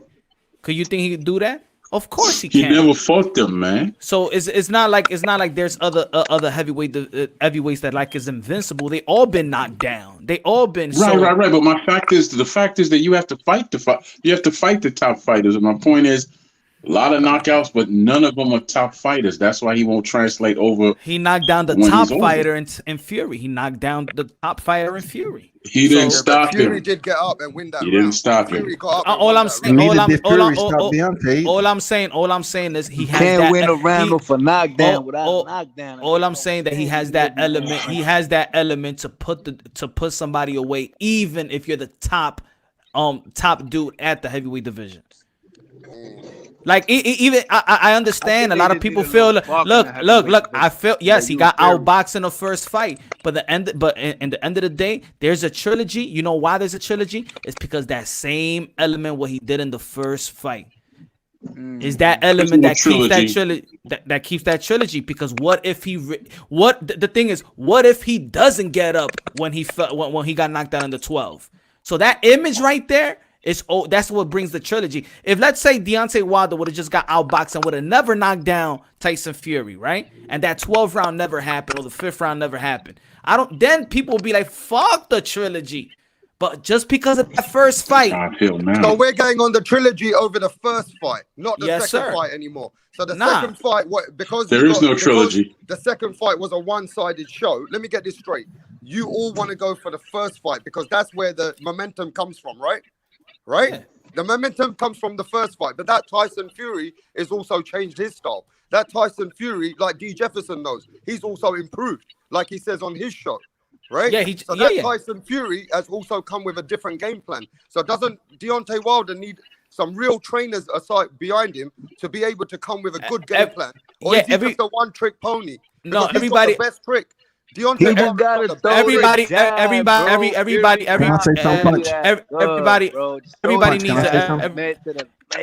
let me answer to him right quick. Everybody needs a good the thing that I want saying about the second fight in which he did masterfully. You know, he got the team, he went to the drawing board, he switched up his approach. He switched up his approach, a type of approach that not even his fan was prepared to see. Even the trainers that Deontay Wilder was prepared to even prepare Deontay Wilder for, because we never seen that from Fury. But this time now he could prepare for the Tyson Fury from the first fight and the onslaught approach of Tyson Fury in the second fight. And I think probably he would do better, in my opinion. World Combat, what's up, man? What's good, Major Key? Hey, what I wanted to say is that I know a lot of people hoping that this trilogy won't happen, but that's why they in court to make this happen. You know what I'm saying? And if Deontay Wilder was a one-trick pony, then he's a damn good pony. A damn good pony, a Shetland pony. And that's what I said. He's got one of the When's best the court date, brother? ever. When's the court date? Well, they already been in court already, and they agreed. When? You know, via it's out in the media, man. You got to do your homework, Troy. It's in the media already. No, that's that bull. That's that bull. You just came on here and said that they in court, so you should come with enough information in court to say, already. okay. It's public record that Deontay already in court had for what? success in allowing the in court for what, sir? I'll let you speak. Go ahead and speak, man, because you keep cutting me off. No, I'm just trying to find out. What they went to court for? Was it for the tampering with the this, that, and the third with the gloves, or what is it? The third fighting? What were they in court for? As far as them fighting the trilogy, because you just said they're not fighting the trilogy, right? No, that's what I said. There's no trilogy. Okay, if it's not no trilogy, I'm telling you, they went to court for that contract for them to fight in 2021 per the contract extension. I'll go look it up. Thank you, man. Troy, I'm not sure if you unwilling to listen to people, man, but you come off as being very short-tempered or something, not listening. I mean, I talk to the people in the camp too. I'm just telling you, if you're hoping that's not a trilogy, then keep hoping. But if they're in court right now and it's been public record, they're in there fighting to honor that contract that expired during the pandemic. There was an extension to the original date. Take a shot, Tom. Deontay Wilder is saving face. Go to court. He had 5 people he listed that he chose to fight, and none of them were named Tyson Fury. Who's it? Andy Ruiz, Dillian White, Usyk. None of them were named Tyson Fury. He lost 18 out of 20 rounds or whatever it was. That was out of court, though. That's public record. That's on Box Rec. What you're talking about? That has nothing to do with the current court date that they're going for. Let me tell you something. The contract. With the contract is what I'm talking about. The contract that expired. So y'all can talk all the public record that you want. I don't matter. That don't matter to me. I'm talking about them stepping in the ring 2021. Yo, one at a That's time. all I'm talking about. One at a time. World Combat was speaking. Y'all gonna be mad because the trilogy is gonna happen, but y'all just gonna be mad if there's upsets coming up in these fights. Who they gonna fight before they get to the trilogy, and then they gotta do extra adders to get there. So that's what y'all gonna be mad. But it's gonna happen. Now I support a trilogy. I think Wilder deserves this trilogy. I think Wilder deserves this trilogy. I think the boxing fans deserve a trilogy. Yo, can we take a shot for Thanksgiving? Damn, bro. Like, come on, man. I just took a shot, man. No, fuck that. You put me on mute. I was trying to say, fucking take a shot, nigga. So let's take a shot now again. Because I had to take 2 shots earlier when I was talking. Go ahead. Right, let's take a shot. 1, 2, 3.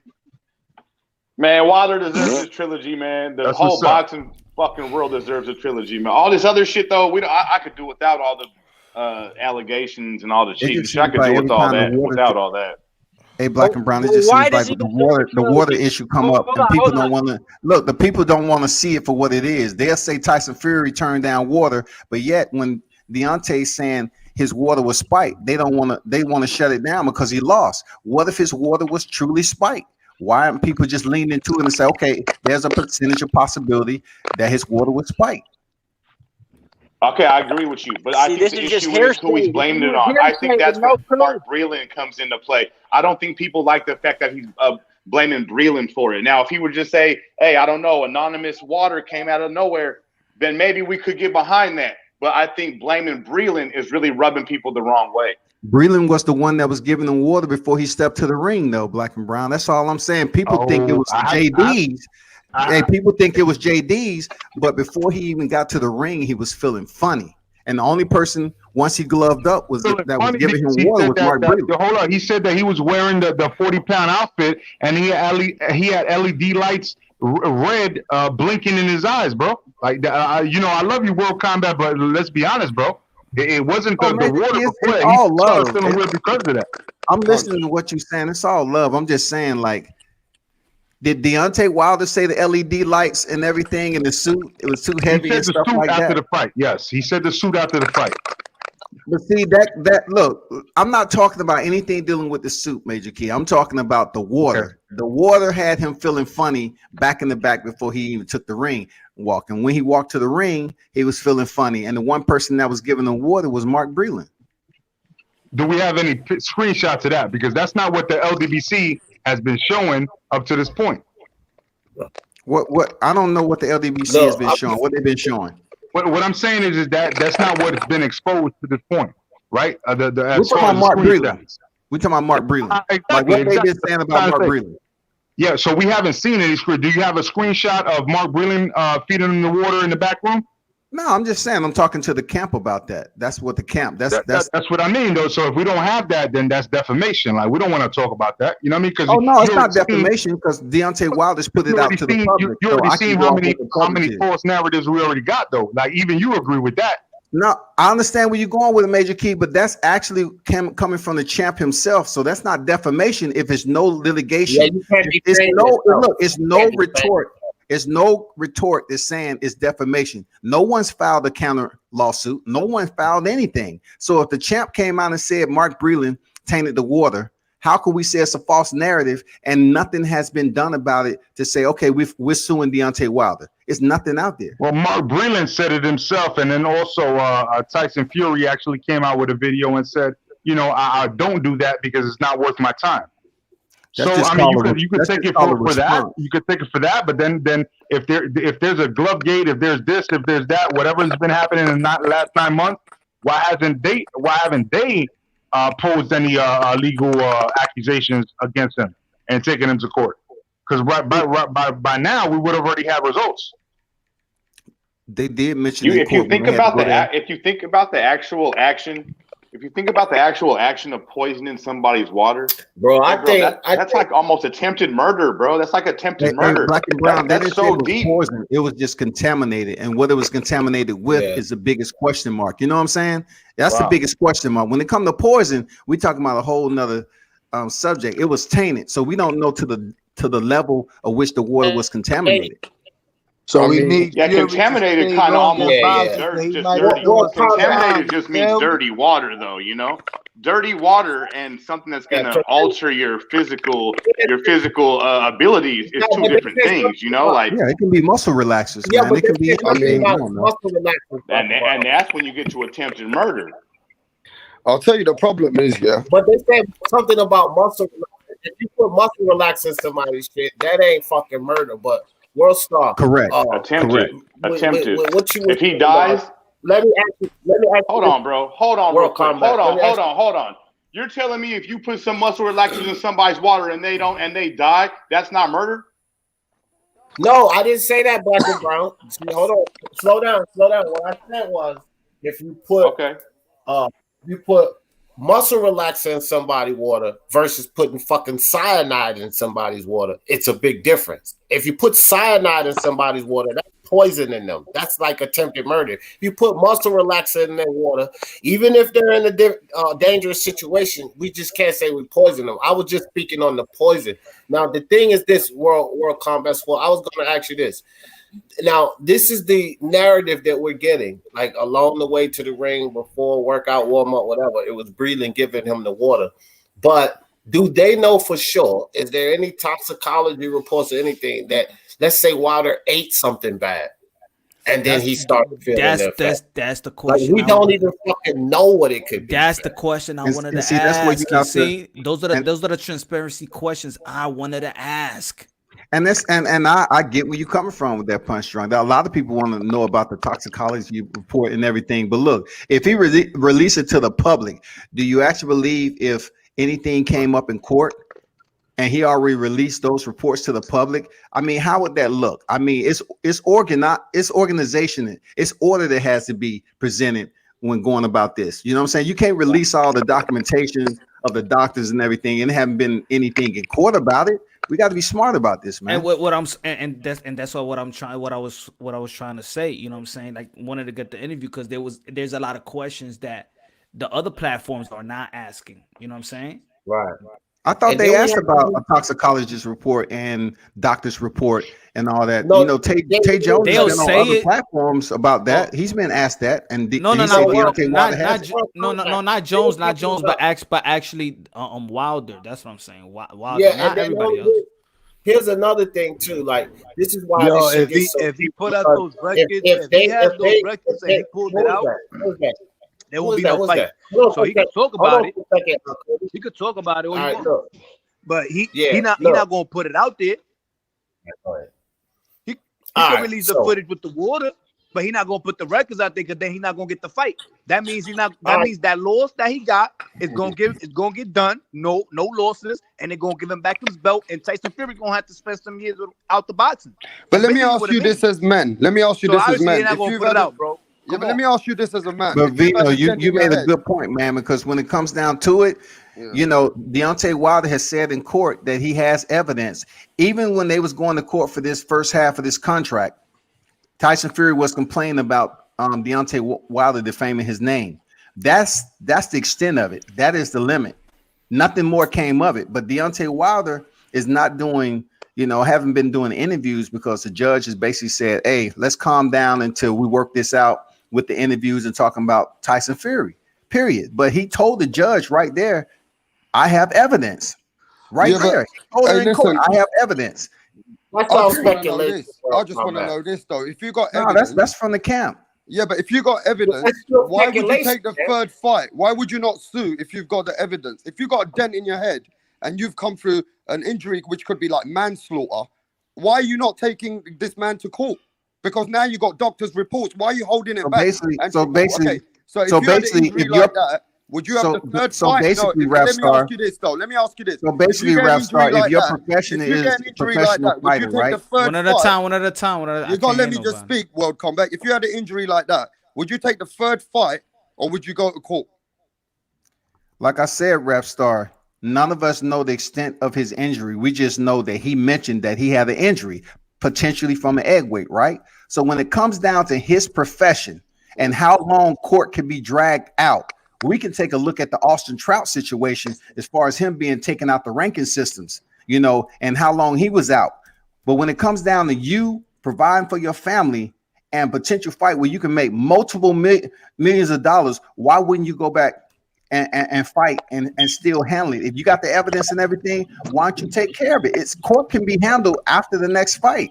Maybe Deontay Wilder want to go back in there and get the fade with Tyson Fury and make some more millions. Hey, if somebody try to kill me with those weights, bro. If somebody try to kill me with that shit, bro, I don't want the third fight. I'm gonna sue your ass. But you're not a fighter though. You just try to kill me with emotion, Rapstar. You're not a fighter. You've never been a fighter. Yeah, but you would listen. It's just natural knowledge. Even if you go in the street and someone uses a bar against you or something metal, I don't give a fuck if he calls me out on the street and I'm known on the street.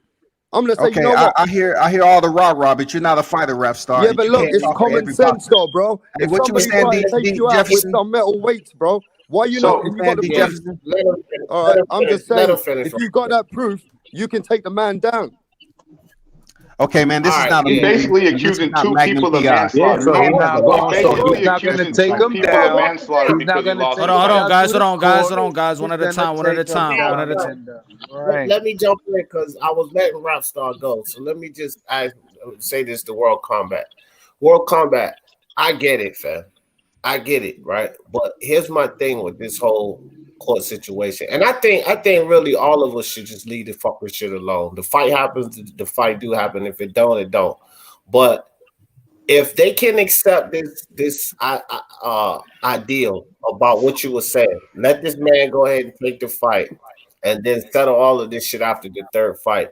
Then at the same token, they got to keep the same energy with this whole defamation shit based on your logic on it. Because why should Fury drag himself to court over some shit Wilder said? Because I know that you're hearing this as well, World Combat. Well, then Fury needed to sue him for defamation then. So basically, y'all telling Fury to do something that y'all saying Wilder is just laying back until after the fight. Why the fuck should Fury do it then? He shouldn't drag himself to court. No? I'm just saying in a logical standpoint, I'm just looking at the whole. When I hear initial comments where people are saying that what Wilder's speaking on is no truth to it, nothing. And I'm looking at it like, okay, it was so full of defamation and there was no truth to it.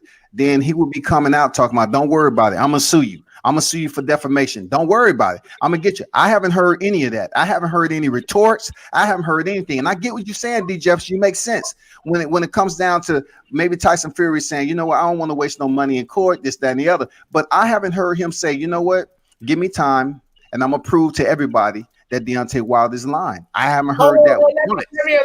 Let me enlighten you right quick, because I did a live on it, and I played the live. He's trying to get the bag before he gets Fury's mouth. I played it from Fury's mouth, and what he said was this. Hold on, D, hold it down for me. Hold it down. Go ahead. Oh, I got you, Paul. So this is what he said. World Combat. He said, "Listen, I could sue you for defamation. The rest of the world probably would, because I could sue you for $100 million, and the rest of the world probably will want to go after the money. But I'm not going to do that because he wants to fight, right? Fury wants to fight. He doesn't want to drag himself to court and sue out. He said he's not going to do that. He said, what I am going to do is you won't get this chance again. I won't fight you. Now, that yet remains to be seen, because if the court say Fury has to fight him, then he has to fight him. But his idea was, I'm not going to drag myself to court and fuck around with my career. I'm just not going to give you what you want, the fight. So he did respond to it. This comes from Fury. Okay. So he did respond. Okay, go ahead. No. You're trying to make it sound. You're trying to make it sound like he had the option to dub the fight. He ain't had the option to dub the fight. He's dubbing the fight now because he's using those allegations that he cheated and he got his water spiked. You understand what I'm saying? Because normally, if they would have never said nothing, I don't even think it would be a third fight, honestly. But no, mentally, probably as a man, that something went down, he gonna try to run away as long as he can and get the bag. Because it's gonna come back regardless, bro. If you did it or not, it don't matter. Vino. I'm not. Hold on, real quick. World Combat. Vino, I'm not trying to act like Fury didn't have options or any. Look, Vino, I'm one of the first motherfuckers to say, don't listen to the dumb shit Fury say. That motherfucker say a lot of idiotic shit. Like, bro, I don't advocate for that dumb shit Fury says, fam. You got me twisted. I'm not advocating. I'm just saying I was putting things in perspective. If you're gonna expect, but I'm just saying, saying, in order for it to be hold on, Vino, it had to come about that something happened. The way it happened, the fans, they didn't picture that happening.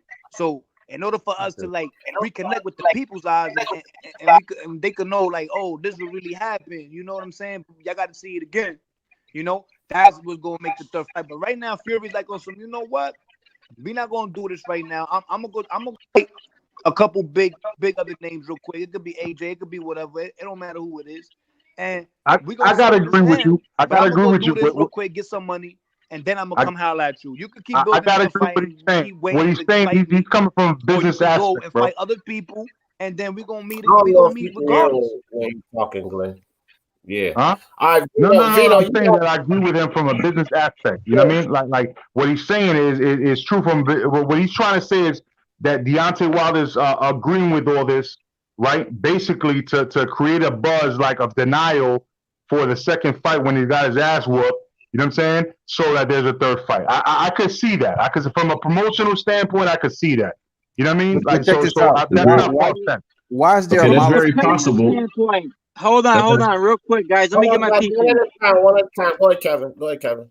From a competitive standpoint, Tyson Fury, he already dusted Wilder in the first fight. He went 10 rounds out of 12. That first knockdown was a flash knockdown, barely got hurt. And then the 12th round, he got caught, but he got up, and he pretty much dominated the fight besides the knockdown. And in the second fight, he knocked him out in 7 rounds, completely dominated. He's got nothing to gain from beating Wilder again. He already destroyed him, so he wants to move on to face unify the division. Was it 2-0? Because you seem, Doobie, you seem like you totally you have an extreme weight of bias when it comes to anything that has to do with Wilder. That's not the way I look at it. I'm trying to explain to you. Okay, World Combat Sports, real quick, I'm just brother. trying to explain to you something that's non-biased and cutting it down the middle. Nah, bro, we cannot modify. Look, y'all cannot modify that Deontay Wilder enacted his rematch clause. He enacted his rematch clause. So y'all sitting up here thinking that Tyson Fury can choose who he wants to fight. Then why didn't he fight Caballero? Why don't you see a scheduled fight for 2021 on his freaking box rec other than Deontay Wilder? I haven't seen it yet. It's not that easy. World Combat Sports. World Combat Sports. I actually want to respond to you. You gotta understand. You gotta understand, bro, that Fury is with Eddie Hearns, bro. Eddie Hearns always wants rematches with his fighters, bro. He always wants a rematch, bro. Bob Arum don't fuck with that. Yeah. You know what I'm saying? They got Wilder on the hook. He got bit on the hook, and they gave him a draw. It wasn't a draw. He won that fight, bro. So now off the rematch clause, you get Fury an extra little couple days, or to get some experience because he is a veteran. To take some blood off Wilder. And then in the second fight, it looks like that boxer got the best of him that day. But in regards to the boxers, they're saying that it wasn't legit. So it could be a fight. Okay, cool. Let me jump in. You know what Wilder's doing? Wilder is trying to cash out and get his ass whooped. Kevin, hold on. Dude, you sound crazy. Ain't nobody cashing out. The man a multi-millionaire, bro. He's trying to get his last payday before he calls it a day. Kevin, hold on. Vino, you got to fix your mic, fam, because you keep coming in and you can't hear nobody talking. So you like talking over the whole panel. So you got to do my something. phone's about to die. Let me get one word in. My phone's about to die. Let me say this before I hang on. Troy got to get a word in too, but go ahead, Kevin. Go ahead. My last say before I call it a night. Wilder, he knows if he gets in there with one of the top dogs and he loses to, let's say, a Dillian White, that's the end of the day. If he goes in there and gets knocked up by Fury again, he can say, well, maybe Fury just had my number. And he's going to get a big payday, wins or lose against Fury. That's what he's doing. And he has nothing to lose if he goes in there and loses to Fury again. Now, if he takes the fight against Randy Ruiz and he gets knocked out, his career's done. It's over. He'll never live that down. You see how all this speculation is knockouts. Cool. Let me jump in now, please. Let me go ahead and jump in. Game over. Let me. Hold on, all right, Kevin. Bro, he still got AJ. He still got other people to fight, bro. I don't right. Let me jump in here. Let me go ahead and jump in and make my point. Bro. Okay, World Combat Sports. The World Combat Sports. You still there, brother? I'm here, man. Okay, good. I actually did go look to see if they're in court. He threatened to take him to court. They're not in court at all.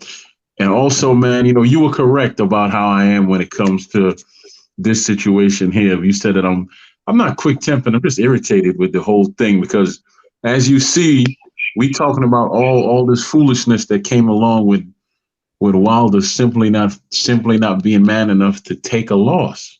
Right. We talking about fights. We talking about him simply not man. First, it was the glove. Now it was weight in the glove. Now it was the water, and then all of this, that, and the third, and there's court dates and all that. Listen to me. If all that was so present, they would have went to court. It's been 9 months, man. It's been 9 months. You understand me? And then, of course, his brother came out, the genius. No, hold up. And then his brother came out, the genius, and said he died on the autopsy table. Then he had a dent inside his head. You getting off subject. Stick to the court. No. I'm actually staying on the subject. I'm staying on the subject. What I'm trying to say is this. What I'm trying to say is this, man. If the dude would just if the dude would just take a deep breath and say, okay, he beat me, train and all that, we would have a fight already, and all of this would be over, man. We wouldn't be talking about all this crazy shit. Pandemic, bro. That's what he's doing How right are they now. gonna have a fight? You saying It's fights. I don't want to hear about no pandemic when there's fights being made, Lomo being made, white fighting. There's a whole bunch of other fights. I don't want to hear about it. Come on, man. Stop Can being stupid. I just make a quick point before y'all continue, Check man? I need. Let me go, Major Key, for a second, bro. I know, but before you jump to conclusions, bro, honestly, because I want you to come right after me. I want you to come right after me, bro. All right. Because you're my brother, bro. What I'm gonna say is this. Yo, dude, I just realized, you, Troy, that you come from a certain neighborhood that I grew up in, and a lot of people don't understand that. And so we come off aggressive, and sometimes people take that aggressive. Like when I first met World Combat, it was also the same thing. So what I'm gonna ask you to do is try to refrain from being so, even though it's your nature. Because actually World Combat now has become one of my coolest, you know what I'm saying? Like my closest friends when it comes to this YouTube shit. You know what I'm saying? Because I understand that he's just a grown man trying to give some content, and he really doesn't try to start bullshit. Look, I'm not being disrespectful to anybody on here, brother. You know, I understand what you're saying, but I don't feel I'm being disrespectful at all. No. My response No. Yeah, I was trying to build a path here, but who just interrupted me? Was that somebody else? That was me, because Troy Graham is exactly what I am. Let me clear this up, because you were a nice guy about it. Troy Graham is exactly what D. Jefferson is. He's an asshole. You understand? Like, nah, I'm about 100 pounds heavier than you. I'm not exactly like you. Yeah, man. That's kind of fucked up that you interrupted this whole thing that I was trying to build a bridge, like to make it. The truth is, Glenn, the truth is, it takes one to know one. Troy's an asshole. And I know he's an asshole because I'm an asshole. And I know his assholish ways. Now, World Combat, go ahead. I'm from the Bronx, and I understand him. We grew up in the same neighborhood. That's what you're not understanding. So I don't know why you're trying to advocate. Like, if you understand that. I'm from the Coops, bro. The Coops. I actually know. I could visualize the basketball court and the dirty ass handball courts across from where he lived. I know where he lived.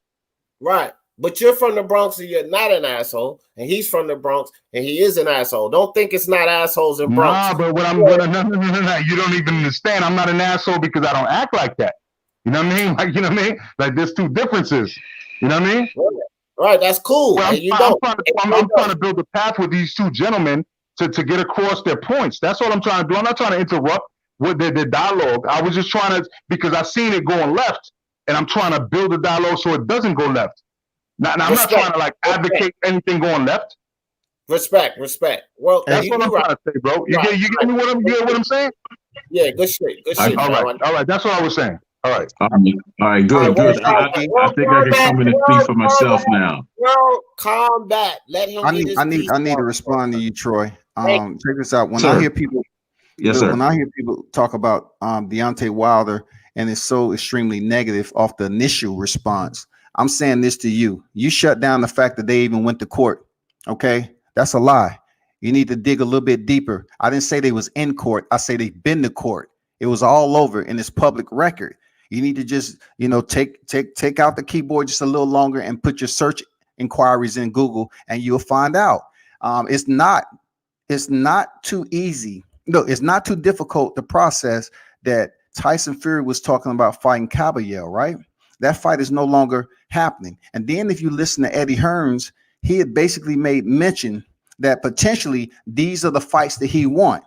But we understand that Team Wilder will be presenting some type of arbitration towards getting the trilogy with Tyson Fury.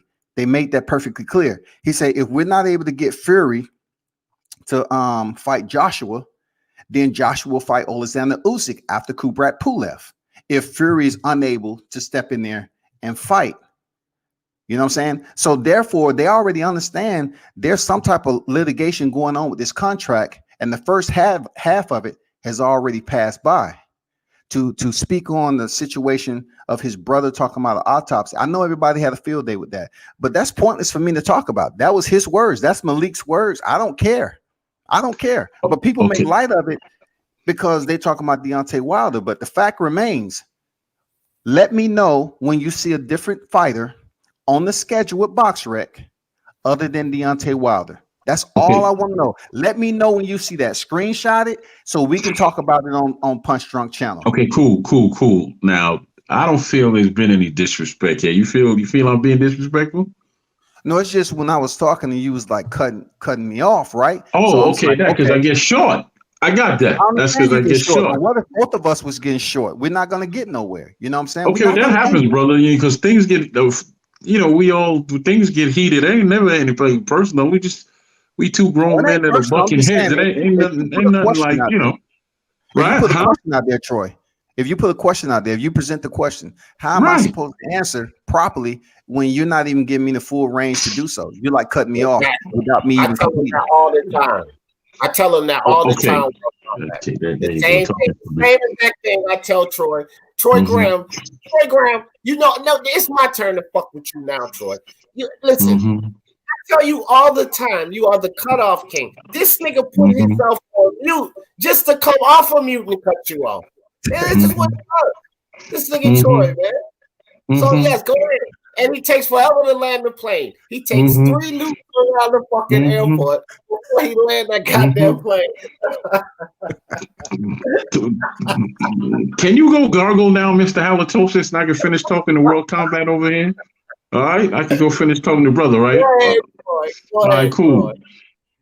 Listen, man, I didn't find anything on course, but we're gonna move past that. I'm gonna answer you honestly. I'm sick of hearing about the man and all the BS and all that. I like boxing. I want to see him fight and do all that. I don't like the soap opera. I don't like the drama. As far as me being aggressive, I'm 50. I'm not gonna dance to a new tune at this stage of my life, but I'm never disrespectful. I'm never. Huh? That's because you can't dance, nigga. But go ahead. Okay. As I was saying, World Combat. Who you are is who you are. I don't know you personally, but I'm pretty sure we could break bed and be cool and all that. But yeah, it ain't. I don't feel I was being. I guess I was being short because that's my nature. I have no idea.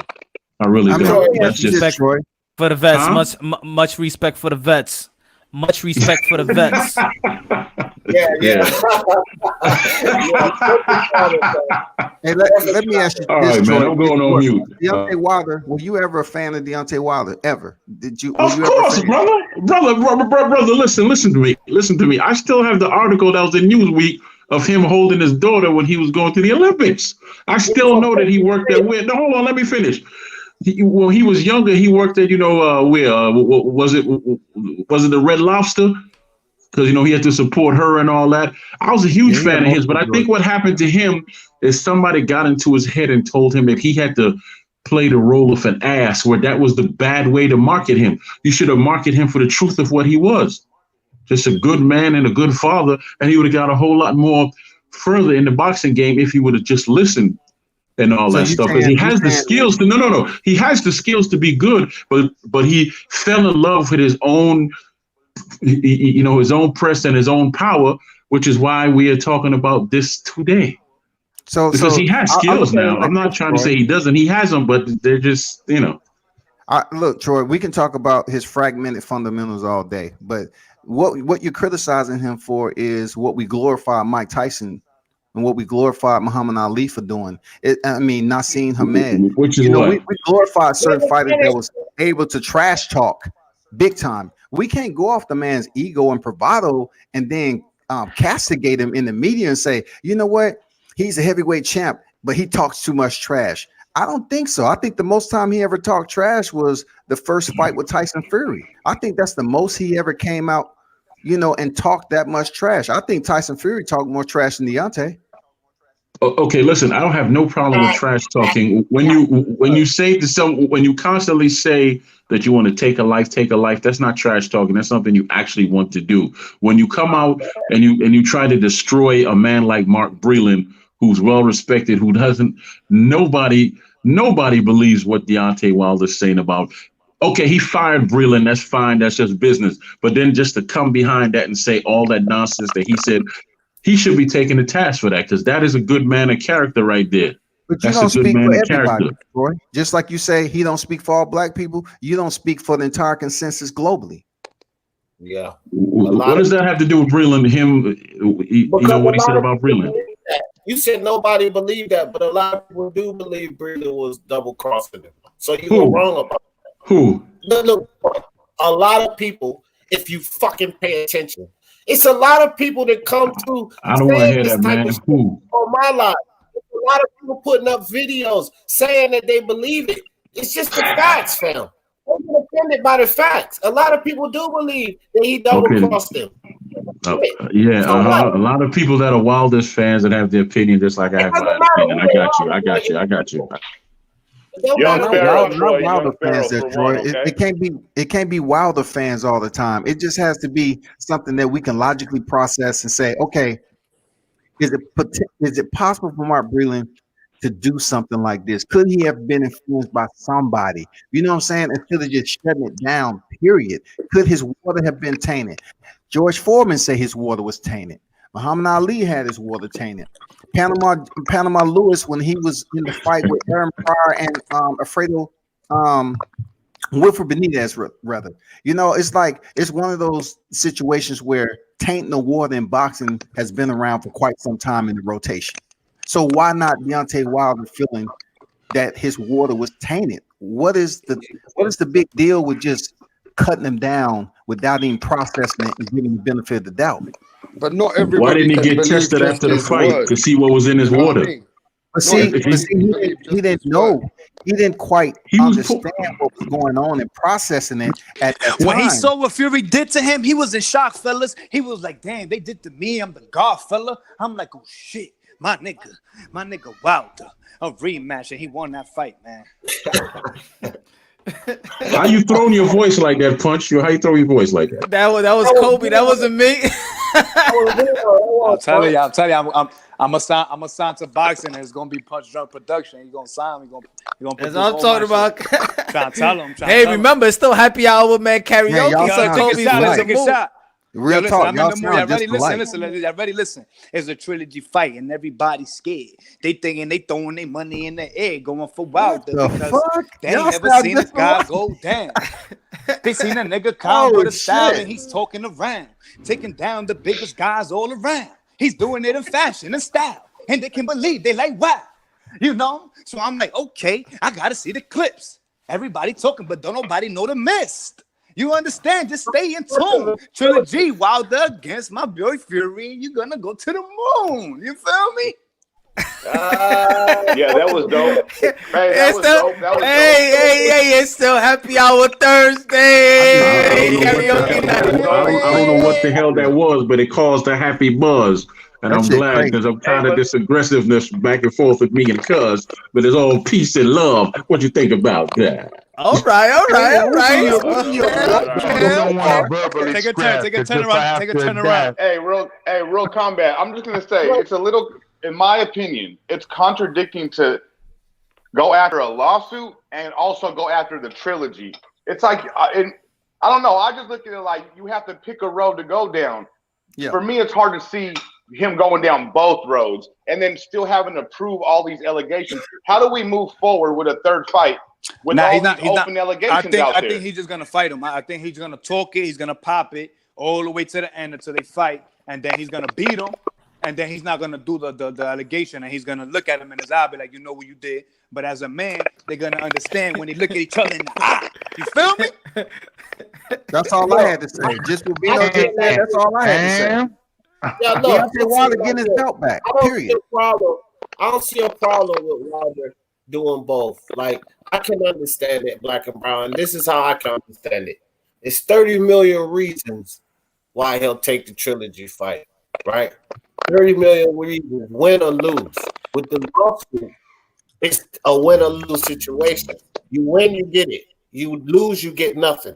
But still chase that fight. Like, don't give up $30 million. So I can't rationalize why he would do both. And just like Vino said, it could be one of these things. I'm gonna beat your ass. I'm gonna knock you out for good this time. And we don't gotta worry about no lawsuit. You know you cheated. Now you couldn't cheat. I knocked your ass out. It's over with. That's right. I peeped the game. You feel me? I peeped the game. Right. Or it could be a situation where he goes in there. Even if he knocks him out, now that I knocked your ass out, now I'm gonna make you pay. I knocked you out, and now I'll put your ass in jail because I know you cheated. It could be either one of those. We don't know. But I can see why Wilder would do both. And the third thing is this, the promotion side of it. Because talking all of this crazy shit about a lawsuit or whatever, if that third fight do happen, that's just promoting. Yeah, but I think if he do go to the courts with it, I don't think me as a professional, if I'm a boxer, which I'm thinking, whatever. But I wouldn't fight a guy like Fury if he already did that. You know what I'm saying? Like, there's no reason for me to even try. You know what I'm saying? So, and also we gotta realize this. We gotta recognize this, that we can't overshadow that after all these allegations that Tyson Fury is not a good boxer. And if Tyson Fury, D. Jefferson, goes in there and does it again, then what happens? Wilder got to retire. He got to eat his words as a man. He got to say that he lied. I just want to know, guys, this is the heavyweight. Will people give Tyson Fury the respect of his boxing skills? This is the heavyweight division. This is the heavyweight division. Everybody got their L's except for Fury. Why does Deontay Wilder will have to lose to him one more time? It's still one guy. He can retire. He still got big fights. Tyson Fury get his credit from you guys. Does Tyson Fury get his credit? He already got my respect. He already got my respect, bro. When he did the first fight, he got his boxing skills, bro. He got my respect. Let me ask you a question, though. Let me ask you a question. My bad. Let me ask you a question. Now, my respect is a question after the second fight. Now, Hold on, guys. One at a time. Yeah, so let me ask you a question because I completely agree. I haven't spoken in a minute, but you know what I mean? Like, so he would get Tyson Fury's already got my respect. But what I'm saying is as far as Wilder, right? I don't believe that if he loses that he's just done and everything's done and no. He could easily beat pretty much the rest of the heavyweight division. He could easily beat the rest of the heavyweight division. So everybody will realize Tyson is Deontay Wilder's boogeyman. That's it. He's the boogeyman for Deontay Wilder. That's what I think. So look at Chocolatito. You know what I'm saying? So Rangavachai is his boogeyman. Look at other people. You know what I'm saying? Like there's a lot of people that you see someone's boogeyman. Look at Vernon Forrest and Shane Mosley, man. Vernon Forrest and Shane Mosley. I said this earlier on Julia's live. Lost twice. Vernon Forrest. Tarver with George Jones. So check this out. Vernon Forrest beat Shane Mosley twice in the amateurs. He beat him twice in the pros. Shane Mosley couldn't beat him. But we know Shane was a better boxer. It's just Vernon Forrest was Shane's poison. Tyson Fury could be Wilder's poison. But I said this about Wilder before. Man, that motherfucker, I don't want to hear shit about no Ruiz. Look, I like Andy Ruiz. He got fast hands. But I think Wilder sparks him and knocks his little ass, slam the fuck out, fam. I really do. Like, I'm not even capping. I don't think because Fury beat Wilder, we could just start saying Wilder can't beat all of these other guys. Those guys are not 6 foot. Nah, bro. Nah, we're not saying that, bro. We're not saying that. I'm saying me as a man. I'm saying me as a man, if I accuse a man of cheating, bro, and I face you 3 times, bro, and you beat me 3 times, bro, I feel like I don't have no face, 3 times, no face, bro. No, I'm just saying. Well, if you're looking at it from Fury's side, if you look at it from Fury's side, he fights you the 3rd time. Going off box rec, bro. We're just going off box rec, man. I know what I'm saying, but I'm just telling you as a man, bro. Like you had to have dignity and pride, bro, as a man, bro. You know what I'm saying? You can't just go and just accuse niggas of cheating, my nigga, and then you get exposed and think everything niggas are just coming. So he got exposed with one loss. What did Joshua get, Vino? What did Joshua get? Joshua get exposed? What did Dillian White? Dillian White's been knocked out twice in his 22 That's losses, what I'm saying. That's what I'm saying. These guys could be beat. These guys could be beat. I'm not saying that. Vernon Forrest fought Ricardo Mayorga, who used to smoke in the ring, right? Just a caveat for what D. Jefferson said about Sugar Shane Mosley. Vernon Forrest fought Ricardo Mayorga and lost back-to-back with him. He only has 3 losses on his record before he got killed. I mean, look, Dillian White knocked out by Anthony Joshua and knocked out by Alexander Povetkin in the 5th round. Nobody's barking for him not to go back in there and fight Alexander Povetkin in a rematch. Why do it for Wilder? The thing, you know what it is. You know what it is with Wilder. It's like I said in one of my videos. The thing is with a dynamic puncher like him, like a knockout artist. Once those type of fighters lose, they lose that aura. The George Foremans of the world, the Wilders of the world, the Tysons of the world. Once you lose that, because they're a different type of style of fighters. You know what I'm saying? So once you destroy those freak of nature type of fighters, then it's hard for them to what's the word? Like it's hard for them to recuperate. I don't know how to say the word recuperate. Recuperate. I mean, recoup. It's recoup in music. Yeah. If that has anything to do with what you're saying, Punch, I look at it like the first fight. The first fight when he knocked Tyson Fury out in the 12th round, and Fury, due to Jack Reese's freaking moonlight count, he was able to rise back to his feet and finish the fight. Now that right there, you know, Deontay might have felt some type of way about it. But that doesn't mean he's a quitter. He wanted the immediate rematch. Why isn't people giving him the credit to say, you know what? He offered the immediate rematch, even though Tyson Fury got up from a right left. I mean, come on, wouldn't that send some question and doubt into somebody if they're scared? I don't think it did. Because I think there's more people that hate it, because I think there's more people that hate Wilder than love Wilder. If Wilder was a love, like it's like Manny Pacquiao. Manny Pacquiao could lose, get knocked out, and he's still gonna get supported. You know, gonna get. I don't know, man. You know, because I was at the Barclays, right? I've been around Wilder several times, and I know people be quick to say, "Well, you know, you're a dick rider," but yet when I support Teofimo Lopez, they don't know what the fuck to do. But the same thing, I'm like, I've been around him several times where he shut down the arena and talking to families and all that, the shit that people don't see behind the scenes. Nah, he a good dude, man. Beautiful man, bro. And he's a people's champ, man. He's a people's champ. He is. So I'm like, why are people thinking this dude is scared? Wilder wants to smoke with Tyson Fury. He wants to get back in there for the trilogy. It's the fans that don't like Wilder that's saying, hey, he should retire. Bro, just retire, World Combat, I always say it. I always say when I was in the Barclays Center and I was in the Charlo and Lubin fight, and they put Keith Thurman right on the jumbotron, and people started booing. Like after the Danny Silva Garcia, I'm like, yo, what the hell this hate is coming from? I'm like, yeah, dude, again. And then they put Wilder, and people started booing. I'm like, yo. Like right after he knocked, where's this hate coming from? And this is like, you know, it's not a UK crowd. Remember, this is Lubin and Charlo. That's the crowd. So I'm like, yo, where's this hate coming from? Probably just waking up. Because the event before that I went to, they was cheering these guys. I'm like, where does this boo come from? And then they put then they put Earl Spence, and the crowd started cheering, right? So I'm like, yo. Where's this like this thing going? Like, how's Deontay Wilder knocking? The last time I was here, it was like everybody was cheering. The last time it was the same time. Keith Thurman, everybody was cheering. Then one event, Keith haven't even fought. Wilder just knocked out the dude, and then he became booed. I didn't know what that. It's funny, yo. Boxing is funny.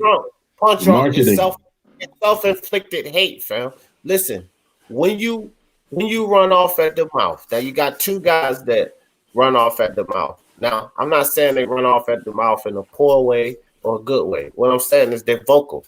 Keith Thurman, Deontay Wilder, very vocal. Now, a lot of people have been getting tired of Keith Thurman and his talks, but, you know, telling guys what they need to do and being out of the ring and just talk. So it's self-inflicted hate, man. With Wilder, just like, look, whether you're his fan and don't think it's excuses and believe him, or whether you're not his fan and you think it's excuses, it's self-inflicted hate. Because as a champion, you take a loss, you say, look, I'm going back to the gym. I'm going to come back and get my belts. That's it. Leave it alone. But what I was saying, D, it was like it was this was after, this was because that was the fall. So that's what I'm saying. That was after the Danny Silva Garcia fight, and then it was the fall. So it was like that day I went to that fight. Everybody loved him, and then he comes back. He hasn't been seen. Remember, and then they booed him. And then they booed Deontay Wilder in that fight with Danny Silva Garcia. They cheered the shit out of him, and I'm like, how in the span of like 4 or 5 months, this guy became the guy that gets booed? Like I didn't know. It's crazy. It's crazy. In the same arena. But he hadn't denied it either. It's like, look, bro, his fan base, I'll blame his fan base for him getting booed then. Because they came to Young Pharaoh and everybody fucking running behind this bullshit. Yeah, he cheated. You still got a Kai TV and all of these motherfuckers still talking about it today, how he cheated. So his fan base got him booed because nobody wants to hear excuses. Listen, whether you guys believe it's truth in this facts. Nobody wants to hear the excuses, fam. And that's just the whole point of it. It's not about if it's true or not. Nobody wants to hear that. That's what I told Ty. That's what I told Tay. Remember? I said, as a fan, it's not even about that. It's just that I said it just like that. That's my champion. You feel me? Wilder's my heavyweight champion, right? My American heavyweight champion, right? I don't want him to look weak. I'm like, damn, my boy looking weak out here, man. Hey, it's the same thing, and I'm the same, and I'm the same because everybody knows my favorite fighter. But at the end of the day, I still got to keep it unbiasedly. You feel me? Same thing with Andre. Like, damn, man, everybody talking shit about my boy Boo Boo, man. And then Gary Russell, man, I can't even vouch for him no more. You feel me? Hold on. Wilder get 10 times more respect than old Demetrius Doo Andre. Boo Boo, man, Boo Boo. Hey, Punch, can I say this? Listen, you talk about the Barclays, right? We're talking about Deontay Wilder, Dominique Brazil. You mind I play this? This is some footage that I got. This is to show that Deontay Wilder does have fans out there. He can have a whole arena freaking jumping. And I just want to play this right quick, man. I'll take it down. But this is his ring walk with Dominique Brazil. You know what I'm saying? This is his ring walk right quick. So everybody gathered around the tunnel. Oh, hold on. Everybody on their feet. This is the Barclays.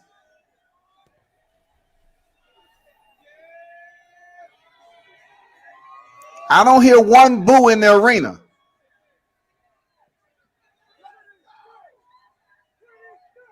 We don't hear nothing.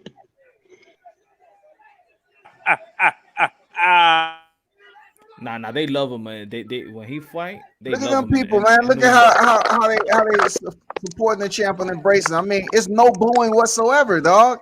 So why would it be that way at the Staples Center and the MGM Grand? I mean, everybody's on their feet with him walking out. Everybody. Nah, the Barclays Center in New York, they love Wilder. That's what I'm saying. When he got booed, will he get the same energy now, Punch? Will he get the same energy?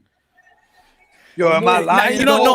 I don't think. It depends on. It depend on. I think it depends on the crowd. I think, to be honest, I think if he's on the stop that, Punch, because I look. I'm not from New York, but I lived in Jamaica, Queens. Nigga, cut it out. New Yorkers, they about their pride too, fam. If they feel like you out here making excuses, he getting fucking booed. You remember Showtime at the Apollo? Yeah, I'm sharing all this. I know. No, I was gonna say nah. I was gonna say nah. And it depending on and depends on his opponent too. Yeah. If he fights Andy Ruiz, Andy Ruiz gonna get that love. Yeah, but it all boils down basically is some that love him and some that don't care for him. But at the end of the day, as boxing fans, it all boils down to the fact that his big fights, there was always an excuse. With Joshua, there was an excuse. With this guy here, after a loss, there's an excuse. Nobody wants to hear excuses, man. Just do what you need to do and go from there, huh? But that's what I said. Would you guys rather him be quiet? Would you guys rather him be quiet and just gone for the third fight and not said nothing, or rather him just go on the way that it has gone on lately? Look, how would you guys? This what I said. If he saw the span of 7 months and 8 months, what the fans and the crowd and the legends of the game was saying, it gave him enough time to be like, you know what? I shouldn't even come out and say because it's not sticking. You feel me? The massive is not buying it. You know, so that's what I was saying. He could have easily just come and debunk it, right? And it'll be all right because he wasn't saying nothing. It was just the channels were saying it for him. He wasn't saying nothing, so he could. Or say coronavirus. You were saying coronavirus earlier. Yeah. I'll say if it was if it was an excuse, I would have blamed the coronavirus or something like that. But I'm just saying, right now, what I would say if I was like his manager or whatever, I'd be like, yo, Let the lawyers handle it. Don't talk about it no more. Just talk about fight. Gym. Getting better. And let the lawyers and let whatever happening behind the scenes, let it happen behind the scenes. Ain't nobody checking on it. Fuck it. People saying it's excuses and everything, and then when his sparring partners come out and accuse him of doing the same thing that he's basically saying happened in the ring, of removing shit out his gloves, that's not the first time that has happened in boxing. We can go back to the freaking Billy Collins, Luis Resto, and Panama Lewis shit, where they went to prison for 2.5 years for removing patent. That's not the first time it's happened. So why is it Tyson Fury, who's a known cheat, to be able to pull it off potentially? You know what I'm saying? I don't find it as an excuse, but it has to be proven, and that's difficult to do if you then confiscate or impound the gloves on the night of. Yeah, but now what I was saying was this, right? Hold on, guys. Hold on. You have to appreciate this. Hold on, Rockstar. The potential for Tyson Fury, World Combat, the potential for him to do something like that is there. And if anybody's denying that, then that's just foolishness. Okay. So the potential is there. Here's the problem, World Combat. We know that the potential for Fury to cheat is there, and many other athletes in this sport of boxing to cheat. The potential is there for them to do it. If he's not been reprimanded by the boxing commission, if he's not been taken up on charges in court, then to mention it is nothing more than an excuse, fam. That's the thing. Other than that, don't mention it, do it. But if you're going to utilize that or lean on it, that's a fucking excuse, because the commission hasn't reprimanded him and you haven't taken him to court. Therefore, it's just an excuse. He's trying to stay, he's trying to keep that view, that image alive. That's why. He's just trying to keep it alive. So like, you know what I'm saying? I know we've been in situations where we found out after the fact. It's just human nature. Sometimes we're not aware of certain things. His team could have slipped up and not really fully understand what was going on the night of the MGM Grand, February 22nd. You know, he might have not understood what was going on in the ring, on why Tyson Fury was having that much success and having that much damage, inflicting that much damage on him until after the fight. Yeah, but this is like a lot of people are sorry for him now. This is circumstantial. Tyson Fury did nothing more than beat his ass, because let's not sit here and act like any of us are Perry Mason. We don't know whether Tyson Fury doesn't have that many knockouts. Talk that shit, boy. Hold on for a second. Look, now, let's be real about this. None of us, not you or the people that support it or whatever, none of us know whether it's true or whether it's not true. We ain't gonna play Perry Mason here. So you can say he couldn't understand why Fury was doing this. It could be that Fury was just beating his ass. That could be a potential as well. We can't just lean on it like the court case and the lawsuit and the water and everything is true now. We can't lean on it because none of that shit could be true. And Fury just simply beat his ass and will beat his ass again. That's absolutely. Yeah, D. Jefferson, thanks for keeping that. I totally agree, D. It's been 9 months already. If there was any fact, it would have came out by now. Hey, he did take punishment that night, okay? But we didn't get the Wilder that we used to seeing. He just eating it up. Because listen, let me tell you something. When Cotto fought Margarito, and he knew, because listen, if they would have never found out on the next fight, nobody would have knew he was playing that shit in his gloves. Facts. Feel me? And that's what I'm saying. They found out. They can get away with like, it. All right, yo, listen, let the little nigga rock, and we're gonna catch him. So they let him rock. He fought whatever they caught him. He ended up getting caught. Stupid. Anyways, now they see, oh damn, Cotto, he lost, and we ain't know. So now they're gonna take that L off. So if he did whatever it is that he did, and then Wilder do beat him, and then he do go and be like, yeah, look, and we do got the evidence, they're gonna take that L off him. That's it. Did they take the L off Miguel Cotto? Taking the loss off. They didn't take an L from Miguel Cotto. Nah, they didn't take it. They didn't take it because he waited too long, and then the evidence it's been 9 months. It wasn't. There's no law. And they never proved it. Listen to me. They never proved it. They never proved it. Nah, if you look, they took a picture. But if you look at the gloves, it looked the extra crazy swollen. But we ain't like that. It's been 9 months. I mean, all right, okay. I don't care. It's been 9 months, and they got all this video and all this other nonsense. If it's, I mean, come on, man. What I'm trying to tell you, there's a lot of people that's like that, bro. If they feel like they know what it takes to beat you, if they know they're not gonna beat you at your best, And it takes for little mind games and little mind tricks where it do come from. Because that's what people talking about. Right quick, the little theories. You gotta have that. Hold up. You gotta have that third eye open. That's all I'm saying. Look, Troy, let me ask you, what's the statute of limitations on that, Troy? Do you know? No, we don't know what the statute of limitations. I don't know anything about the statute of limitations. My point was this. But my point was this: if you got video proof, and all these other people say we got proof, it don't take 9 months to clear this up.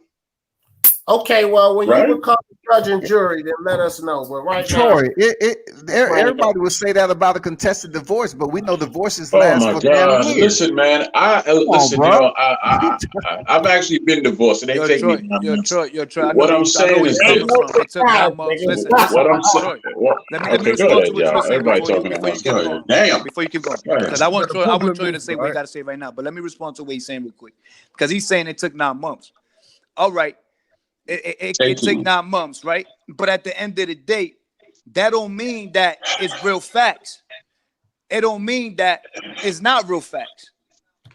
You don't know how that person is going by it. It could build you. What I'm trying to say is this, though. Or it can break you down. Yeah, what I'm trying to simply say is this. If you got all this video proof that people keep flying up around here, like you said you saw the glove, it looked crazy. If you got video proof of his hand hanging out the glove and all that, if you got video proof of your water being tainted and all that, what more do you need? What else are you? How do you know, Troy? This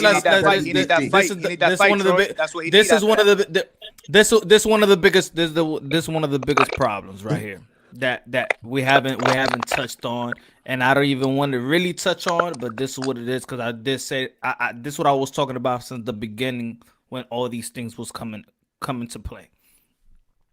If D or any other channels that we feel was unbiased would have broke the story, would people believe it? I would still be saying the same thing if 9 months later. Well, why aren't you in court? It don't matter who's saying it. Is the fact that there's been so much facts put out here, right? That the man is dirty, the man is this, the man is that. And you know what? Why do you? No, what I'm saying. Hold on, guys. Hold on. What I'm saying, Troy, is that I think it does matter who breaks the story. I think it does too. If credible and if you don't have a reputation as creating narratives after narratives, because like I said, I don't want to talk. I don't want to talk about these certain channels, but their rep, they get supported, but their bad rep is about the narrative pushing. If the story would have broken with channels that doesn't have that type of rep, that has a rep of unbiased, that doesn't have a rep of creating narrative. And these channels, let's say whoever they is, D, and it could be, IQ, it could be, I consider myself unbiased, but let's say anybody else, right? That has a legitimate, platform, right? Will people believe them? Will people believe the story more? It doesn't matter what people believe, but if you have evidence that you say is fact, that is proven fact, you give it to Wilder and let his people take this man to court, and we dead this foolishness, and then he can move on to a third fight, and we can stop talking about this nonsense. That's what do you think, Punch, you gotta remember this. Now let me just say he wants to fight. He don't handle his business correctly. If Al Heyman or Shelley Finkel were in charge of the way that he was going to do this, it wouldn't have been done the way he did it.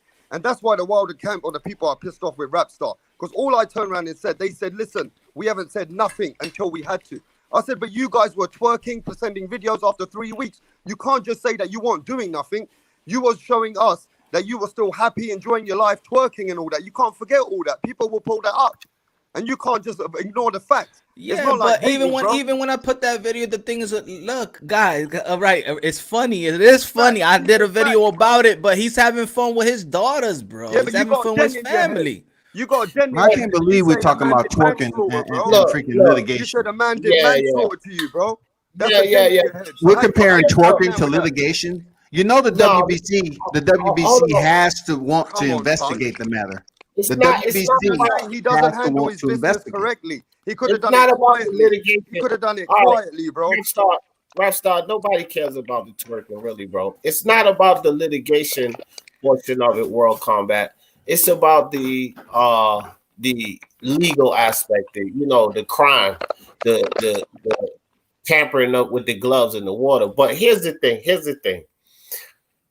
Just like we got a lot of Wilder fans, and I'm not talking about World Combat, Punch Drunk, or Vino. I'm talking about these silly, delusional Wilder fans that don't want to listen to anything reasonable. We cannot be like that on the other side, because with all due respect for you guys that's not trying to hear the shit about Wilder, Vino and World Combat actually gave some valid points. So if it's a valid point, just accept it as a valid point. And that's why I said earlier, okay, it can be validity to that. Maybe he is laying on it just to beat his ass again, because I see 30 million reasons why he would still go through this. Exactly. You see what I mean? Real quick, Vino. My bad. If this is a valid point, then let's not be like the side that we accuse. We accuse the other side of not wanting to be rational or reasonable. They just gave us a valid reason to just lay back off of this. I think at the end of the day, it's about time that we all just lay back off of this. See if the fight happens. If it doesn't happen, just lay the fuck off of it. Fuck Wilder, and not fuck Wilder, but fuck the Wilder excuse hate. Fuck the scheme. Fuck the scheme. But let's wait for the fight. Right. You're right. Right. Like that. Let's just wait at this point, because I accept Vino and World Combat's reasoning because it was valid. They're not just telling us some silly shit. We don't have to agree with it, but they gave valid reasons for why they believe it's valid, fam. Like, let's let that shit go. But you understand. I want to see it from. But y'all understand. Y'all understand what I was trying to say. Let's say if it was ESPN and Fox breaks the news about it. Those credible platforms, right? So people be like, yo, you see how they did Wilder because of the platform. Sometimes I do think that is who breaks the news. The credibility of who's breaking the news. Yo, what's up, Punch? What's good, Raider? What's good? Hey, what's cracking? Hey, what's up? Well, first of all, happy Thanksgiving to everybody right here. You know what I mean? And what's up? Likewise, bro. What's cracking to everybody listening? What's up, my boy? How's it going? I'm doing good, man. Chilling, eating at the moment too, man. Eating. This is like my third plate. Oh, that's right. Hey, this fucking his Wilder thing is getting crazy, no, or what? What do you think? Yeah, man, it is. Yeah, I mean, it's been getting crazy, but I'm like, I'm just like, yo, I would love to see the fight. I would love to see Fury, Anthony Joshua, of course. I think a trilogy is just due. It doesn't have to be immediate, in my opinion, but I do think that he deserves a trilogy. And I side with Wilder when he said, I gave you a shot when you was on your down. Just a man-to-man thing. I think he should give him a shot. I don't think to be honest, that shouldn't even be a question. To be honest, homie, I don't really think he deserves. I mean, do we want to see it? Yeah, but I don't think he deserves it. You know what I mean, like the first fight, it was a close fight, right? Arguably, a lot of people said Fury won, but whatever, it was a draw. That's why you had a rematch, right? Because it was a close fight. You had a rematch, and in the rematch, he lost big time. So why would he deserve a third fight? And think about it, if that happened to any other fighter, you would be like, what's up with that? Nah, because do we want to watch it? Yeah, but does he deserve it? I think he does. I think he deserved it because he was an undefeated fighter that lost his belt. I think anybody that was an undefeated fighter that lost their belt deserves to get a rematch. Facts. With anybody. Facts. Plus, it was in the contract. That's why he deserved it. It was a contractual agreement. That's a fact, World Combat. But look, it took 30 days for him to enact the rematch clause, and he did it. I want to make a confession right here on Punch Drunk. I want to make a confession. I think now what Wilder is doing, I'm gonna do a live about this. Yep, y'all heard me say it here first. I'm gonna do a live. I think what Wilder is doing is brilliant, and I'm gonna tell you why I think it's brilliant. Cause I think I'm getting to the point where this motherfucker may have won me over to want to see this third fight.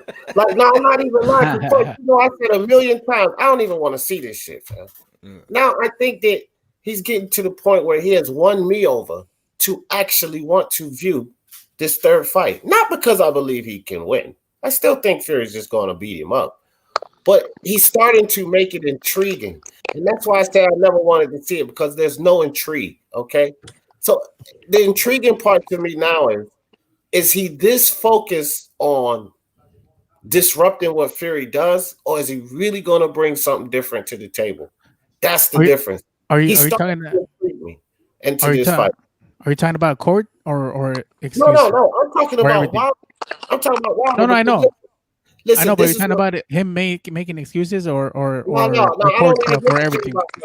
No, I'm just talking about the fight now. All right, fuck all of the excuses, the court, and all of that. Because this is the thing. So if you listen to guys that's passionate about Wilder, like Vino, World Combat, right? So Wilder has this belief that he can do it. He can knock Fury out, right? Now I know that if he knocks Fury out, he's going to have to bring something different to the table.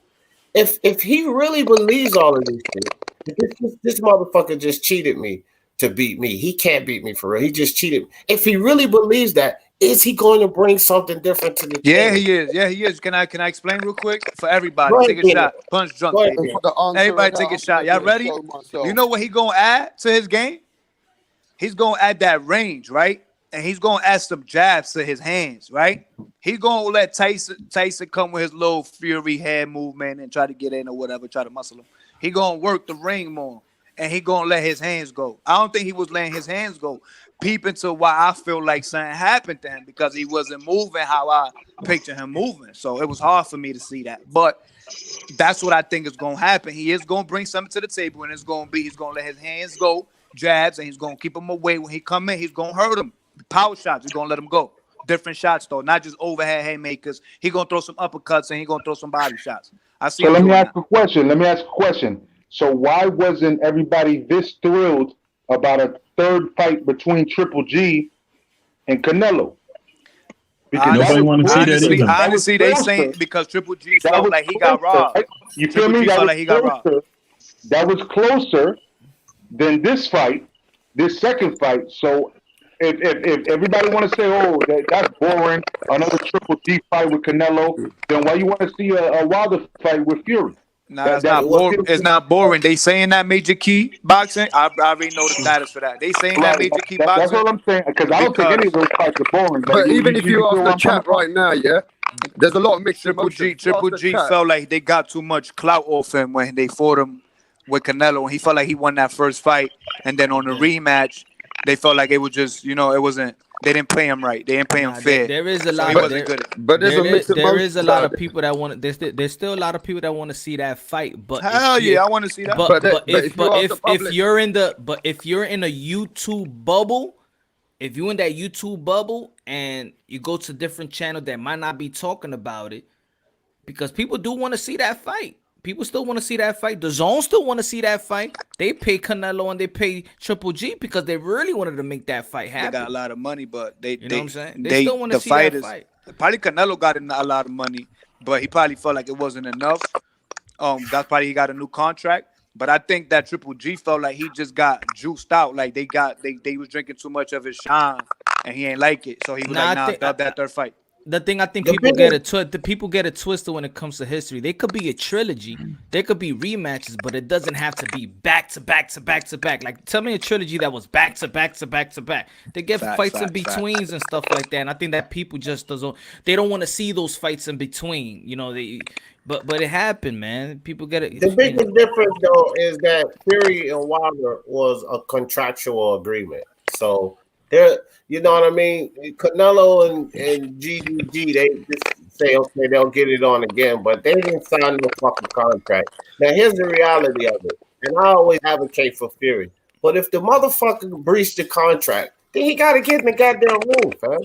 Yeah, but the reality of it is this as well, D. Jefferson. If you ask most of the public now, after that performance, even you, Punch, I know I want to see the third fight. I know you do.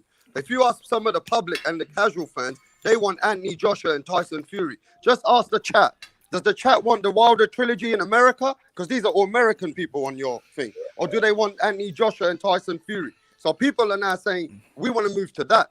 What do you feel about that, Punch? We want to see. We want to see an undisputed. I want to see an undisputed. Yeah. I think all hardcore fans are saying they want to go that way, Punch. What do you say to that? Of course, we want to see an undisputed. Nah, honestly, I gotta go against y'all right there, because if it's not the better man who's really taking that up, who really deserves the opportunity, then why are we so beasting to watch it if that man don't belong there? I'm sorry, Deontay Wilder. Deontay Wilder had a chance. Deontay Wilder had a chance to go fight for undisputed versus Anthony Joshua. Troy's right. He had 2 chances. So he said he didn't want to fight him. Nah, he said it himself. He'd rather fight Fury than fight Anthony. But he said it himself. So that means honestly, I'll be honest with y'all. I feel like he wasn't ready. So he needed somebody like Fury to get ready.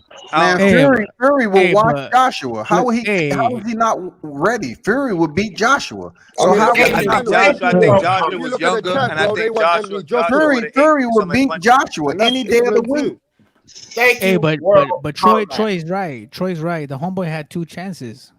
He knew listen, I feel like Troy. Homeboy getting angry about it. Wilder. Let's say Fury didn't get up. Will y'all be beasting for a rematch? Correct. They would. They would. No. They will be. No. They will not be beasting for a rematch if he would not get up at that round. They want Fury. I'm telling you, they was not, bro. Hold on, guys. I'm a Fury fan. Goddamn it. Hold on for a second. Can't play that next year, right? With the Golden State Warriors, then what you guys think? I'm a Fury fan. I've been advocating for Fury. Let me speak on this. That's complete and utter bullshit. No, I wouldn't have been screaming for another fight had Wilder won. And I'll tell you why. I wouldn't have been screaming for another fight. Thank you. If Wilder had won that fight, Fury quit boxing. See, this is the harsh reality that a lot of fans of certain fighters don't want to come down to their own discretion. Right? Fury has his own discretions. He has some of his own dumb shit that he's done. And here's the facts. The dude quit boxing. So if you quit boxing and you come back and you take on the world champ and you get your fucking ass whooped, so be it. Let Wilder move on to do whatever else he wants to do. Ain't no need to scream for no damn rematch. If he wouldn't have made the 10 count, no rematch. But then you got it. But listen. Now you got to understand. Look. Now can I talk my shit? I mean, I want to get in, Vino, because I'm about to get you in right now. Let me get 2 seconds. You're about to get in right now. Hold on, Vino. Hold on, Vino. I think they want to see the UK. I think people was hyping up for the Fury versus Joshua undisputed. I really think they wanted the all UK for the undisputed heavyweight title, so every title can be over there across the pond. So that's why I say they would have been screaming for a rematch, because they more than likely their final result is Fury. He's not the best UK fighter they want to support, but he is the one that's willing to come over here to the US. So if he would have got stopped, they would have said, okay, let's see a rematch, because we want Fury to face Joshua for all the belts. They don't want all the belts to be over here in the US. They don't want to. Period. It could also be that they cherry picked him. It could be that they cherry picked Tyson Fury and it backfired. It could be that they cherry picked him and it backfired on them. Because Tyson Fury, they didn't expect this from him. Can I say my piece now? Go ahead, Vino. Let me jump in, because you. Let me jump in. I think that he retired, man. I think he's just blowing smoke up everybody's backside. He's not going to fight again, because he's not going to fight again this year. And they don't look. I mean, he has some kind of wish list about the fighters he wants to fight, but we all know he ain't gonna fight White because he's a puncher. He's not gonna fight no more. The dude is retired, man. I got a feeling that he's just retired. That's comedic, Troy. Stop it. How so? That's comedic right there. That ain't no hate. That's not no hate. I think he hasn't fought in 9 months. 9 months. He got a bunch of excuses. Pure hate. I think Hearns picked a good. He drafted a good fighter that was coming off some hard stuff. Got him in the ring again. Made him feel good. You know what I'm saying? Wilder probably cherry picked somebody. You know what I'm saying? Like y'all saying, probably did. But I felt like he did win that first fight. But the only reason they gave him the rematch clause because Eddie How Hearns, can you say he won Eddie the Hearns first rules fight, though, for his bro? fighters. How can you say that he won Let the him first talk, fight, man. Let him finish, man. Come on, bro. Who won the first fight? Let that nigga talk. Let him talk. What I feel was that Wilder, he had enough with the knockdowns that he did.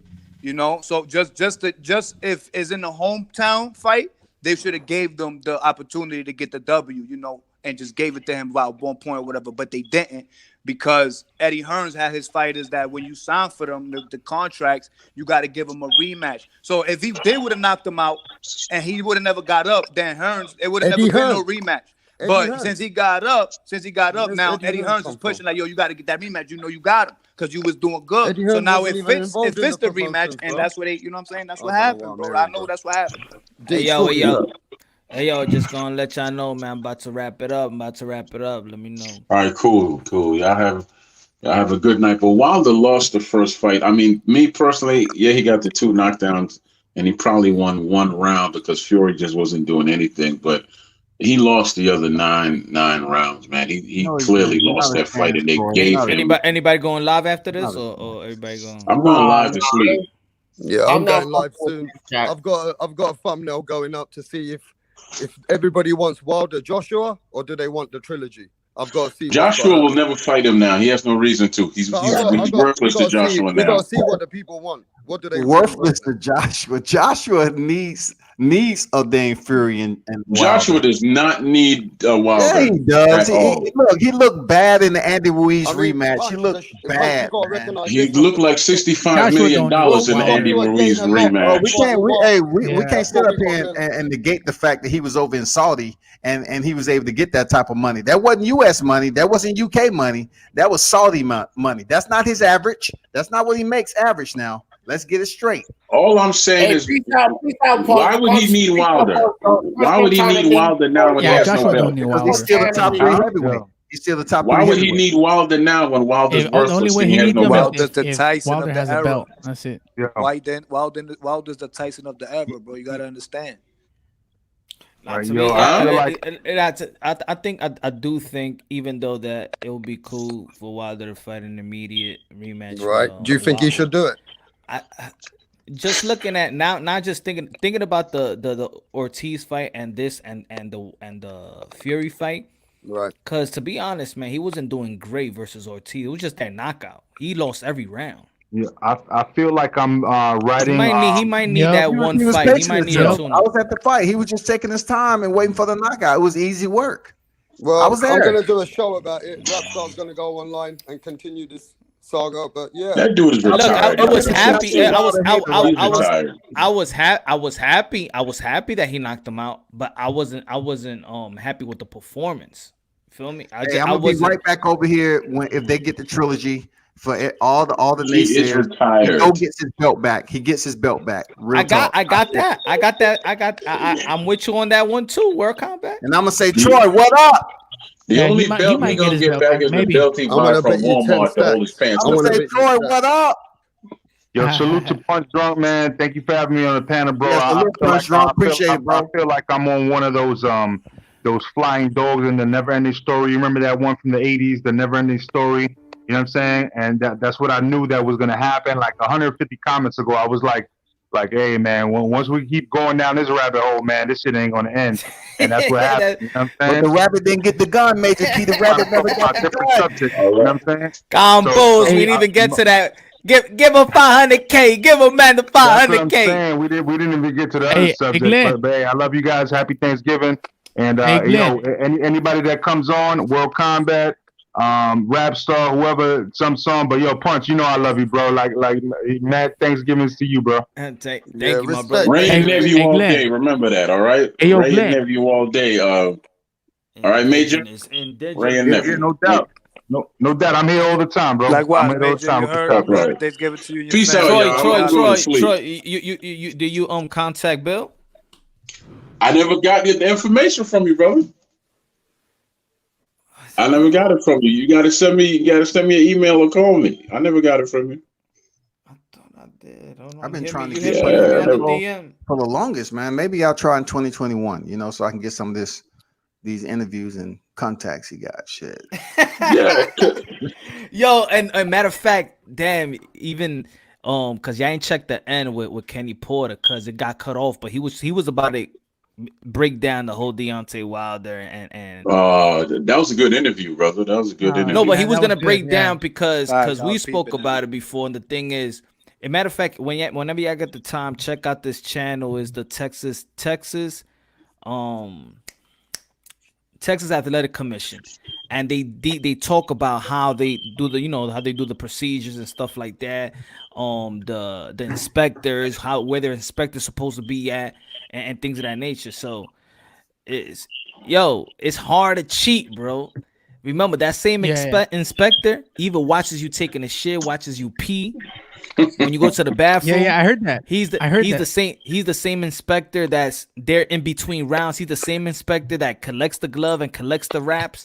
Like, he's just watching you. That's his job. So the question I also wanted to ask, if I was gonna get the opportunity to ask D, was, does anybody know the name of the inspector that was inspecting Tyson Fury?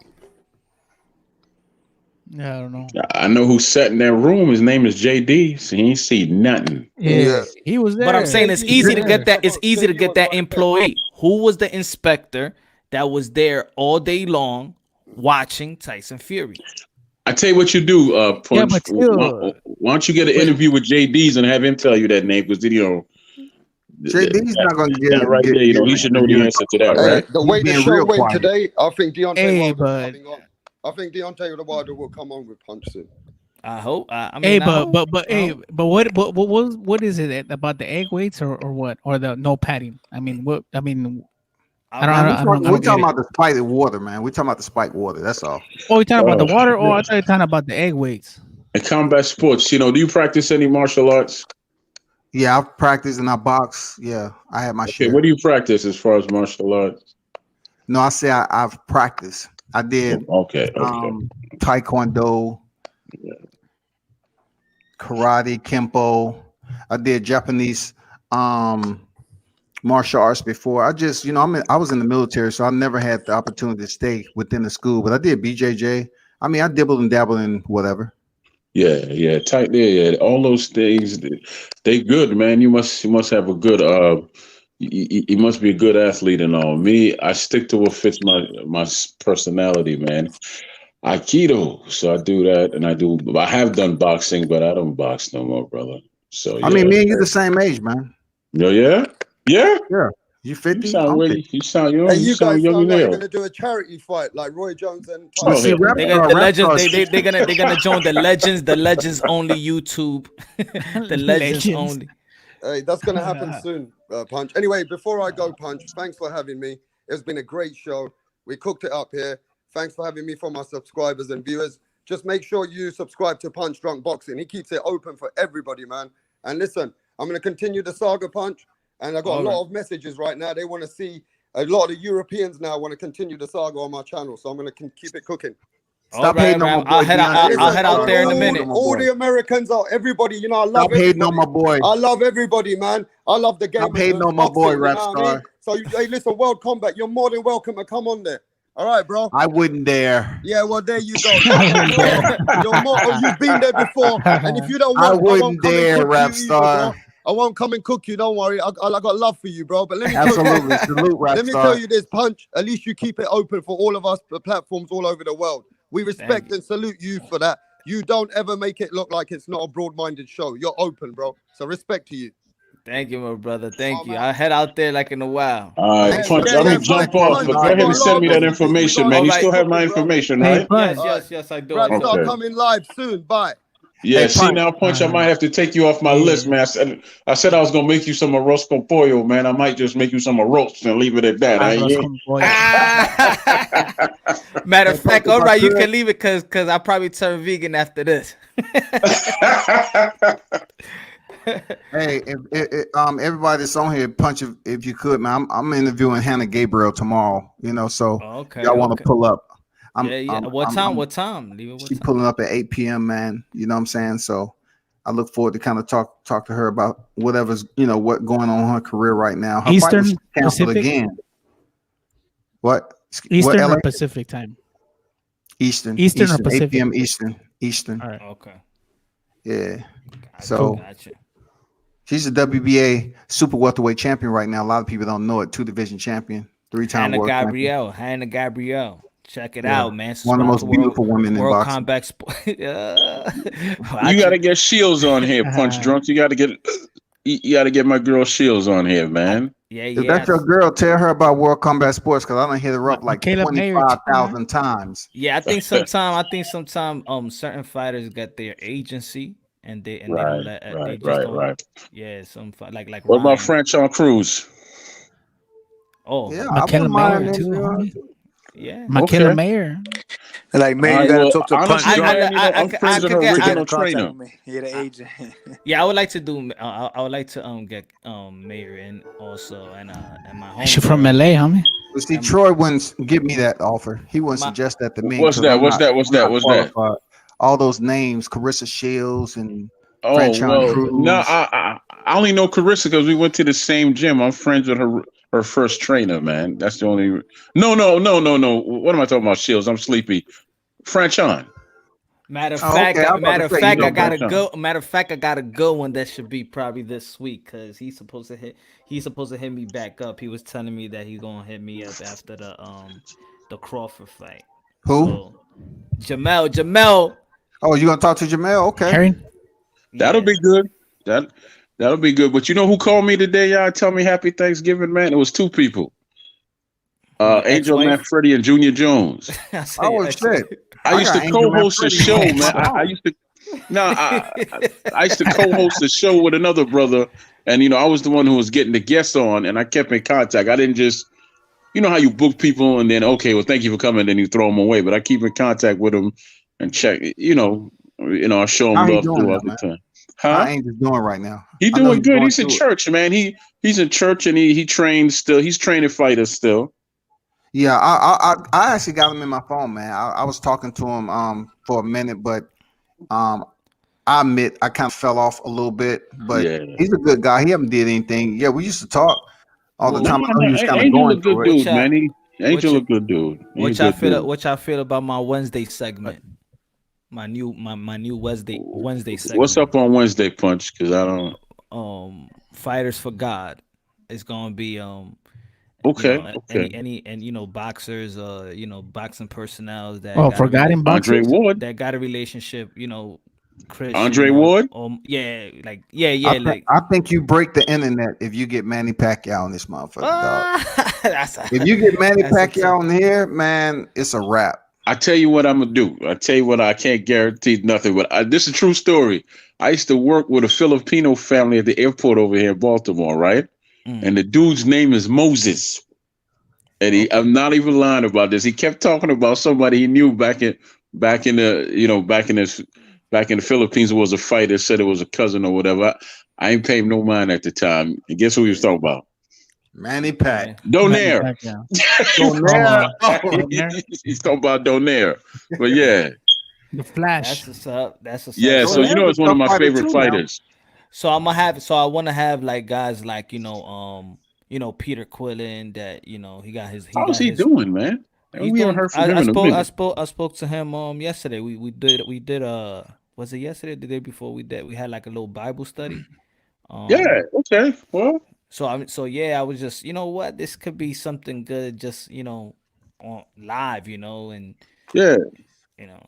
but so I want to try like every Wednesday to see just trying to bring some enlightenment and spirituality and stuff like that. I heard you earlier on Rings. Oh, Amanda Serrano got a little heated. Huh? Oh, my fault, Raider. Say it again, Troy. No. I was saying that sound like a good thing to do because no one else is doing that. Oh, okay. You'd be the only one doing it. Yeah. So that like guys like Luis Collazo, he's he's a born again Christian as well. I hit up because at first that's why I did I did a video live Islam, boxing, Islam and boxing. And I hit up what's his J. Rock Williams, and I want to, like guys like that, that has their belief and God in the forefront of that dictate their lives and shit and things of that nature. So I would like to have that. I want to have it every Wednesday around 8:00. So stay tuned, man. Definitely. I was gonna ask you, man. I'll go ahead. No, go ahead. No, I was just gonna tell Punch that I heard him earlier on Rings talking about Amanda. That shit got a little heated over there, huh? Yeah, that's for 2 days, 2 days straight. They was crazy. getting up on me today, right? I was trying to jump on that live, and they put out the link. Oh, you was there too? No, you didn't go. You wasn't there. Yeah. I was in the chat, but he didn't put out the link, so I couldn't get in. Yeah, they ganged up on me, man. Hey, it's all good though. Those guys are good over there. Nah, that's my brother, man. I like all you guys. It's no personal. Julius is cool. Where you from though, Punch? New York City. No, man. I mean, as your background. Where your people from? Oh, Dominican, Brazilian, and Cantonese. Okay, so that because I usually make jokes with Julius about the DR, man. I tell him that all your fighters are in barbershops, and most of your fighters, man, they own like a bodega, man, and they mess your sandwich up. Every time you go in there, talk to Poppy. You ask Poppy for a ham and cheese, man. Poppy bring you like an egg and cheese or something. Yeah. But that's what, man. That's why I think when we get carried away with the race thing. Oh no, but I was joking. No. I was just saying because earlier with Todd Jones, and I was explaining myself what they was trying to say, because I come from New York, so New York is more of a melting pot. It's not like black, white, like it's not real like race issues up here. You know what I'm saying? Because it's so much of a melting pot. Like I tell people, like where I'm born and raised, like is a mosque on the corner. Across the street from the mosque is a Catholic church. Across the street, directly from the Catholic church, is a Baptist church. Across the street from the Baptist church is a Jewish temple in the same block.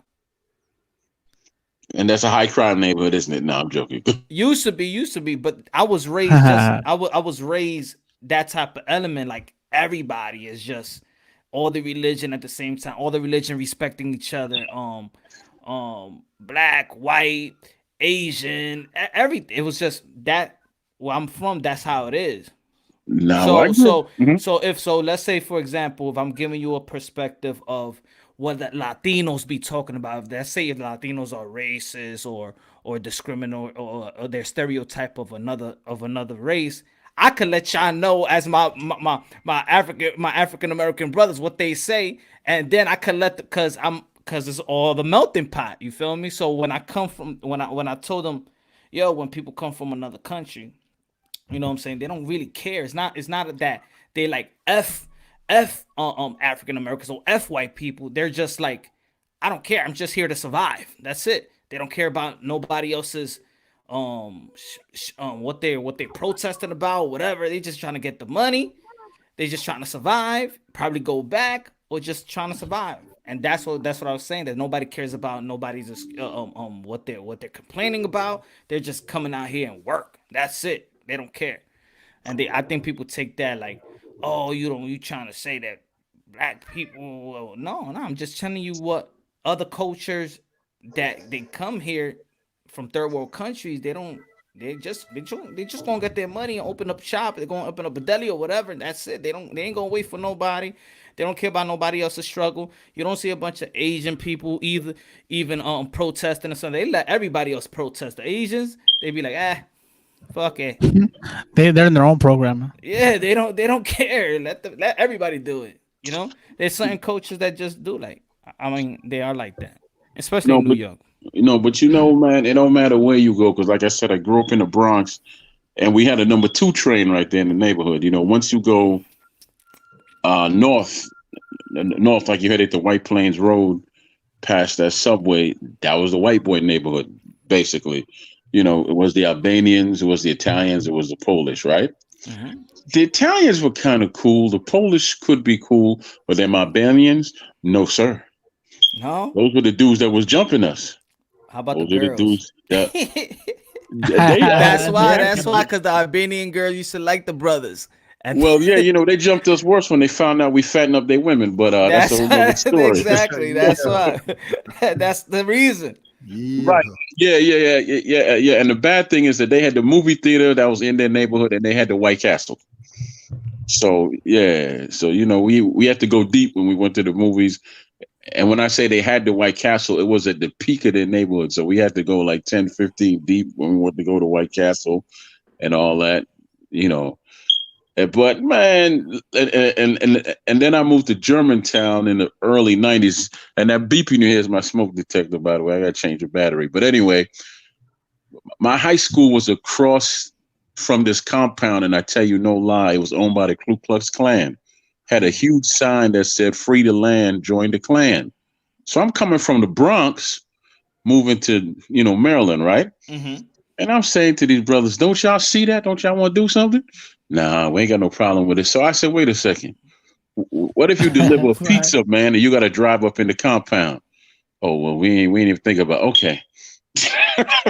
So I didn't dig that, man. I was glad when we moved to Baltimore. I was glad, you know, because I wasn't going to take too much of that, because I got jumped a couple of times by a couple of them boys, but it didn't really work out well because most of the people I hung with could fight when I was younger, so it didn't work out well for them.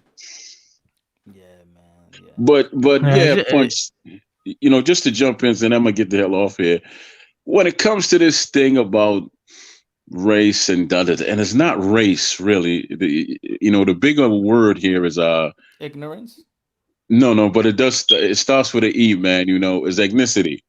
Race is just another way of saying a different type of human being, a different, you know, species of human being. There is no different race of human being that walk the earth. There isn't. That's just man-made word. Yeah, but there's different colors and carrying on. But at the end of the day, it boils down to you know what you were taught, and you know what you believe, and you know what you choose, and you know how you choose to live your own life. Because in all reality, I could say I hate white people, but how far is that gonna get me in life? Mm-hmm. Nowhere. Yeah. Ain't gonna get me nowhere. It ain't gonna get me nowhere. I don't teach my sons that. I've never taught any of my kids that or none of that. It just don't make no sense, man. Exactly. You see the person for who they are, and you move on from there. Exactly. That's right, homie. You teach. I'm the same way. Everybody's different. You know what I mean? Yeah. I respect people on a personal level. You know what I mean?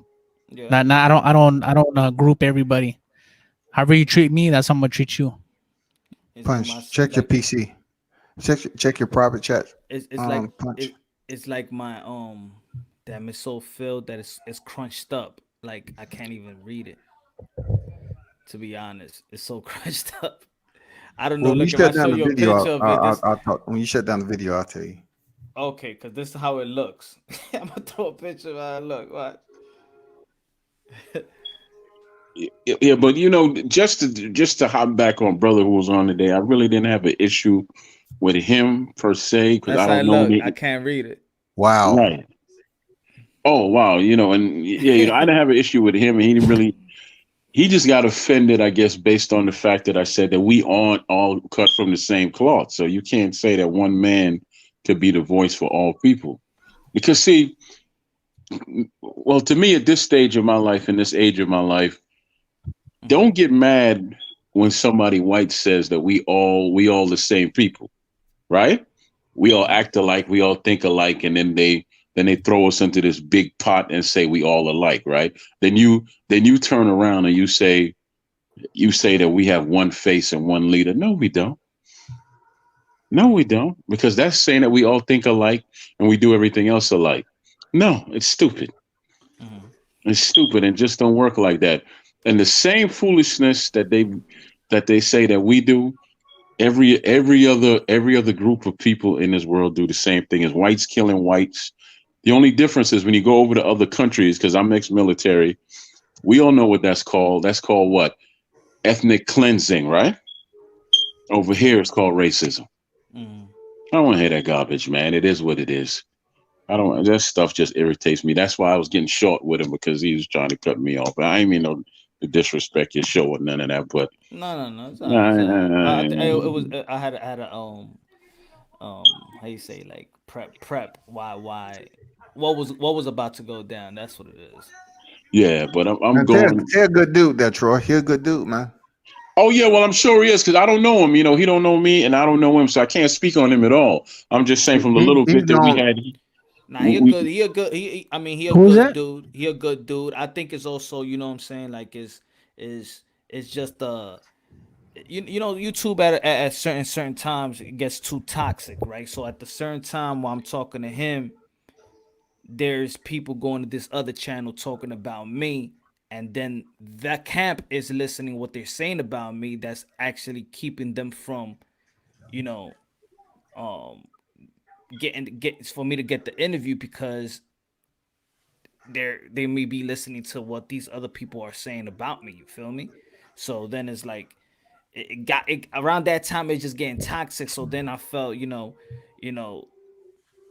oh, they want me to be just like these other guys is probably going to be pushing this narrative. I'm not trying to be that. What I'm trying to be is transparency and you know, just ask the right question, because I didn't do a platform to bring any fighter down or to devalue or that's not why I don't waste my time on that. I want to uplift the sport of boxing and be an instrument in uplifting the sport of boxing and another platform for these fighters. It's the only reason why I did the channel. So yeah. Hey, Punch, I wanted to ask you a question. Hey, is there any way you can get a interview with Serrano without the trainer? Amanda. You just trying to get hooked up. That's what you're trying to do. Nah. It's because the trainer, man. I don't know if you've seen the interviews. The trainer can't talk, man. He just took over, dog. He took over. I know. That's not the first time he has done is plenty of times. And then I seen another interview with her by herself. I'm like, damn, why you ain't do that for me? Yeah, right. That's what I'm saying. Amanda just disappeared during that interview. Like he just took over and she disappeared. She bounced. No, because that was twice, right? Right, Punch. It's been it was twice. Like it's I know, man. Like they got a relationship going on or something. Oh yeah, at first, yeah, exactly. At first, I thought it was just me, but I look at the chat and the chat's like, "Hey, man." No, of course it's everybody, but you know, I feel like it's not going to be the last time. You feel me? So yeah, no, it's not all going to good. be the last time, man. She's gonna fight or whatever. I mean, they hit me up really for that, so I'm grateful for that. You know. And she was, that's what's up. They was grateful. They saying, you know, that you know, they like that I'm very fair, and they wanted to break the news, and nobody had the news yet, so about her next fight. So hey, but what's up? Is that fight gonna happen with Katie Taylor or not? It's gonna happen or not? I think if it does happen, it happens like 3 fights down the line, like 2 more fights, and then she'll get that fight. Not right now. If they keep on winning, they keep on what they want. I mean, I don't know, man. That's what I think. I just think that it was if this is my point was in Ring IQ's channel, if this is the biggest fight in women history, right? What's so bad about making this 3.6, 3.5 million a pot? Get Katie her money and just get $500,000 to Amanda. And set the standard for women boxing and big fights. That's all. But I think the lack of it is promotion. Because if you promote good, then you as a promoter see it like. I mean, it's definitely a big fight, right? I think it's a big fight. I think it's a big fight. I think that promoters just don't have confidence in promoting anymore. They just want to be investors. They're not promoting anymore. Let me ask you a question, man. Remember back in the 90s, you had the coal miner's daughter, then Ali's daughter came out, and then she fought Frazier's daughter, and female boxing took an upturn. When did it go down? And then you had Shields and Franchon, and they kind of brought it back up to another level. So when did it just kind of dip back down? to the point where you don't hear nothing about it no more. See, this is what I say, but then I get into the arguments. Well, you don't be watching enough or that. I'm like, look, yo, people want to see knockouts, man. And if you got two sports and ain't showing nothing special, look in the UFC. Guys are in tune with the women because they see vicious, they see submission, they see, Joanna versus Zhang, one of probably the best UFC matchups, even just not even women, but just overall one of the top 3 fights ever, right? And it's women. But in boxing, it's like you don't see the knockouts, you don't see that type of. But for me, I see Amanda Serrano. That's why I call her the pound for pound knockout queen. Not necessarily she might be the number 1 woman boxer, but I call her the pound for pound knockout queen because she's bringing the element that I just don't see on the reg in women boxing. She's bringing that element, and that's exciting to me. So I think it's not enough. I think it's not enough knockouts in women boxing. When you talk about knockouts in female boxers, you can't leave out Ann Wolf. Yeah. You gotta say her name. And that's what I'm saying. The Ann Wolf, the Ali, because Muhammad Ali, Layla Ali was knocking girls out too. But then that element, who's the next knockout artist in women boxing that pops up? And the truth is, man, I think they should put the females on the same card as the men. And I guarantee you, most of them female fights are probably more exciting than the male fights because they don't have that much time to work in there. They only got 2 minutes punch? They got 2 minutes. Yeah, 2 minutes, 10 rounds, championship. Yeah, and then you got Fran Chan. Let me tell you what, I got video of her sparring a 6'6" heavyweight. I got video of her sparring cruiserweight men. You understand me? So she can punch. They don't call her the heavy-handed diva for no reason. She can punch like hell. I think they wear 10-ounce gloves, right? Too, right? They don't wear 8-ounce gloves. She could punch because I held a bag for her a couple of times too, in the gym. She can punch. True, this one too, right? He said punch. The problem with the sport of boxing is there's no new promoters. Yeah, it's that they don't like. Come on, and that's what I was saying to IQ. If you're a promoter and you promote the fight, I'm talking about promoting, not just to lallygag. You go out there and promote the fight. You know what I'm saying? Then that's when you're supposed to think like, okay, there's gonna be more money coming in. You gotta have confidence that there's gonna be more money coming in because of the promotion that you did. I just don't think that promoters are doing their job no more. And I'm talking about in general. I'm not just talking about Lou DiBello, Eddie Hearn, Bob. And what Bob Arum said about Bud? What he said? He said nothing good, but there are no promoters nowadays. There are no salesmen. There are no. Exactly. I can't stand Don King, but he was a hell of a, and it ain't because of all the stories and all that, but he was a hell of a salesman. The reason why I can't stand Don King is because of the Meldrick Taylor Chavez fight. Everybody know what happened in that fight. He took that boy's soul from him. He stopped that fight with two seconds left because Tyson was in jail and Chavez was his only cash fighter left, the cash cow. If he would have lost 2, no sir, no. And he broke another man's soul because of that. Meldrick Taylor was destroyed after that. Yes, he did. I wanted to ask you, since you had contact with Fran Chan, what do you think about the Jimenez fight? What was that whole energy over there when she didn't get her belts back immediately? She received the WBA, I believe, but it took a while for the WBC to hand her belt. I wasn't even that, I wasn't even that invested in it, man. So I couldn't tell you. That's until I saw how big that damn girl was that she, how big that woman was that she fought. You see how big she was? Once I saw her size and all that, I said, yeah. Oh, that was a woman? I thought it was a co-ed fight. For real? You see how big she was, right? Yeah, she was big, man. That girl was big as hell. And she was walking through Fran Chan's punching. That just don't happen. And nobody, let me tell you what, like I said, I've seen her like 6'6". No, she hit grown men and they move. So no, you don't walk through her punches. And like I said, I held a bag for her a couple of times. You don't walk through her punches. No. That's what she spars too. Amanda Serrano only spars men. Really? Yeah, that's what Jordan said. That's it. They only. What is she like? Is she welterweight or featherweight? Which one? 126. That's featherweight. Mm-hmm. Okay. Did she speak to you, Punch, about her MMA career? Is she still going to cross thread, between sports or what? Yeah, she would. Okay. She would. I mean, but she just want to stay in one, She said boxing is easier than MMA. Yeah, she needs some work on the MMA, but I commend her for taking that leap over there, though. Exactly, and that's when people. It's true what she was saying in the interview. Like people want to ask, like if I'm scared, I'm going to the MMA and then fighting in the boxing. Like that's not a person that's scared. That's a person that wants to fight. No, but you got fighters that have done that before. Like White, I think started out as a kickboxer, right? Yeah, he did. White, and then Berto's family come from that background. Jarrell Miller too. Yeah, Berto's brother is and MMA. father before he passed. His father was a champion. I have no love for. I can't stand his name. I can't even. I can't stand that. Ooh, he's just a big absolute nothing. Yeah. He ain't do nothing but cheat. All right, y'all have a blessed night, man. And all right, brother.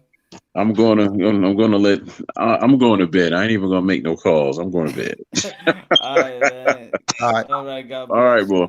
All right. Terrence Bailey, what's good? Hey, what's good, Punch? Chilling, man. Long day, long live. Yeah, man. Happy Turkey Day to everybody. Happy Indigenous Day. Hey, look, bro. Talk to me. I was watching earlier when my brother Che was on.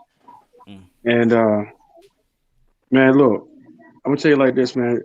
Everything Che say, Che's getting it straight from Wilder.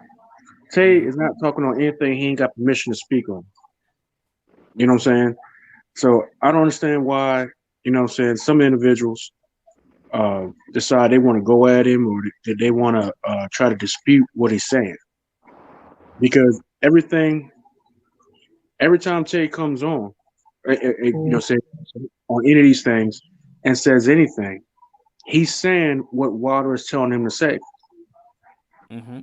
So you getting it from the source, but you getting it from a representative, so to speak. Mm-hmm. And then you got cats, talking to Tay like he's some type of regular cat. A lot of these dudes don't even realize Tay fought Ndongo, and Ndongo running from Tay right now for the rematch. Now I've been talking to K for a while throughout this year. You know what I'm saying? But Yeah, also, but that doesn't mean if that doesn't mean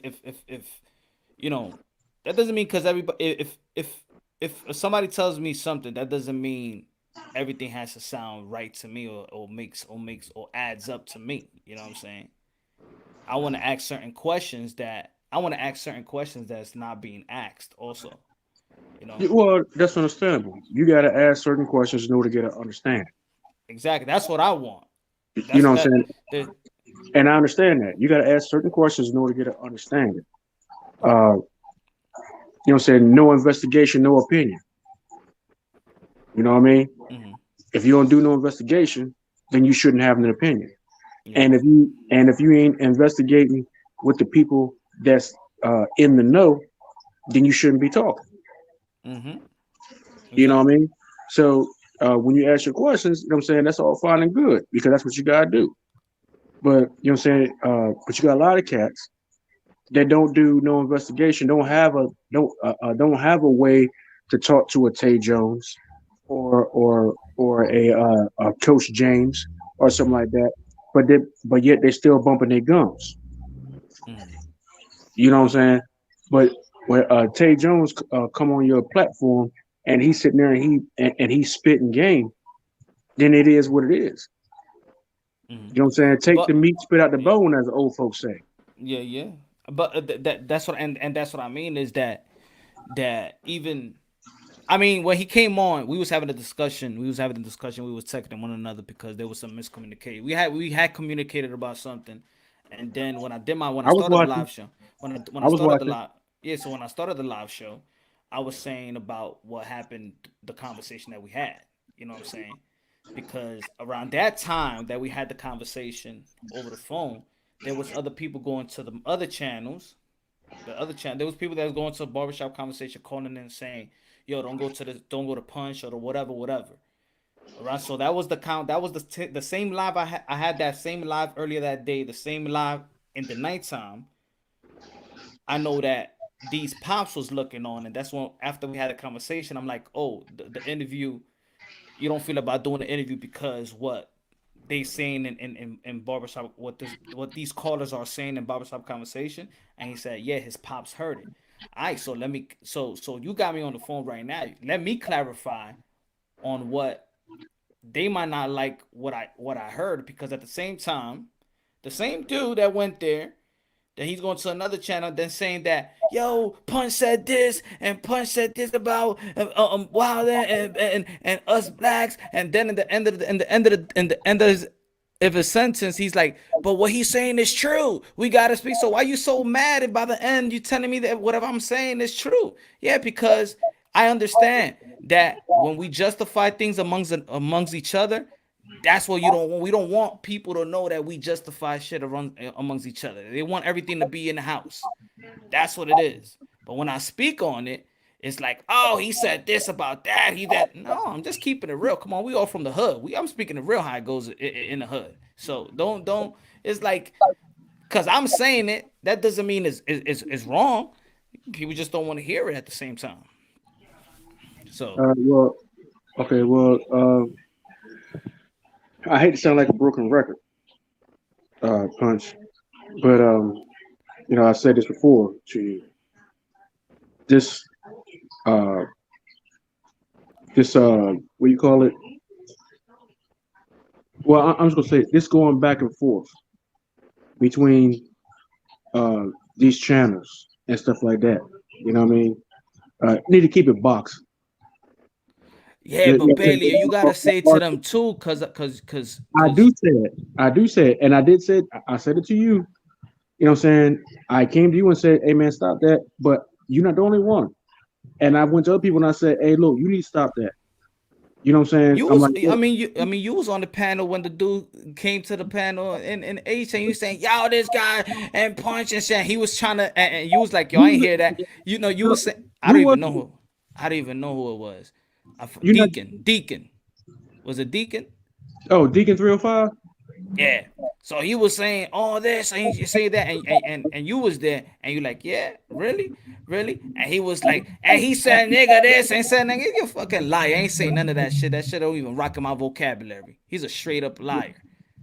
Yeah, well. And if you listening, you could jump on the panel too, you fucking liar. Hey, well, man, hey, look, I actually don't remember that. No, but that's what I mean. Like on that day, even when I saw, because that was the same day. That was the same. All that shit was the same day. It was the same night. Yeah, so man. I'm like, damn, you should have. Conversations. But you know, me and you had conversations before, man, about you know what I'm saying, unity in boxing, though. Of course. You know what I'm saying? We had that conversation, like you know what I'm saying. There ain't no need to be arguing amongst folk and this and the other, man. You know what I'm saying? Just keep it straight boxing, man. We all lovers of the sport. Some of us have different opinions. Some of our opinions are skewed. Some of us will say one thing on one platform, come on another platform and say something different. You know what I'm saying? Some people claim they got a love for the sport, but ain't got love for the fighters. When the fighters come on, they disrespect them in the chat. You know what I'm saying? They get on a panel. They talk reckless, talk stupid. You know what I'm saying? So Terrence, let me ask you this right quick, Terrence. If you saying that, and this is all respect, you know, me and you both veterans, right? So why you never, you know, spoke up for me when H Money's up here freaking disrespecting people all the time, and you sit up there on this panel and chill? Man, why you never stood up for me, man? Hey, look, I told the H Money in private. H Money different. He different. Well, you're not gonna give me an excuse knowing that I was a retired vet, right? And there's certain standards we live by. You're not gonna give me that excuse there, Terrence. Hey, look, exactly, bro. Hey, Battle, you got me on that one. I owe you one. You know I just wanted to chat it up because this is not the first time I heard you ask Punch about that, and I'm not speaking for Punch at all. But I'm just saying the channel that you're on the most, it's like this is personal. If somebody was fucking with you like that for real, I would say, hey, I would have to ask him and say, man, that's a vet right there. You know, why the disrespect, you know? But Hey, I just never heard you speak up about it. Hey, because we vets, that's personal between me and you. That's personal. And I won't let it happen again, battle. What we talking about, Punch? Yo, Terrence, what's up, bro? Boxing. Oh, Rap. yeah. No. What's up, bro? Yo, listen, how about when your boy goes and calls an old somebody like Teofimo Lopez Sr. and starts shouting at him, putting that online? How can you guys support that, bro? How can you even support something like that, bro? Do what now? When this dude we're talking about, he calls up professional trainers and starts screaming at them and telling them they're ducking. How can you guys support that kind of guy? He's screaming at a man who's a professional. It's like somebody calling Bill Haney and screaming at him and saying your son's a paper champion. How do you think that feels, bro? That shit's bullshit. Hey, who you talking about? He's talking about H. I'm not. Bro, knows hold on. Knows what I'm talking about, bro. That kid's a fucking clown. Why are we even talking about him to begin with? That kid's that kid's a pussy. Look. Let me answer Rapstar's question.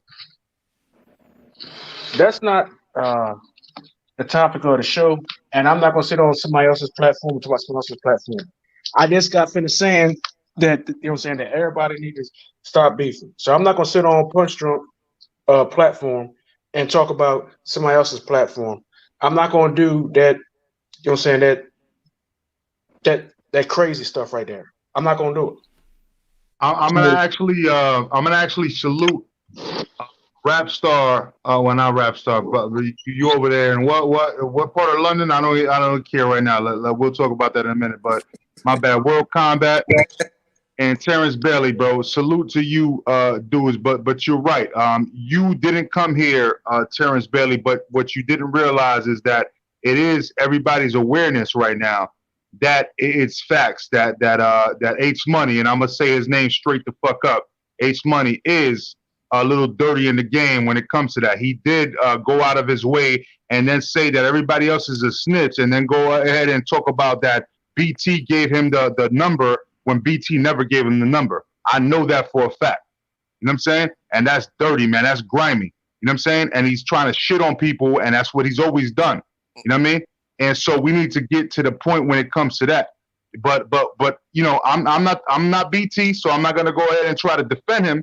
However, when it comes to everything else, when it comes to boxing, you can't tell Punch Drunk to chill when H Money's the one that fucked up like multiple times with Punch Drunk.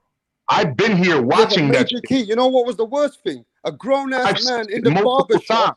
He kept showing the fucking same thing in the barber shop and laughing about it all night.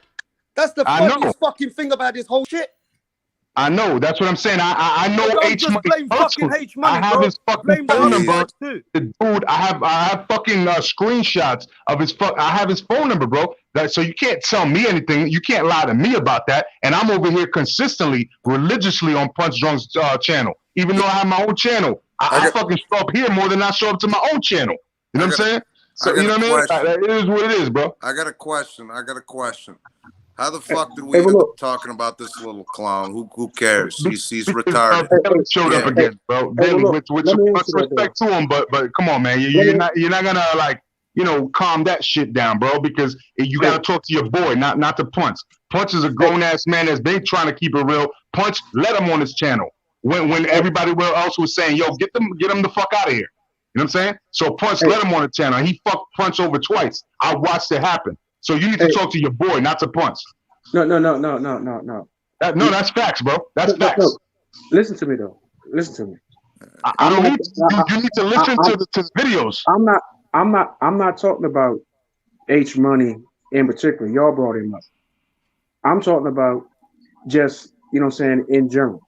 You know what I'm saying? There's a lot of name dropping of other channels and on other channels and stuff like that. It ain't just him. I'm not talking about him exclusively. I'm saying that we all a boxing community.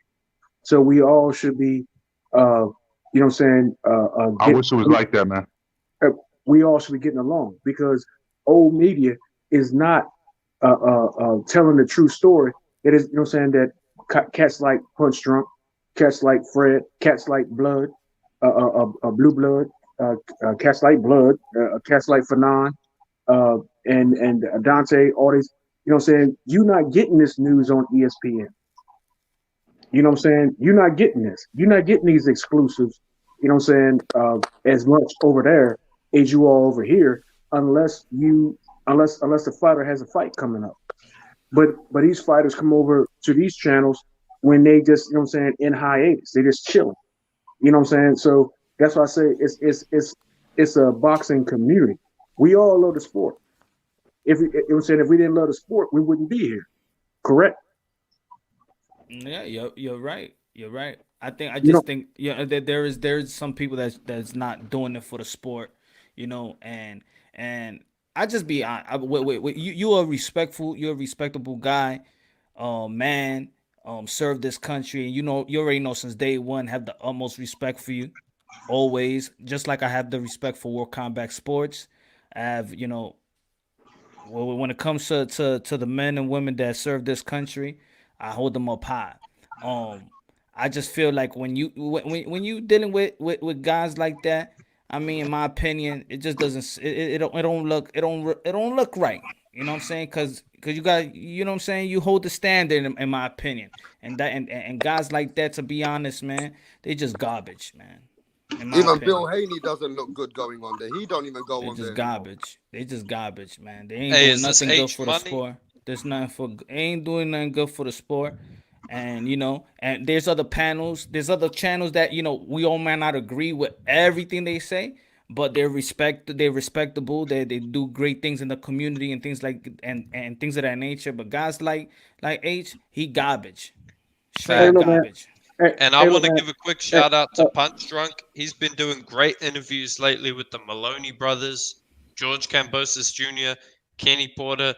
And I appreciate that Punch is giving interviews to boxers who real hardcore fans, we know how good they are, but maybe the casual fan doesn't know so much. So I really respect you, Punch, for doing interviews with some Australian boxers like Kambosos and like Maloney. Because I feel like the Maloney brothers and Kambosos are good fighters. And I really do believe Teofimo Lopez versus Kambosos is a big fight. It's a good fight. And I'm going to travel to watch that fight. Hey, well, look, check this out, man. I have people in my family that ask me, why am I, you know what I'm saying, going live on boxing channels when they believe that I should be going live on social issue channels and black empowerment channels and this and other, and I tell them, I'm like, because I'm a boxing fan. You know what I'm saying? I'm a boxing fan. These other channels that you're saying that I should be on, you know what I'm saying, a lot of these people don't practice what they preach. And I ain't got no love for people like that. But I got love for people that love the fight game, because I love the fight game. I don't love duking it out with the polites and if anybody knows who I am, you know that if I saw Umar Johnson, I'd break his jaw on sight. If you actually know really who I am. No, we know, of course, we know. And Terrence Bailey, I've always saluted you because I know that you do what you do, and I know that you lineage of Frederick Douglass. You know what I'm saying? You know what I mean? I've watched you enough times to understand that. You know what I mean? I've seen your you know what I mean? Like your certifications around the house when you walked us through your house. You know what I'm saying? I think it was a few rooms, but you know what I mean? Like I get what you're talking about. You know? And so all I'm saying is that I get what you're saying, and I get what everybody else is saying. The only thing that I have a problem with you, Terrence Bailey, because I actually watch you on other channels, and I feel like you don't really try to start smoke. I'm not saying that you're like an instigator or anything, But I feel like these other dudes be trying to like start smoke with other things, and then they bring you into that. Yo, Terrence Bailey, don't you think Punch Drunk is racist for saying that? Exactly. I'm talking about exactly. You're right, L Dog. I'm exactly talking about him. You know what I'm saying? And Glenn, just quickly, H Money and I, we ain't cool. H Money, Yeah, he tried to do the same sucker shit to me. Yeah, and he brought up Terrence Bailey in that one situation, and I heard Terrence Bailey say, he was saying, "Don't you think Punch Drunk is racist about this?" Blah blah blah. And then he was like, "Well, if he did that, I guess he is." You know what I mean? But yo, you're letting them fool you, man. That's their foolishness, man. That's not you. You know what I mean? That's the same thing if you went into combat. You know what I mean? And let somebody play some mental game with you to go against the American soldiers that you were with. Don't let that happen, man. Trust me when I'm telling you that's how this YouTube shit is going right now with these youngins. These youngins are playing guerrilla warfare, bro. Understand that. Hey, look, man. If I said if he did that, then maybe he is. Meaning, if what he's saying is true.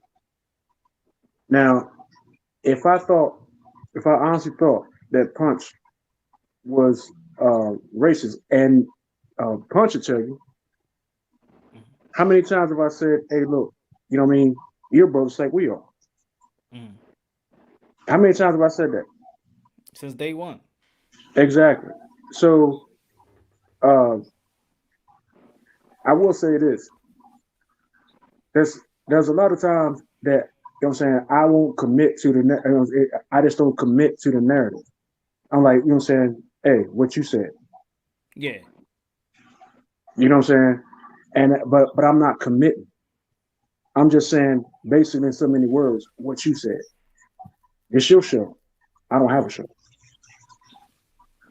You know what I mean? So I'm not gonna go on somebody else's show and start an argument with the host of the show. You know what I mean?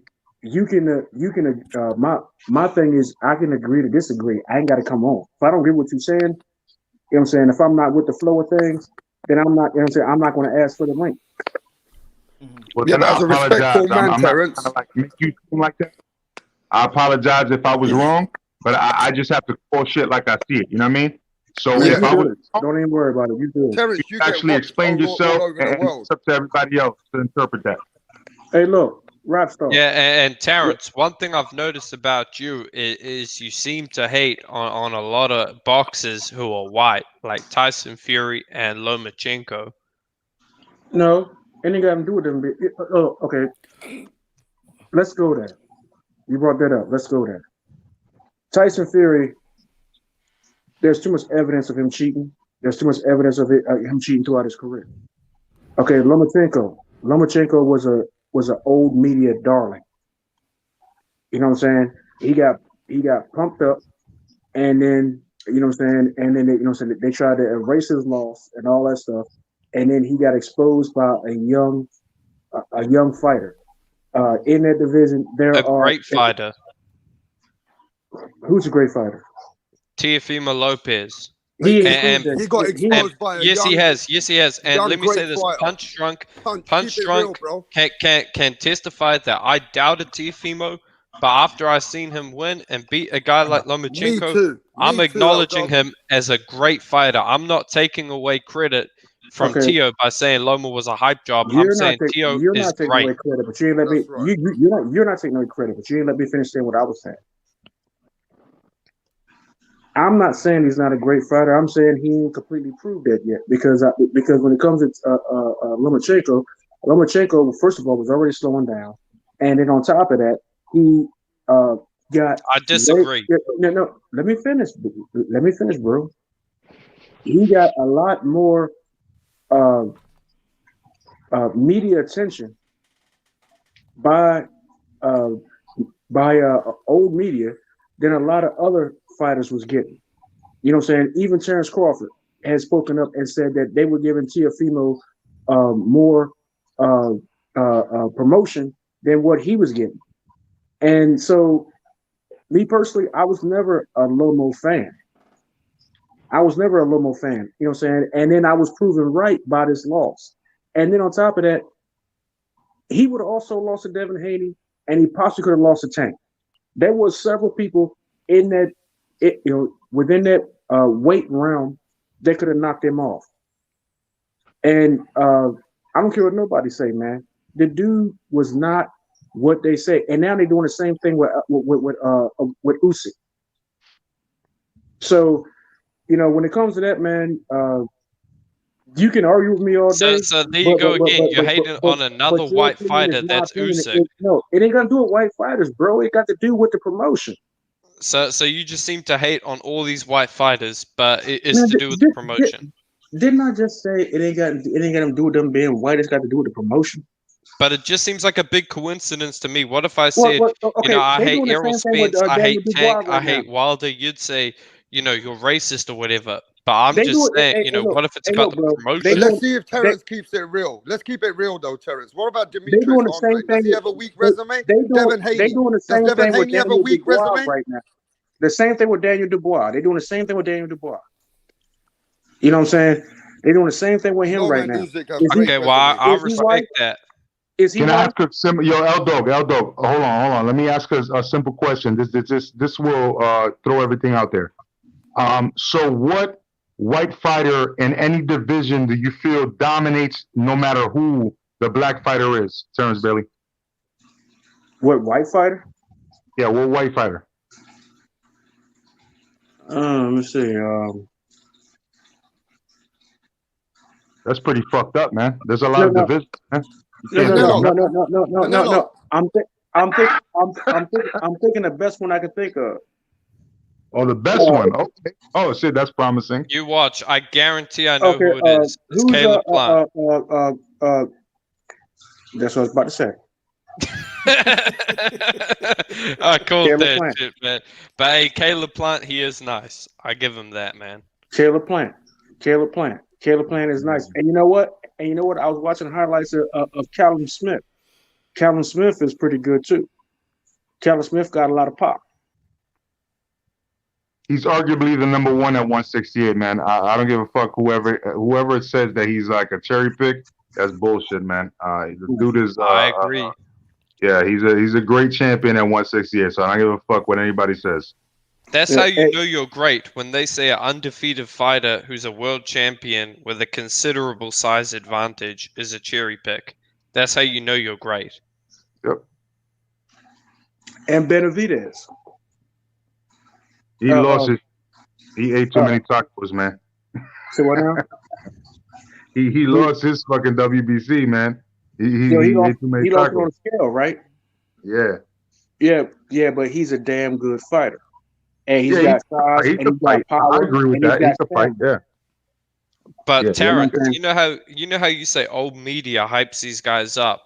But what do you think about Chocolatito, who is a black fighter? He's an Afro-Latino. What do you think? Like, why would they promote him?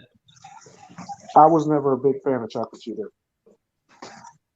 Holy shit! I was never a big fan of Chocolatito. I mean, he's a good fighter, but I was never. He was pound for pound number one for a couple years there, buddy. I love Chocolatito. That's pound for pound is opinion based. Like right now, the Charlos are not even ranked as pound for pound. Yeah, a lot of opinions that had Chocolatito number one, man. I got Jamal Charlo on my pound for pound. Yeah, but go to ESPN's pound for pounds and look for him. But it's opinions, like you said. Yeah, but Chocolatito was on everybody. To be honest, ESPN is probably one of the last pound for pounds I even check. Yeah, but that's the one that everybody checks on when they commentating on these fights. That's the pound for pound they go to. I mean, their pound for pound is alright too. It's not that bad. What's wrong about their pound for pound? ESPN. If you were to Google ESPN and go on there and look at them on Wikipedia, you would see why. You would see everything and reason why. You can't trust their. You know what I'm saying? Basically anything they say. Now, okay, check this out. When Teofimo Lopez won the unified titles, ESPN was calling him undisputed, this and the other. Max Kellerman got on there with an interview with Teofimo Lopez and basically told him to avoid that Devin Haney was not relevant for him to fight. He needs Devin Haney to be undisputed. A lot of people don't feel like that. But let me ask you this, Terrence, as a champion, right? Do you think Devin Haney has the weakest resume as a champion right now for a WBC champion? Let me just ask you that as frankly, between me and you. I would say that Devin Haney's record has suffered because he is being ducked. And I would come on. No, but we're just talking about his resume right now. We're talking about his resume right now. I just said that, man. I just said that his resume is suffering because he's being ducked. I'm gonna tell you why. So it's weak. Right? No. Listen, bro. Okay. Let me tell you why. Because a lot of these fighters, unlike us, you know what I'm saying, that be on these channels and this and the other, these fighters know each other. They spar in the ring against each other. They spar, you know what I'm saying, together and all that stuff or whatever. These guys know each other. And so they know who to fool with and who not to fool with. You know what I mean? Yeah, but I just want to ask you this: even Terrence Crawford said that Teofimo needs to watch Teofimo, Tank, and all of them. Only one he left out of the equation was Shakur. He said all them dudes need to watch out for Devin. Devin's the guy. A lot of fighters have also said that Teofimo puts Devin. Who said this? No, but let me speak, bro. Then you can speak. Yo, look, Terrence. You gotta appreciate the boxing world is divided. A lot of people, hardcore fans. I go all over the world: Japan, Australia, America, a lot, and I'll stick with England podcast. A lot of fans think that Devin Haney just needs the right step ups to get that fight, and I'll tell you why, Terrence. If Teofimo stepped himself up with Nakatani fight, he stepped himself up with the Comey fight, and then he went against a pound for pound guy. Teofimo right now has set the path for these young guys, regardless of the amateurs and shit. Daniel Dubois knocked out Anthony Joshua in the amateurs. It doesn't mean he's going to do it in the professionals. No. He didn't knock him out in the amateurs. Well, he knocked him down, but he doesn't. No, he didn't fight him in the amateurs. Well, let me tell you, right? There's a big thing out there that Daniel Yes, Dubois. No, sorry, L Dog, you're right. You corrected me. In sparring, Daniel Dubois did some tricks on Anthony Joshua. So people think that in the professional it's going to go different. So let me ask you this though, Terrence. If Teofimo has been laying out all the guidelines of what it takes to be in that situation, don't you think Devin Haney should step up one fight at least, just one good fight to say, you know what, we got to put him in there now. There's nobody hating on nobody. We love Devin Haney, but Devin Haney need to prove himself, bro. You can't just be trying to cover it up. I think this is what it is in my opinion with Devin Haney. Devin Haney is a good, promising fighter.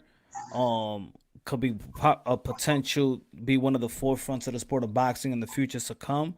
I think that he has a belt, but is still going through a prospect build up. I agree. Because he have yet fought a rank overall 15 top fighter. And you want to know something, Punch? I don't think Haney has fought someone on the level of an Edis Tatley or a Miyoshi Nakatani yet. Even Nakatani, he ain't fought no one like Nakatani. I don't think he's fought someone on that level. Cambosos have a better record. A better opponent. Mickey Bay and Lee Selby.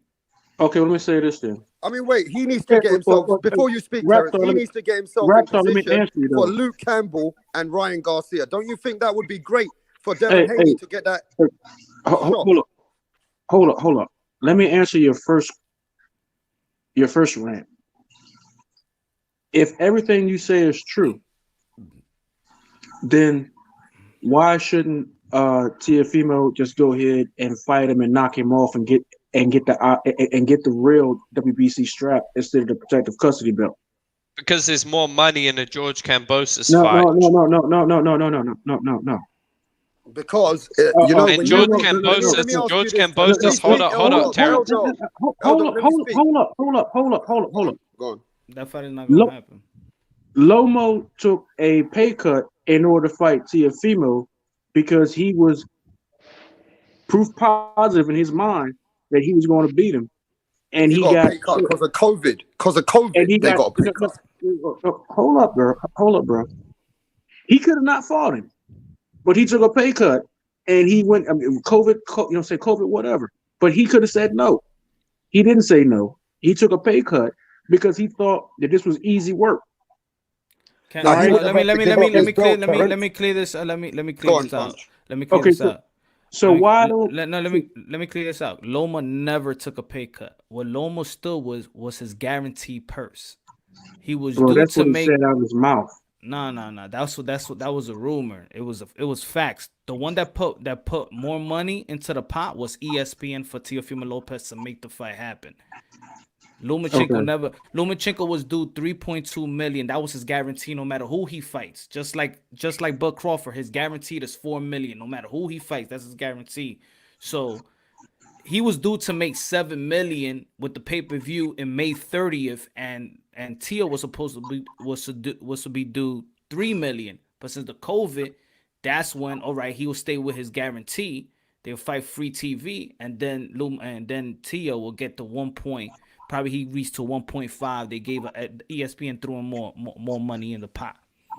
Okay, so he never threw he never took a pay cut for Teofimo Lopez to get the fight. That's what I'm just clarifying. And what I want to know is why does Terrence Bailey accuse Lomachenko of ducking his mandatory?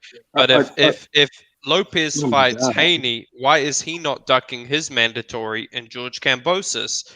Why not keep it consistent? You like my video, L? But Terrence, I agree because the double standards punch. Hey, can I get my point across though? Can I get my point across? If Devin is such easy work, and Devin ain't fought nobody, Devin ain't done this or whatever.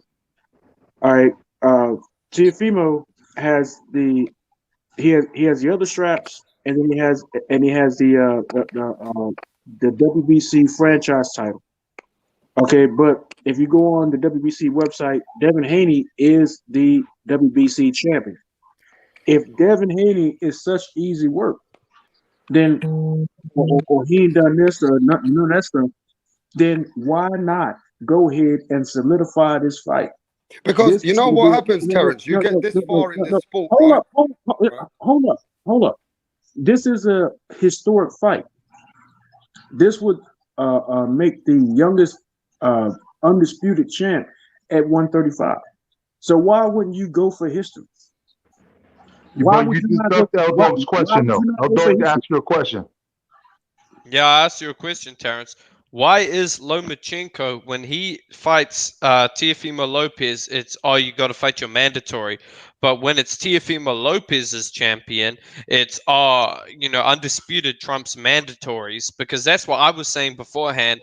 But I was called a racist, or I was called a casual fan, or something like that. That's what it is. Undisputed trumps the mandatory. That's what it is. Terrence, so then, how did Lomachenko ever duck Devin Haney? Yeah, and also let's just talk about this, Terrence. If Teofimo's done his step ups and he's worked for the sport all his life, he's worked to get in this position, Terrence. Now, let me just say this: he's worked in this position to get to this position, bro. Let me ask you this. Let me just ask you this, bro. I'm kidding about it. You know what I'm saying? That's not how it's going down. All right, but look, you asked why is he going for Australia? Bill Haney was on the show. He said, I don't blame Teofimo Senior to go to Australia because they're going to get more money than we can offer them. They're offering double amount of money or 3 times more than what Haney's camp can even come with right now. How can you blame or hate a man for that, bro? Think about it. I'm telling you, he's going to Australia, Terrence. He's got to go to Australia. You know what happened to Manny Pacquiao in Australia? Rapstar, if Teo goes to Australia, I think he might get $10 million. $10 million. He's gonna get. But then how can you blame him for that, bro? I don't care. That's $10 million. Your family is set for life. Hey, look, bro. I don't give a damn about the money. I can't spend their money for them. It's not my money. You know what I'm saying? I give 2 shits about the money.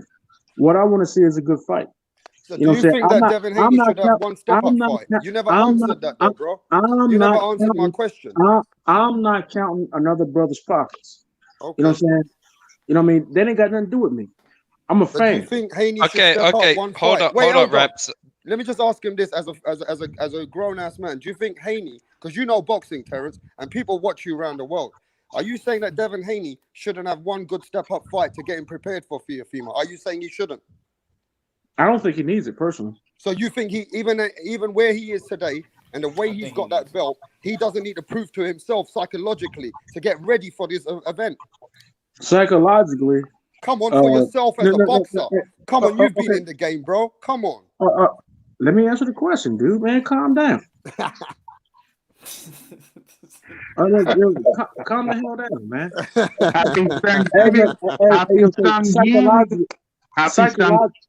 Psychologically, Devin is ready. You know what I'm saying? This is going to come down to, you know what I'm saying, one man against another man, you know what I'm saying, in the ring. You know what I'm saying? Nobody can help you. You know what I mean?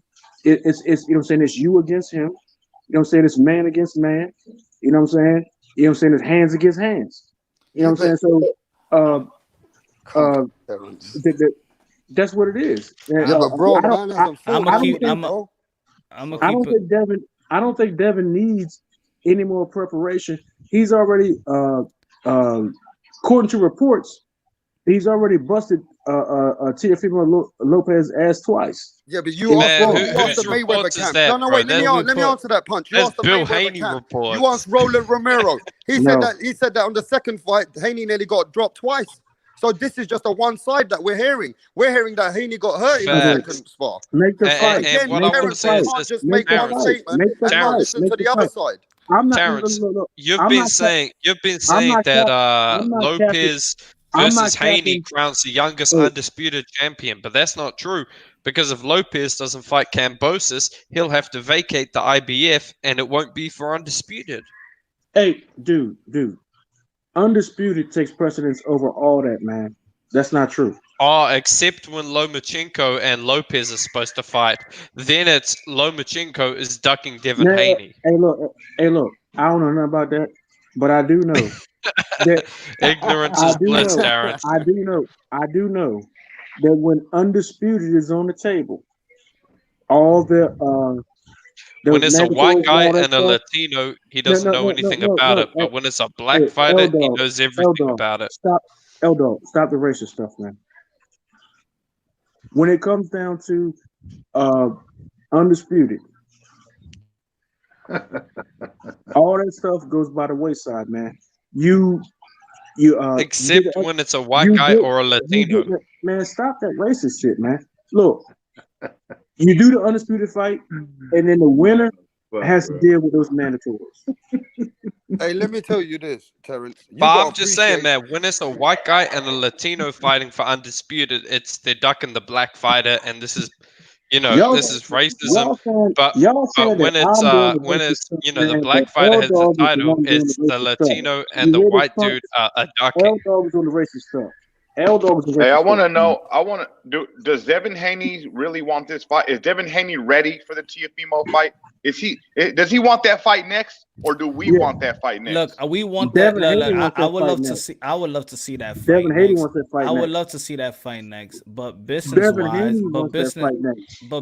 wise, they not put the Bob Arum's not gonna get that. He's not gonna make that fight done. That's a crossover promotion. He don't even need a crossover with Kambosos. He's gonna get more money in Australia.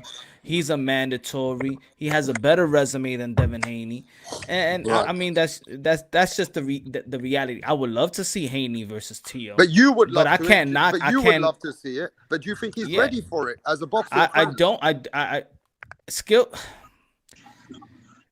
Man, be honest, Punch. Be straight. Haney is getting slipped. Let Punch answer, bro. It's his show. I said this what I told Bill. I said you gotta have a great performance versus Gamboa. He went 12 rounds with Gamboa and didn't knock him down once. I seen he couldn't get off the clinches with Santiago. He couldn't take care of the clinches and work the inside with Gamboa. I think he needs to work on his strength, get one more fight, and then see after that. I don't think that he's ready. You don't think he's ready? He needs a top 10 opponent. He needs a Luke Campbell. Javier Fortuna. He's calling him out. He called him out yesterday throughout his IG live. Well, that's a good fight. Get Javier Fortuna, get Linares, get Linares, Javier Fortuna, the winner of Ryan and Luke, and then. But there you go. It's not like these guys doesn't have a lot of fighters. These guys has a lot of fight and have interesting fights. Yeah, but by that I thought you were gonna say just Fortuna and leave it at that. But if it's just Fortuna or just Linares, it's still not enough. People don't like the Kambosos fight, but even the Kambosos fight is a great fight. That's his mandatory, instantly fighting his mandatory, defending his belt. It's still a great fight, and it continues to put Teofimo steps ahead of these guys. So when we're talking about Teofimo fighting Richard Comey, Lomachenko, and now Kambosos, and then we say, oh, but Devin Haney fought Fortuna. Santiago. That still don't put him on the same step as Teofimo. He still isn't there. Teofimo is going to continue doing what he wants. He's going to continue doing what's best for him and his career. Why? Because he put himself there. He's the A side. He gets to move the way he wants to move. If Ryan Garcia or Devin Haney want a shot at him, they got to make enough noise to where it's beneficial for Teofimo at any weight class to fight him. Because where we stand today, Teofimo's in the driver's seat, and he's going to continue being in the driver's seat until one of these guys catch up, until they make enough noise to where Teo says, yeah, I want that fight or I need that fight. That's it. Until then, Teo does what he wants, and no one can say shit about it. Everyone else is playing catch up. Gamboa was there in the platter for Haney to retire this man. He was there. Yeah, retire this guy. It was tailor-made for you to give him his pink slip, curtain call, give him his 401k. You're done. Your Social Security, you're done. And you went 12 rounds. Gamboa right now is looking like, I believe that Gamboa was ready to retire after this fight. And now he's saying to himself, you know, honey, I got like 2 more good paydays. And you know what I want to say? Because Punch was talking about this recently about Teofimo's worth. Teofimo, because I watch football, right? Like soccer. Teofimo is the most valuable person to any promotional company right now. He is the Mbappe of boxing. You know, these clubs, they pay big money for young superstars because they've got longevity. And I feel that's what Teofimo Lopez has. He's got longevity. He's young. He's a superstar. And he's going to be in mega fights in the future. And believe it or not, I think he's going to win all of them. Good looking out, Tyrese. Everyone on the panel's on the same boat, yeah? Hold on, guys. Good looking out, Tyrese, man. I appreciate that, my brother. Tyrese in the house. Yo, so all I'm saying is everybody agrees on the panel. Everybody agrees that Haney needs 2 more fights. Is that what you're saying, Punch? Because a lot of people agree with that. I think Haney was in position. He was in position to get what Teo got. Right. Because he could have just went the IBF route. Could have got the Nakatani because he was already ranked number 8. Teofimo Lopez was not even ranking the IBF when he switched. When WBC made it sure that these guys in these tournament was not gonna get a piece of Lomachenko, Teo left to the IBF. If Devin Haney would have left the same way, he was already in the matter of fact, he was already in the IBF. He was ranked higher than Teo. So he would have got that. He would have got a Nakatani. He would have got to the Richard Comey and then got to Lomachenko. So that's how Teofimo trapped Lomachenko, you mean? So he didn't have to give up his belt? Is that what you mean by that? That's the way that these guys left that WBC tournament they was gonna do, because they said remember the WBC said that they was not gonna be mandating Lomachenko. Yeah, but if you're gonna say that, then the fight's not gonna happen until 2022, realistically. No, I'm talking about before. I'm talking about before. Right now, where we are today. Hey, wrap stop. Yeah. I think Devin Haney is as ready as he's ever gonna be, man. Oh, you don't think he's gonna improve? I mean, he can. Punch was saying the other day. Punch was saying that he would like Devin Haney. Lopez knocks him out no matter what. It's just a matter of is it within 6 rounds or is it the second half of the fight? I want one more. I want one more fight, and I want them to work on strength. He won't work on strength. He's going 12 rounds with guys that's tailor made for him to take out. Hey Punch. Let me get in here, bro. So basically what I'm hearing is nobody is giving any type of credence to the fact that Gamboa didn't hear that he was supposed to get knocked out, and that he was supposed to be on the canvas looking at the lights or getting stopped by Devin Haney, and that he didn't fight a fight in order to make sure that didn't happen. And then on top of that, what I'm hearing is say it again. No, say it again. Say it again. Say it again. What was Gamboa was what? Gamboa did not hear pre-fight that he was supposed to get knocked out by Devin Haney. That he was supposed to this fight was supposed to end with him looking up at the lights or getting stopped by the referee, and that he didn't fight a fight in order to make sure that didn't happen. That he was not, you know what I'm saying, that the dude didn't fight a fight to go out on his shield. You know what I'm saying? The dude did not fight a fight to go 12 rounds. That the dude was making sure that Devin Haney didn't knock him out, because this is what everybody was saying. And you think he didn't hear that? And then on top of that, you're talking about the fight after that. You know what I'm saying? Fights after that for Devin Haney. And I'm not, you know what I'm saying? Like I said, I'm a boxing fan. You can ask Bill Haney when it comes to me. I give everybody the same energy. I'm a boxing fan. I don't care if I like you or if I don't. I will tell you the truth.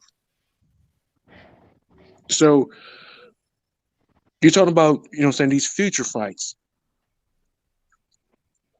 All these fighters know more about each other than we know about them. Mm-hmm. So all this stuff we be talking about, saying, oh, okay, well, this will happen and that will happen, this and we not even, you know what I'm saying, in a circle.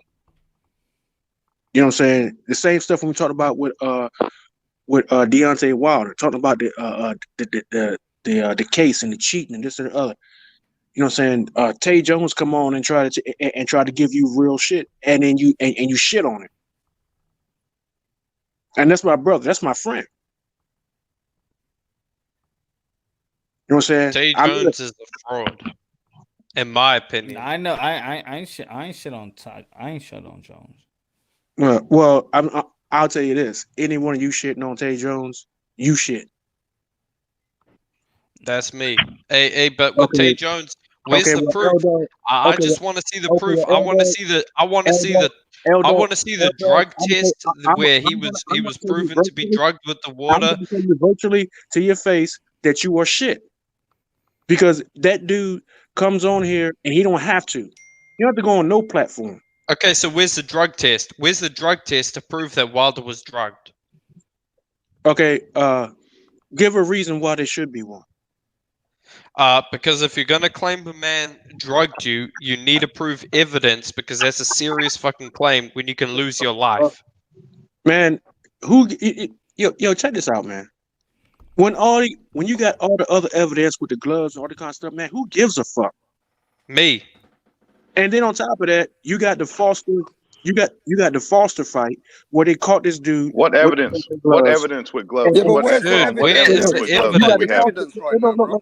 We ain't seen no evidence. Hey, look, man, stop this shit. Like, okay, no, where's seriously, they said they went to the doctor. Let me ask you this, Terrence, as a man. Let me ask you. No, you told me stop that shit. I want to ask you this as a man, bro. Let me ask you this as a man. You claim that you got dent in your head, that you got manslaughter. Come on, man. See, you getting personal where there's in your feelings now. Come on, bro. We're trying to keep it real here, bro. Rap star. We're trying to keep it real. You got to give everybody a chance to respond, though. You can't just take over, man. Like, you got to give everybody a chance to respond, because everybody's been listening to you, brother. You know what I'm saying? You got to get but if we disagree with you, man. Like, you just got to give everybody a chance to respond to that, bro.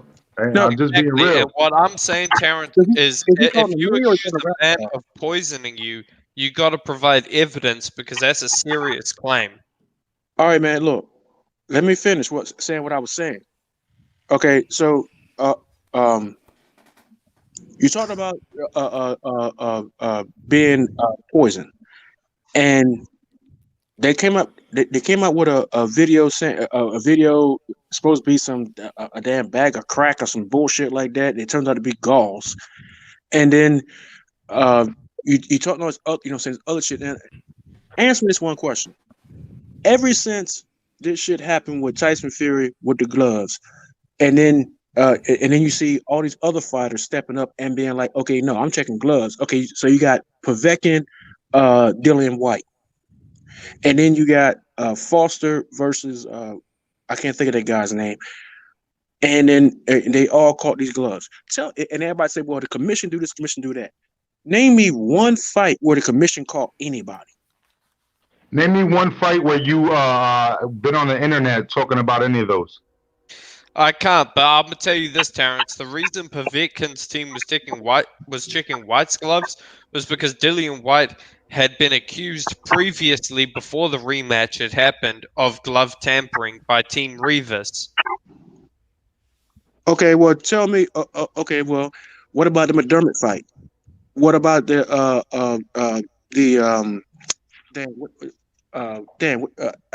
Hammer fight with the Tyson Fury? The Christian Hammer fight, that was some suspect shit. But I think he might have cheated against Christian Hammer. But But they also said that the Christian Hammer fight was one of his gloves was loose by the wrist, and all they did was tape it up. Exactly. And what I want to say about this is, I'm gonna be honest. Yeah, we got back on the Wilder. We're back on Wilder. Let me ask everybody this, man. Just simple question: if you got a dent in your head, again, and you questioning everybody like it's manslaughter, but you don't bring nothing to the table. Now, if you had that doctor's report like they said that he does, would you go for the third fight or would you sue the man? Answer me that, Terrence. If you know you've had a dent in the head and a man's nearly trying to kill you, and you got doctors who have agreed with you, would you not? Would you take the third fight, or would you sue the man? I tell you straight up, I'd be just like Wilder. I want to beat your fucking ass, and then I'm gonna sue you. I'm gonna say this. Yeah, I don't know. As an observer, that'll be a first. The thing I think about is a lot of people. They heard Deontay Wilder, I'm going to make you a Black History Month trivia question. I just think they can't stand that a big white dude beat up Wilder on Black History Month or whatever after all the talk he did. I'm going to be honest. I just think they can't stand the symbolic picture of it, a black man getting, beat up and stopped in the corner by Tyson Fury, a big white gypsy with a bald head. Hey, look. Hey, on that note, let me ask a question real quick. Hey, or anybody a question. Hey, wasn't Demetrius Andrade supposed to be on this fight card? No, hold on. Terrence, continue. Let me get that. Let me get that, Blackburn, man. I'm sorry, bro. Let me get that. Oh, it's all right. Go ahead. Black and Burn. Go ahead, brother. There was pictures in that in his ring walk that were that were my own family members. You know what I'm saying? Let's keep it real. There was pictures in that on that ring walk in the wall. They were my own family members. He had Harry Tubman up there. That's my great grandfather's cousin. You know what I'm saying? He had Frederick Douglass up there. That's my great grandfather's cousin. If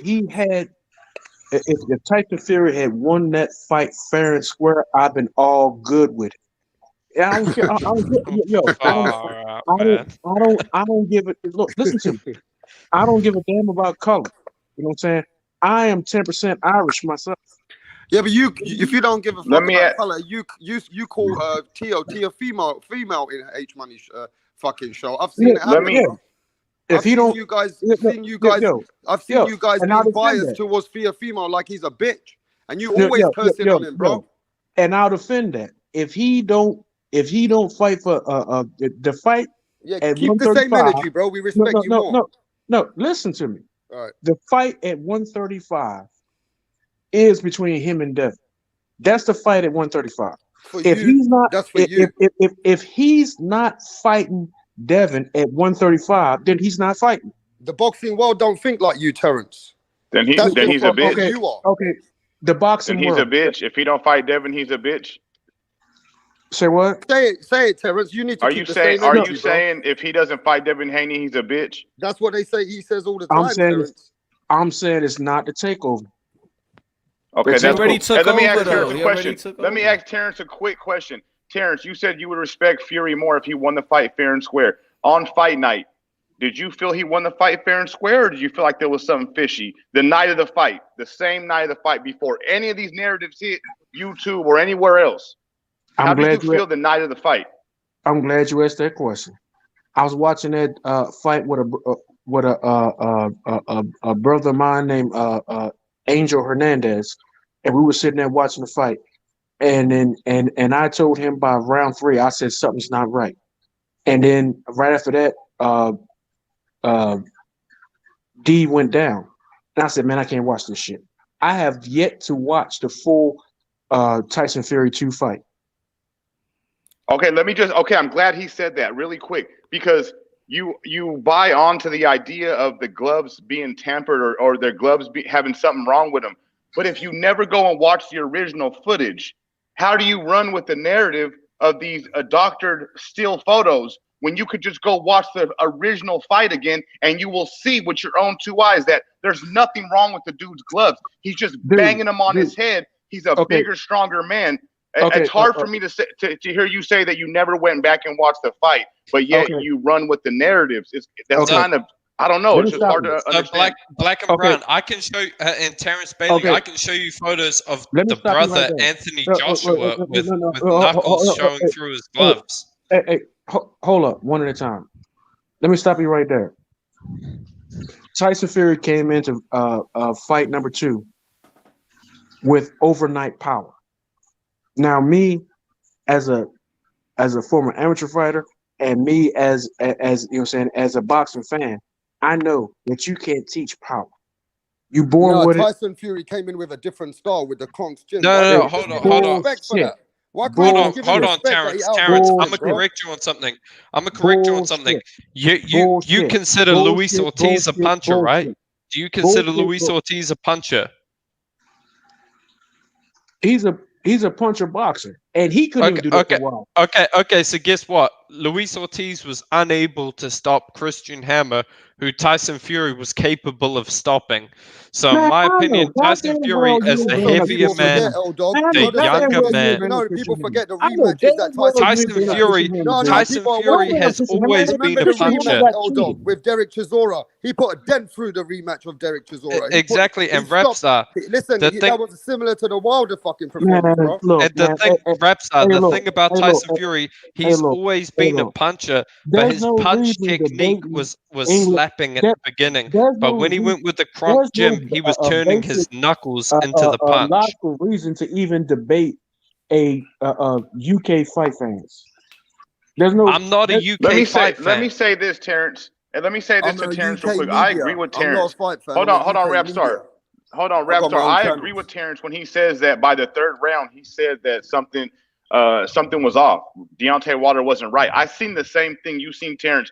But what I thought it wasn't his night, which happens to athletes, which happens to fighters. Sometimes it's just not their fucking night, and something's not right. Mentally, physically, it looked like he was really weak in the knees, right? I didn't think of cheating or blaming his trainer or blaming the other fighter. I just thought, hey, it's not his night, and then we'll get him on another night. I think all these excuses and blaming people really throws me off. I think it was technique to me. I still got the live commentary. He was falling for every feint. Every feint he was falling for, and I'm like, why? And I was just saying throughout the live, why are you falling for every feint? Why are you falling for every feint? Well, you gotta give credit for Tyson for that punch. That's his body. That has nothing to do with legs. That has to do with focus, experience and technique and ring because IQ. It's almost the same thing. It's almost like the Lomachenko and Teofimo Lopez fight. I mean, Lomachenko couldn't feint. He couldn't. He didn't make Teo bite.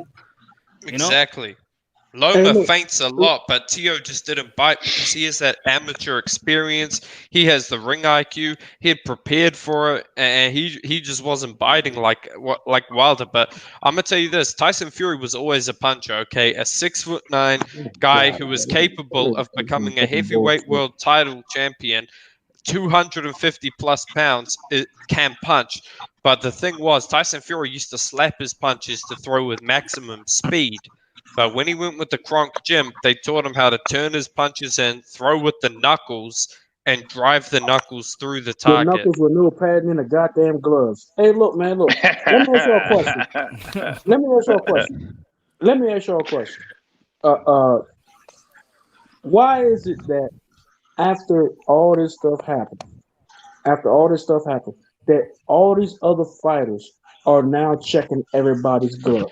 Bro, because you already told us about the white Povetkin, right? But White had been accused of glove tampering prior to the Fury Wilder rematch. Okay, so that's why Povetkin checked his gloves, because he had been accused. What about the Foster fight? What about the Foster fight? Yeah, shout out to Jack Daniels and the people Foster say fight. that Tank Davis changed his gloves. I don't see no energy for that. People say that Tank Davis changed his gloves. That he didn't want to. They said that the sponsorship that he had, Punch. They said that sponsorship deal didn't go through. So he asked for another set of gloves on the last minute. And Leo Santa Cruz's team wasn't even there. But you see, Tank has the complexion for the protection. O'Shaquie Foster. Tell me about the O'Shaquie Foster fight. He got the complexion for the protection. Oh my God. This dude here, man, y'all on some bullshit.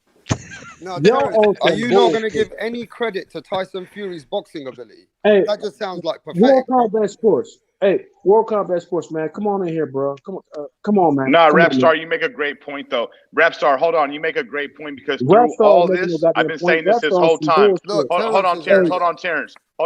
Through all this, right, we're missing a great point. Through all this, we're missing a great point. Tyson Fury is a great champion. He put on a great performance, and it's all tainted. It's all tainted by this bullshit. Yeah, Terrence, England's watching this, bro. It's you can't fucked act up. that It ain't right. It ain't right. Because some people can't accept that a big white man beat a black man on Black History Month. I'm from Sacramento, California, man. You from? You're a brother? Nah, I'm Mexican. I wasn't rooting for nobody. You can go back and check my channels. I made a video right before the fight. I made a video right after the fight. I support the trilogy. Man. I'm not a hater. I'm not a fanboy of any one of these fighters. Fury's a better boxer. That's it. Look, man. I support the trilogy, man. ASAP. I support the trilogy. I don't support all these. Going to tell the truth. I need somebody on the debate that's going to tell the truth. So you want another? That's all we do is tell the truth over here. Hold on, Terrence. You want another black dude who agrees with you? What is the? Y'all talking bullshit because I got two. Man. Look. These two eyes served in foreign countries, chasing down individuals who bombed our fucking country. I know what the fuck I see. I was a military fucking policeman. I know what the fuck I see. And y'all individuals talking some fucking dumb shit, it, bro. So, just come out with it. Terrence, to be fair, Terrence, I'm a pornographic photographer, so my eyes also know what they're seeing, man. Terrence, because we got England watching. Make the statement. Well, I seen a bigger man outsize and use his size, weight, and strength. And this is what beat Punch up said another in the man. beginning of the show, Black. That's all I He saw. said that they making Wilder look weak, and this is the truth. Y'all making Wilder look weak. It's the fact. Man, you used that too many times, Rapstar. Stop that shit, bro. Yeah, man. Hey, but you know what? Like, why is it so hard? Everything that comes out your mouth, you talking about Deontay Wilder weak. Man, it makes him look weak, bro. When you guys keep it makes you look weak. It make you look weak. Keep on using the same word all the time. That's what people say on their shows in the beginning. So why are you coming at me when even Punch said the same fucking thing? Everybody's makes him look weak. Why all that cussing is not gonna do anything over here. You said the same thing on my channel, Rapstar. You said the same thing on my channel, bro. People are saying it's not personal, Rapstar. People are saying it's not personal. Channel, bro. It's not personal, bro. I'm telling you, stop spreading that propaganda all the time that Deontay Wilder's weak. Stop spreading that shit. Listen, I'm not spreading nothing. That's what it is, though. That's how it looks. Just because you said don't make it fact. Don't make it true. So many people see that like that in their shows. That's how nobody knows about your many people. That is myth. That is a mythological thing. I agree with Rapstar. Thank you. And you know, if L-Dog is the one that's co-signing for you, I'm good. I'm good. If he's the one co-signing with you, I'm good. There's not just L-Dog. I can get lots of people to co-sign that one, bro. Who cares? You act like they have value. Don't come at me. We all know L-Dog is a Deontay Wilder hater. You don't need to come at me, bro. I do, man. You keep spreading the same rhetoric and agitprop, man. Everybody says it. You're getting in your feelings. What I wish is that if they go into court, lawyers do what you got to do. Wilder just focus on fight, getting better, getting stronger, be in the gym, and just talk about fight. That's what I would like. Hey, thank you, thank you, Punch. And I don't care about what's going on in the courtroom. Yeah, let your lawyers handle it. Let your lawyers handle it. You always talking about somebody getting in their feelings, but you're the one that's yelling and kicking and screaming, man. Come on, World Comeback. Every time we say that, you get really upset. I'm saying the same thing. Y'all are fucking feeling sorry for Wilder. You're not gonna sit up here and bash one of my favorite fighters. You're not gonna do it. Hold on, and I hope you're not gonna go on a bashing torchlit parade. Shut up. You need to just not get in your feelings. And I hope. Hold on. And somebody got an echo. Is that you, Bailey? Let me see. Yeah, that was you. So all I want to say is, man, I hope, I ain't gonna say how other people got to use their channel, but I just hope that all the channels just stop with mentioning about the glove, mentioning about that. Let the lawyers, there's already, if there's a case there, let the lawyers handle it and let Wilder just talk about the fight game. That's all, in my opinion. Because in my opinion, I am a Wilder fan, and to me, all these things is just for me torturing his legacy, in my opinion. But when you get the interview, Punch, you're gonna ask him what you're saying other channels to not do. So you're gonna ask him about the gloves. You say you're gonna ask the tough questions because it is speculation. You say you're gonna ask the tough questions. So yeah, I want to ask. I want to ask. I want to ask. I would love to know who employed to the inspector name that the beginning of the fight when he receives the glove, he raps. Anytime he went to the bathroom, how many times he went to the bathroom? Because the inspector that signed up, that is signed to Tyson Fury, what's his name? Well, can we get his name, and can we interview that guy? Because that's one of the most important person in that room. The inspector that is assigned to Tyson Fury. And nobody has asked that question. Well, you know what, Punch, right? And Punch, I also want to know what did the drug test? What did the drug test say after the fight? And surely he's contacted the athletic commission as to who investigated the gloves. That's hearsay. No, it's you wasn't there. It's hearsay. You wasn't there. Hey, look, Punch. Those questions have been asked. What's his name? And first of all, when just say the name, dude. And why y'all disrespectful? Why y'all so disrespectful, L Dog? What's up, bro? Why are you so disrespectful, man? Man, I ain't got 50 minutes to wait. I'm gonna just say the name. I understand, but when you was in person, if you was in person with grown adults, man, come on, you expect somebody to treat you with the same respect, man. I guarantee. Yeah, exactly. And if I was lying to someone, I wouldn't expect them to give me respect. Hey, look, I don't respect nobody that can't say what they're saying on here, can't say it to my face. And I would say it to your face. Yeah. Is it a good question though? And there be consequences. And that's just one of the questions. Let me talk. Let me ask my question because there should be consequences. So, Deontay Wilder did say that when everybody says that JD's was in the room the whole time, Deontay Wilder said that he was not in the room the whole time. We've never ever heard of that. You're the first time coming on the boxing media saying this. What are you talking about? You can't speak for everybody, Rap Star. What you doing? I've never heard that JD was never there. I go all over the place. Oh, that's just because you never heard it. So let me ask you something. Wilder is so stupid that he selects people you changed your tone once Bailey told you, look, man, we're cool now. You were everybody don't want to hear that. Because it seems like it's, you know what I mean? Come on, World Comeback. You did not watch the full interview when Deontay Wilder said that JD's was not in the room the whole time. He said it out of his own mouth. So tell everybody on the platform where they can see is that exactly on Barbershop Conversations. So he came on Barbershop. Well, JD should be catching a lot more heat for that then. The most biased show. The most biased fucking show that I've ever seen. Hold up, Punchline. Hey, y'all ask him where did it go down, and he tells you all out of nothing facts. Hold on. Let me address this one. So Barbershop, the same guy who calls white people recessive genes, motherfuckers. L-Dog, this has nothing to do with race. I'm not saying you wrong or you right. I'm just saying it's off topic, you bro. got a clown ass fucking panel. Hey, listen, these bro. dudes don't even You pay can't attention be to that the fucking biased, information. They talk shit about shit bro. the fuck they're talking about. Man, come on, you're being these biased, motherfuckers bro. don't even. It's not even privy to the fucking information.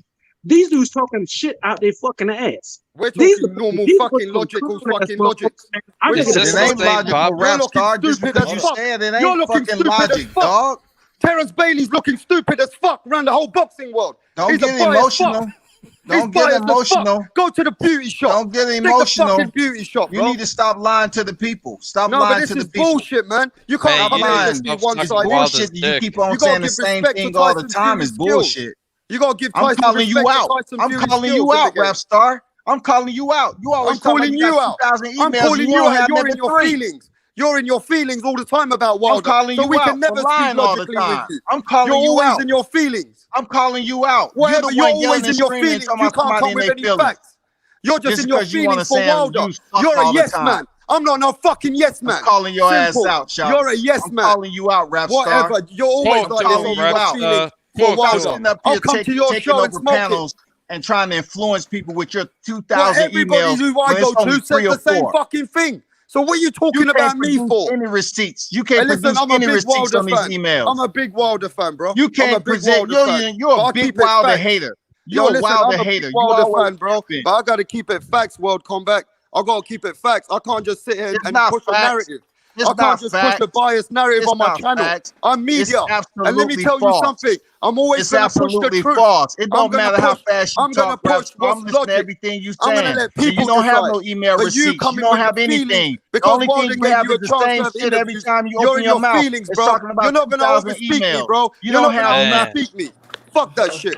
You don't have nothing. It seems like to be a Wilder fan these days, you got to be a yes man and you got to be black. World Combat. I always show you fucking emotional.